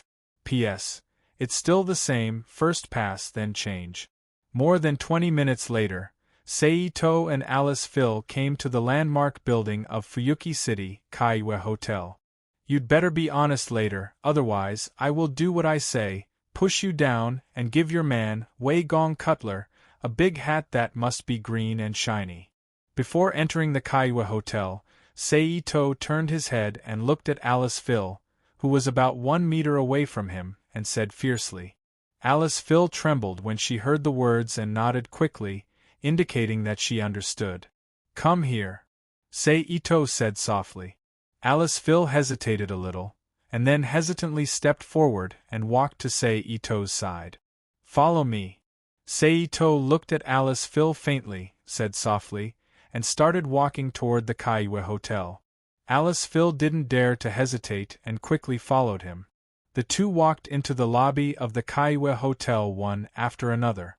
The lobby of the Kaiwa Hotel was very spacious, about the size of a school gymnasium. The floor was covered with custom-made square tiles that could be combined into a huge floor pattern. Under the soft yellow light of the hotel, the tiles gave off a faint yellow glow, making the whole lobby look like an ancient palace. Stepping on the floor tiles, Seito and Alice Phil came to the reception desk in the hotel lobby. "Good evening, what can I do for you?" the hotel waitress said politely. One arm was on the counter of the reception desk, leaning forward slightly. Seito, with a charming smile on his face, asked, "Excuse me, which room is Mr. Kenneth Elmeroy Archibald staying in? Please wait a moment." The waitress blushed slightly. She said in a low voice. Then she bowed her head and took the check-in register and looked through it. Under normal circumstances, this behavior is not allowed because this behavior is likely to cause trouble to the guests who check in, so it is difficult to check the check-in information of the hotel's guest without a normal reason. But obviously, this is not a normal situation because the person facing is not an ordinary person. It's a magician who is good at using divine power. It's just a simple consciousness confusion that makes the waitress perform a range of organized behavior. In room 2812. After a short while, the waitress looked up and replied, "Thank you." Seito thanked her. Then he called Alice Phil, who was silent the whole time, left the front desk, walked to the elevator not far away and walked in. Then, the elevator vibrated slightly. It rose to the top. But halfway up, a strange feeling surged in Seito's heart. At the same time, Alice Phil next to him also turned to look at him. Evidently, she had also sensed something. The corners of Itosei's mouth curled up slightly, and a faint smile appeared on his face, but he did not speak. It was in this kind of silence. With a soft, the elevator, the door, and the kei mumuum the door. In an instant, a corridor big enough for two people to walk side by side appeared in front of the two. Seito didn't say anything and walked out. Alice Phil also followed in silence. But just as the two stepped out of the elevator and into the corridor, the entire corridor suddenly twisted at a high speed, and then it was empty. And it seemed to be connected in all directions. The new environment replaced the previous corridor and reflected in Seito's eyes. Otherworldly. Seito whispered to himself. Along with his words, dozens of dark, ferocious-looking evil spirits and wangs appeared in this strange space. They howled and rushed toward Seito and Alice Phil. Seeing this, Seito snorted and waved his hand to shoot out a fire snake. In an instant, the fire snake turned into a thick fire pillar and rushed toward the dozens of evil spirits and Wangs in front of him. "Hoo!" roar. The flames whistled and passed through the group of evil spirits and Wangs, igniting them and making the evil spirits and Wangs howl miserably. Then, Sei-Ito ignored the evil spirits and Wangs and spread out his spiritual sense and mental strength to search the entire space. Soon, a strange location appeared in his mind through the perception of his mental strength. Sei-Ito didn't talk nonsense. While urging his magical power to speed up the killing of the evil spirits and Wangs, he walked toward the strange location with Alice Phil. In about 3 minutes, the two of them arrived at the strange location. This was a seemingly ordinary hotel room door. Just by looking at it with the naked eye, it was impossible to find any traces of magic on it. If one wasn't particularly proficient in long-distance magic or someone with extremely sharp spiritual sense, it would be very difficult to find this strange place in a short period of time. Sei-Ito sized up the door in front of him, then lifted his foot and kicked it without hesitation. Bang! The door shattered, and the remains of the door flew out in all directions. Almost at the next moment, when the door panel shattered into pieces, the space inside the door panel shook violently. It quickly faded away like a mirage, and the previous corridor appeared again. Sei-Ito didn't hesitate and strode toward room 2812. About half a minute later, Sei-Ito and Alice Phil arrived in front of the door of room 2812. Then, just like how he dealt with the spatial anomaly, he lifted his foot and kicked the door in front of him. Bang! The door frame was broken, and the door was blasted into pieces, flying out in all directions. However, at the same time, several magic rays suddenly shot out of the room and shot toward Sei-Ito at the door. Sei-Ito waved his arm and used his powerful magic resistance to extinguish the magic rays that shot toward him. Then, he rushed into room 2812 and searched for the target. However, what appeared in front of him was not Kenneth, Lancer, or Kenneth's fiancée, Sora Nazira Sophia. Instead, it was a magic circle that was being activated.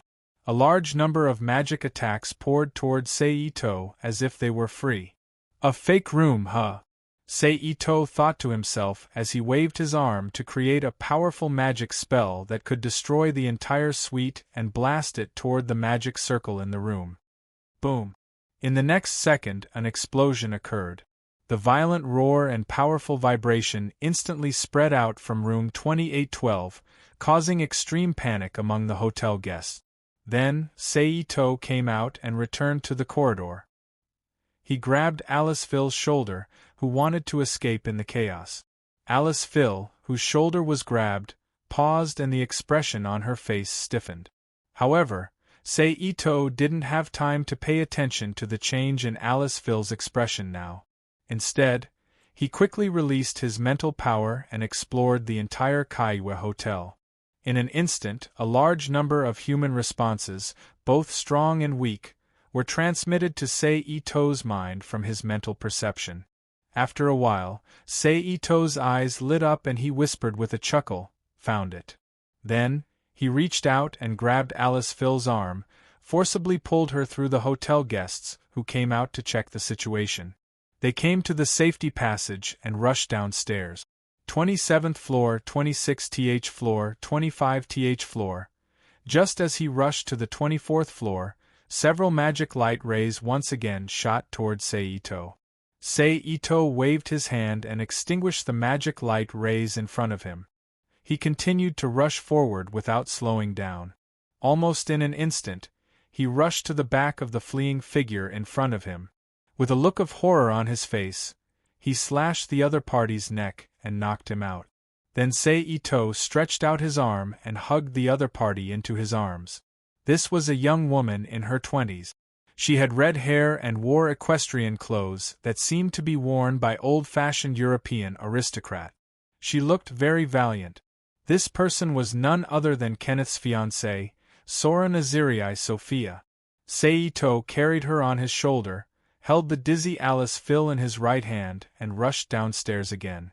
With Seito's inhuman strength and agility, in less than a minute, Seito ran from the 24th floor to the first floor of the Kaiwe Hotel. He left the hotel through the back door connected to the safety passage. He deliberately chose a path that no one paid attention to and quickly rushed back to his apartment. Just as he rushed to the 24th floor, several magic light rays once again shot toward Seito. Seito waved his hand and extinguished the magic light rays in front of him. He continued to rush forward without slowing down. Almost in an instant, he rushed behind the fleeing figure in front of him. With a look of horror on his face, he slashed the other party's neck and knocked him out. Then Seito stretched out his arm and hugged the other party into his arms. This was a young woman in her 20s. She had red hair and wore equestrian clothes that seemed to be worn by old-fashioned European aristocrat. She looked very valiant. This person was none other than Kenneth's fiancée, Sora Nazirii Sophia. Seito carried her on his shoulder, held the dizzy Alice Phil in his right hand and rushed downstairs again. With Seito's inhuman strength and agility, in less than a minute, Seito ran from the 24th floor to the first floor of the Kaiwe Hotel. He left the hotel through the back door connected to the safety passage. He deliberately chose a path that no one paid attention to and quickly rushed back to his apartment. With Seito's inhuman strength and agility, in less than a minute, Seito ran from the 24th floor to the first floor of the Kaiwe Hotel. He left the hotel through the back door connected to the safety passage. He deliberately chose a path that no one paid attention to and quickly rushed back to his apartment.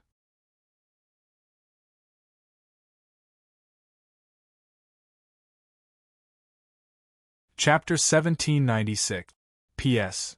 Thank you to Only Know How to Bully I'm Honest, Reflective Thoughts, Big T Bowl, and Sacred Night for their precious monthly vote. Thank you to NXCX and Boring Lord for their tip. Seeing Seito's action, Alice Phil's expression immediately changed, and her body subconsciously stepped back. It's just that she had already hidden to the side of the room, so there was no place to hide. She immediately shouted anxiously, "Don't come over, I'll tell you everything you want to know." She no longer had the noble appearance of an elf princess, but an ordinary woman who was about to be persecuted. Her face was full of nervousness and helplessness. "Wouldn't it have been better if you had been so obedient from the start?" Seito's movement of getting up stopped, and he sat back down on the chair with a chuckle. "Go ahead, tell me what you know about the third law," Seito said lightly. "Sorry, actually, I don't know much about the third law." Seeing Seito sit back down, Alice Phil, who was slightly relieved, showed an embarrassed look on her face and said evasively. She looked as if she was lying. But Seito, who knows Alice Phil well, knows that she either won't say anything, or will make a limited statement, and will never do something like lying. But he understood that Alice Phil might really not know much about the third law. The reason why she behaved like this was just because she felt a little embarrassed about her behavior. But it was understandable after thinking about it a little. After all, Alice Phil's identity was an android. Although she had the name Einstein-Buren, in the end, she was a prop for the Holy Grail War. Therefore, when it came to teaching, the Ahrensberg family would definitely not teach her anything that was too core. At the very least, they would not teach her anything related to the third law or artificial life. Otherwise, what if one of the androids refused to accept their fate? Therefore, the Ahrensberg family had to be on guard, even if they knew that the core fragment that made up the androids contained the information fragments of their ancestor, the Winter Saintess, a noble saint who was willing to give up her life for the sake of her ideals. "Then tell me what you know," Seito said lightly. "Oh." Alice Phil nodded and explained what she knew about the magic system of the Barons. And according to Alice Phil's description, Seito also had a better understanding of the situation of the Einsteins-Balin family. The Einsberlin family was a magic family that originated in Europe and was very famous in the world of magicians. In terms of fame, they were not inferior to the aristocratic families in the Time Meter Tower and the mainstream magic families in Europe. In terms of alchemy, other than the Atlas Academy, one of the three major forces of the Magic Association, no other family could compare to them. The family headquarters was now located in the Mountain City. It was moved here by one of their ancestors using a ritual magic that was close to the magic level, and a shielding enchantment was set up outside to prevent others from invading. He had once been quite prominent, possessing the third method. But later on, for some unknown reason, it was lost. This was especially true after the death of the Saintess of Winter, Ritzlisi Ustissa von Ainsbergen, who was known as the Saintess of Winter, completely lost all records related to the contents of the Third Law. Only information regarding the Holy Grail system, the Holy Grail War, and alchemy information regarding the creation of the Lesser Holy Grail was left behind. As for alchemy techniques such as using magic to adjust an artificial human like Alice Phil, it was one of the alchemy achievements of the Einsteins-Balin family since ancient times. It was only after the Third Holy Grail War that it became associated with the Small Holy Grail. In the past, except for the Saintess of Winter, the two had never been related to each other. However, it was precisely because of this specialization that the magicians from the Einsteins-Balin family, who were good at metal manipulation magic, were not very good in combat. Fortunately, the people of the Einsteins-Balin family were not aggressive. They only did research. Therefore, it could be said that except for the Holy Grail War, it was almost impossible to see a magician from the Einsteins-Balin family. In other words, now no one in the entire Einsteins-Balin castle knows about the third method? After listening to Alice Phil's statement, Seito raised his eyebrows and asked, "Yes, this is why the Einsteins-Balin family is so demanding to win the Holy Grail War and obtain the Holy Grail. They want to use the power of the Holy Grail to open the source and let the family regain control of the third method." Alice Phil said with certainty. "There is no record at all?" Seito said softly with some regret. Alice Phil shook her head slightly and didn't say anything. "What a pity!" Seito sighed. It was indeed a pity. If he could obtain the information of the third method in the hands of the Einsteins-Balin family, with the technology of creating artificial souls in the hands of the Shinigami World Technology Development Bureau, Seito could use the similarities between the two methods to create a soul materialization technology similar to the third method and become a so-called magician.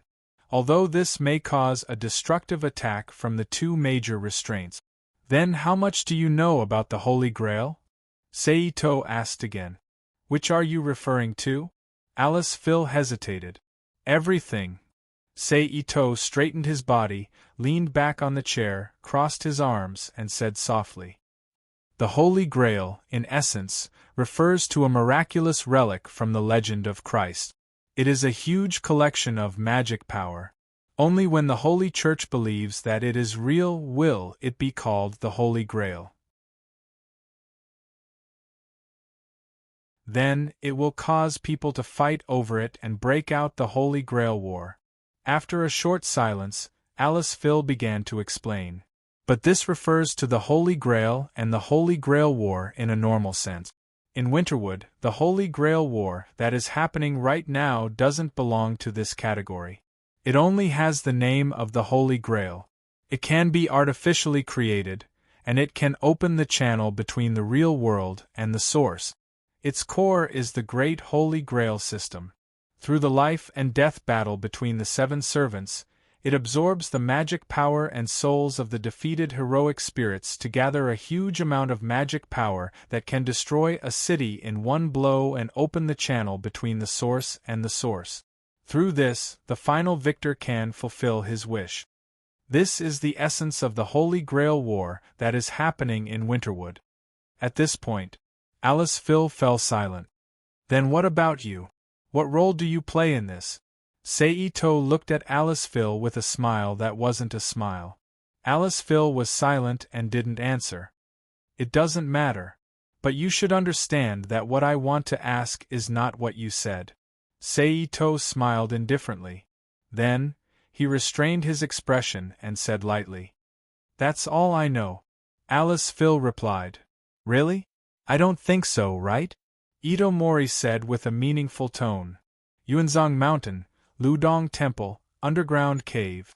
Then, Saito said 3 locations as if they were completely unrelated. But every time Saito's words fell, Alice Phil's expression would become more and more ugly.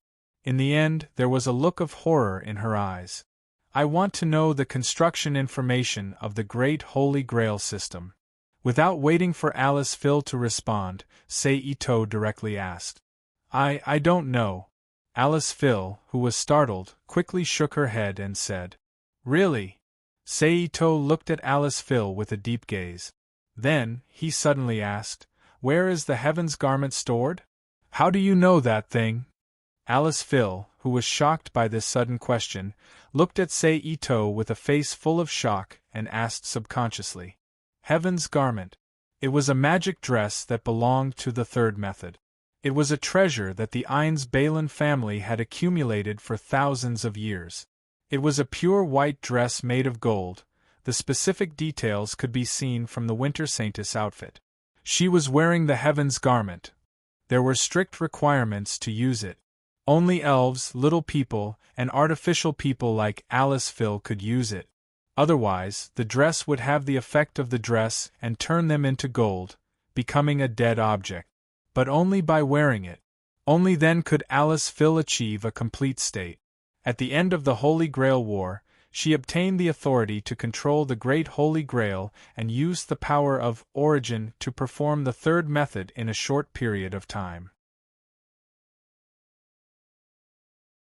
I will never tell you the location of the Heaven's Garment collection, even if you want to lay your hands on me later. Alice Phil replied with a firm expression. Really? Saito asked with interest. Alice Phil's gaze was firm. She did not answer. Saito saw this and smiled gently. He put down his arms and stood up from the chair. Even though he had not made a move yet.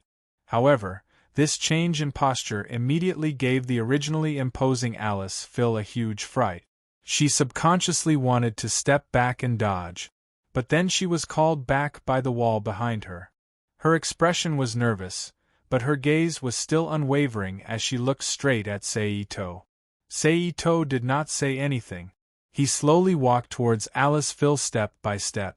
As Saito's footsteps approached, the expression on Alice Phil's face became more and more nervous and scared. In the end, she simply closed her eyes, looking like she was ready to die. Are you awake? If you're awake, sit up. Don't pretend to be asleep. However, just when Alice Phil was ready to commit suicide when Saito violated her, Saito's voice suddenly sounded. Alice Phil's heart skipped a beat when she heard that. She curiously opened her eyes slightly and looked forward. She saw that in front of her, Saito, who was only one step away from her, turned sideways and looked at the red-haired woman who slowly sat up on the bed. Seeing that there was an unexpected change in the situation, Alice Phil immediately exhaled quietly. She completely opened her eyes and watched the development of the situation. Who are you? How dare you attack me? Aren't you afraid of Sophia's revenge? The woman sat on the edge of the bed with her legs hanging down and her upper body straight. She slightly raised her head and looked straight at Saito. She said in a stern voice. However, she was smart. She did not randomly throw her temper. Instead, she directly pointed out her background in her words as a threat. The so-called Sophia was a famous family in the Chronometer Tower. The people in her family were the directors of the Chronometer Tower's Spirit Descent section. It could be said that they were deeply rooted in the Spirit Descent section and the Chronometer Tower. Their influence was enormous, and they were not people that ordinary people could provoke. I know you're from the Sophia family, Saito said indifferently. As soon as he said that, Sora Nazirii Sophia's expression changed slightly. Her heart became heavier. Since he dared to attack her despite knowing that she was from the Sophia family, he was either an enemy of her family or a fearless lunatic. However, no matter which one it was, Sora did not want to see it. "Who are you?" Sora asked. "Ito-sei." The corners of Ito-sei's mouth curled up slightly as he replied in a low voice. "Sei-ito." Sora frowned. She felt like she had heard this name before. Sei-ito did not rush her. After glancing at Alice Phil, he turned around and returned to the chair and sat down again. Only then did Alice Phil let out a sigh of relief. "It's you, the magician Ito-sei with the title of Yellow?" At this moment, Sora looked at Ito-sei, who had returned to his chair with a shocked expression, and exclaimed. However, Sora soon calmed down again and asked, "What's your purpose?" "I need Lancer," Sei-ito said indifferently. Hearing this, Sora's pupils constricted. Alice Phil, who was beside him, also revealed a surprised look in her eyes. "Are you master?" Sora asked. "No," Sei-ito replied indifferently. Sora frowned. Even though she felt that it was not true, she knew better than to continue asking. "I'm not Lancer's master," Sora said. "But you are Kenneth's most beloved fiancé." Ito-sei looked up at Sora opposite him, and a strange smile flashed across the corner of his mouth. "You want to use me to exchange for Lancer?" Sora asked in a deep voice. Sei-ito smiled and did not say anything. "He might not exchange it," Sora said. "I believe he will." Sei-ito chuckled. Sora was silent. She did not understand where Sei-ito's confidence came from. However, when she thought of the reputation that Sei-ito left behind in the chronometer tower back then, Sora did not think that Sei-ito was talking nonsense. "Give me Kenneth's phone number," Sei-ito said as he took out a pink flip phone. Seeing the phone in Sei-ito's hand, Sora subconsciously wanted to reach for her pocket, but she held it back. It was obvious that the phone that Sei-ito was holding was Sora's original phone. However, she did not know when he had searched for it. Sora then opened her mouth and spat out a string of phone numbers. Sei-ito did not doubt it. He entered the number into the phone and pressed the button to dial it. Go. "Sora, where are you?" An anxious male voice came from the phone.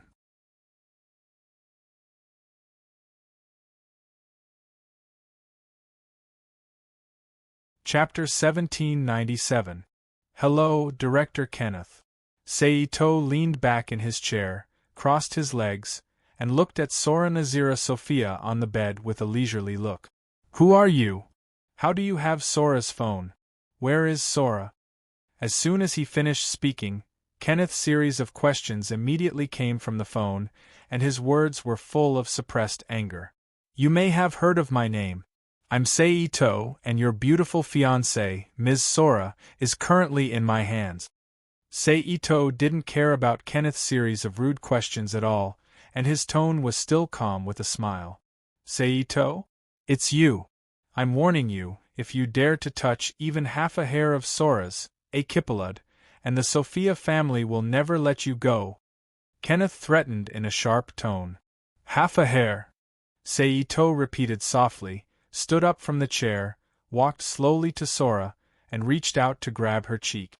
The latter instinctively wanted to dodge backward and block Sei-ito's palm, but she was worried that this action would provoke Sei-ito to counterattack more, so she could only force her body not to react and let Sei-ito's palm fall on her cheek. "I have to say, Ms. Sora's skin is well maintained, and it feels very smooth." Sei-ito chuckled. What did you do?" Kenneth's voice was a little out of tune. "Stroking her body." Sei-ito looked down at Sora, who turned her head to the side and resisted the disgust in her eyes. Although this was not accurate, it was not wrong. But it wasn't wrong at all because the cheeks were a part of the body, so it wasn't a problem to call it a body. However, these words sounded completely different to Kenneth, who was watching helplessly. A filthy image of a strange man caressing his unconscious fiancée appeared in Kenneth's mind. "You bastard, get your dirty hands off Sola," Kenneth scolded loudly. Tsk, this elasticity is great.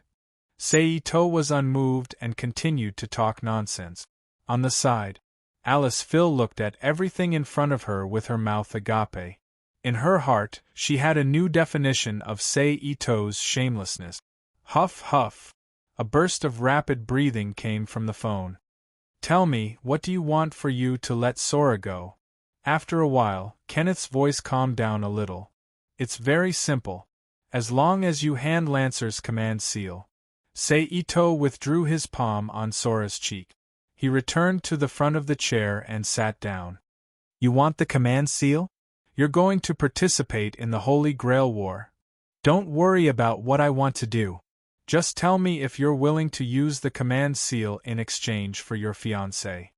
Saito ignored Kenneth's question and asked directly. But I really hope that you won't give me the command seal. Then I can enjoy Miss Sophia's soft and slippery body. Just thinking about it makes me excited. Hearing Saito's words, a blush appeared on Sora's face. It was unknown whether it was caused by anger or shyness. Don't you dare! Kenneth shouted anxiously. There's nothing to be afraid of. Don't forget that Miss Sora is in my hands now. Saito retorted without holding back. Huff, huff. Then, another burst of rapid breathing came from the phone. I'll give you 10 minutes to think about it. After 10 minutes, I want to hear your answer. Saito gave an ultimatum. It's a long night. I really want to hug Miss Sora's warm body to sleep tonight. After saying that, without waiting for Kenneth's response, he hung up the phone and turned it off. Then, his fingers nimbly played with the phone in his hand. I can't believe that the outstanding magician with the title Yellow is actually a shameless person. Sora looked at Saito with rage in her eyes as she said coldly. Let's not talk about the two of us. You're in love with Lancer and want to abandon your fiancé. You're even thinking about how to seize the command seal from Kenneth. You're not any nobler than me. Saito exposed Sora's bottom line without holding back and sneered. Sora's pupils shrunk when she heard the secret in her heart being revealed by an outsider. Her face was filled with shock. Similarly, Alice Phil, who was standing aside, did not expect Miss Sora, who looked so heroic, to have such thoughts and plans. She also looked at Sora in shock and disbelief. But to be honest, your skin and figure are pretty good. How about it? Do you want to accompany me for a day? I can let you date Lancer by then. Saito looked at Sora, who was still in shock with a teasing expression, and said, Don't even think about it. Sora rejected him coldly without hesitation. Saito shrugged nonchalantly. It seems like she's angry now. But then again, it's been a few years since I came to this world, but I've never had sex. I'm really impressed by my endurance in this aspect. Saito, who was playing with the phone, secretly mocked himself. At that moment, the entire room became quiet. It was not until 10 minutes later that Saito held the phone again and turned it on again. Almost as soon as the phone was turned on, a melodious ringtone sounded from the phone. It's Kenneth. I really don't know what his expression will be when he finds out that you've fallen in love with his servant, Lancer. It must be interesting. Looking at the number displayed on the phone, Saito looked at Sora, who was sitting on the bed, with interest and said. Then, without waiting for Sora to answer, he pressed the answer button and put the phone to his ear. Is this Sora? Kenneth asked with anticipation in his voice.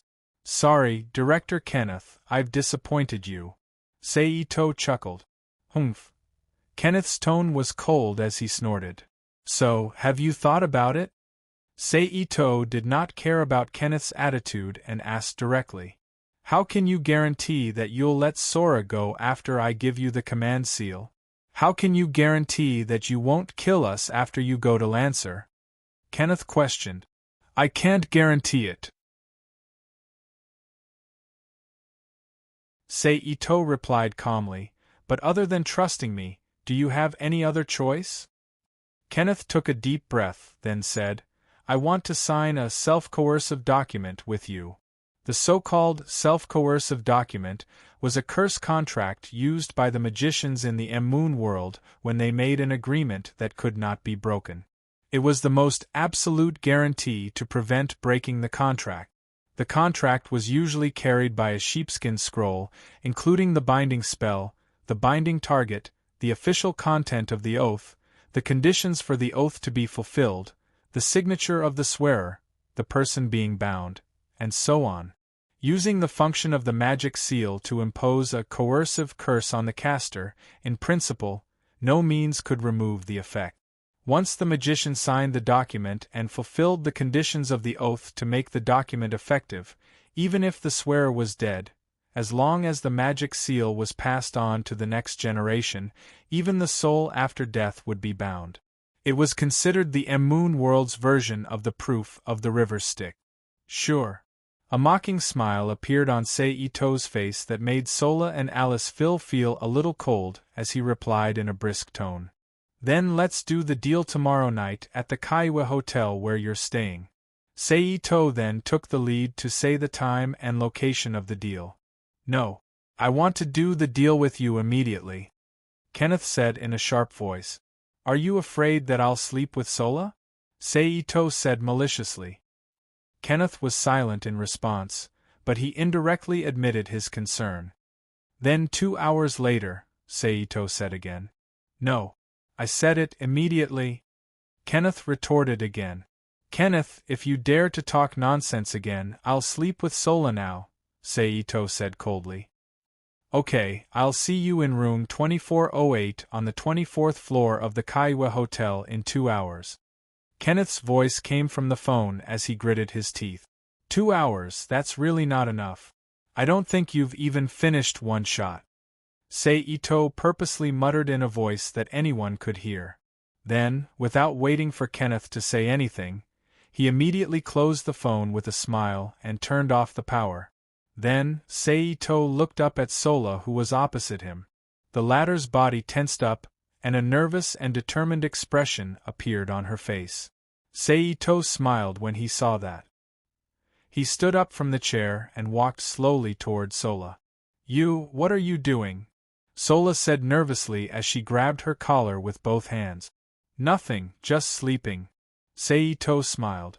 Sola's expression froze, and her face started to turn pale. Then, she bit her lips with a determined expression, raised her hand, and shot a magical beam at Seito. Seito grabbed with one hand and crushed the magical beam into stardust. Seeing this, a look of despair began to appear on Sola's face. Just as she was about to do something else, Seito's figure suddenly appeared in front of her. Then, she felt a pain on her neck, and her eyes turned black as she lost consciousness. Bang!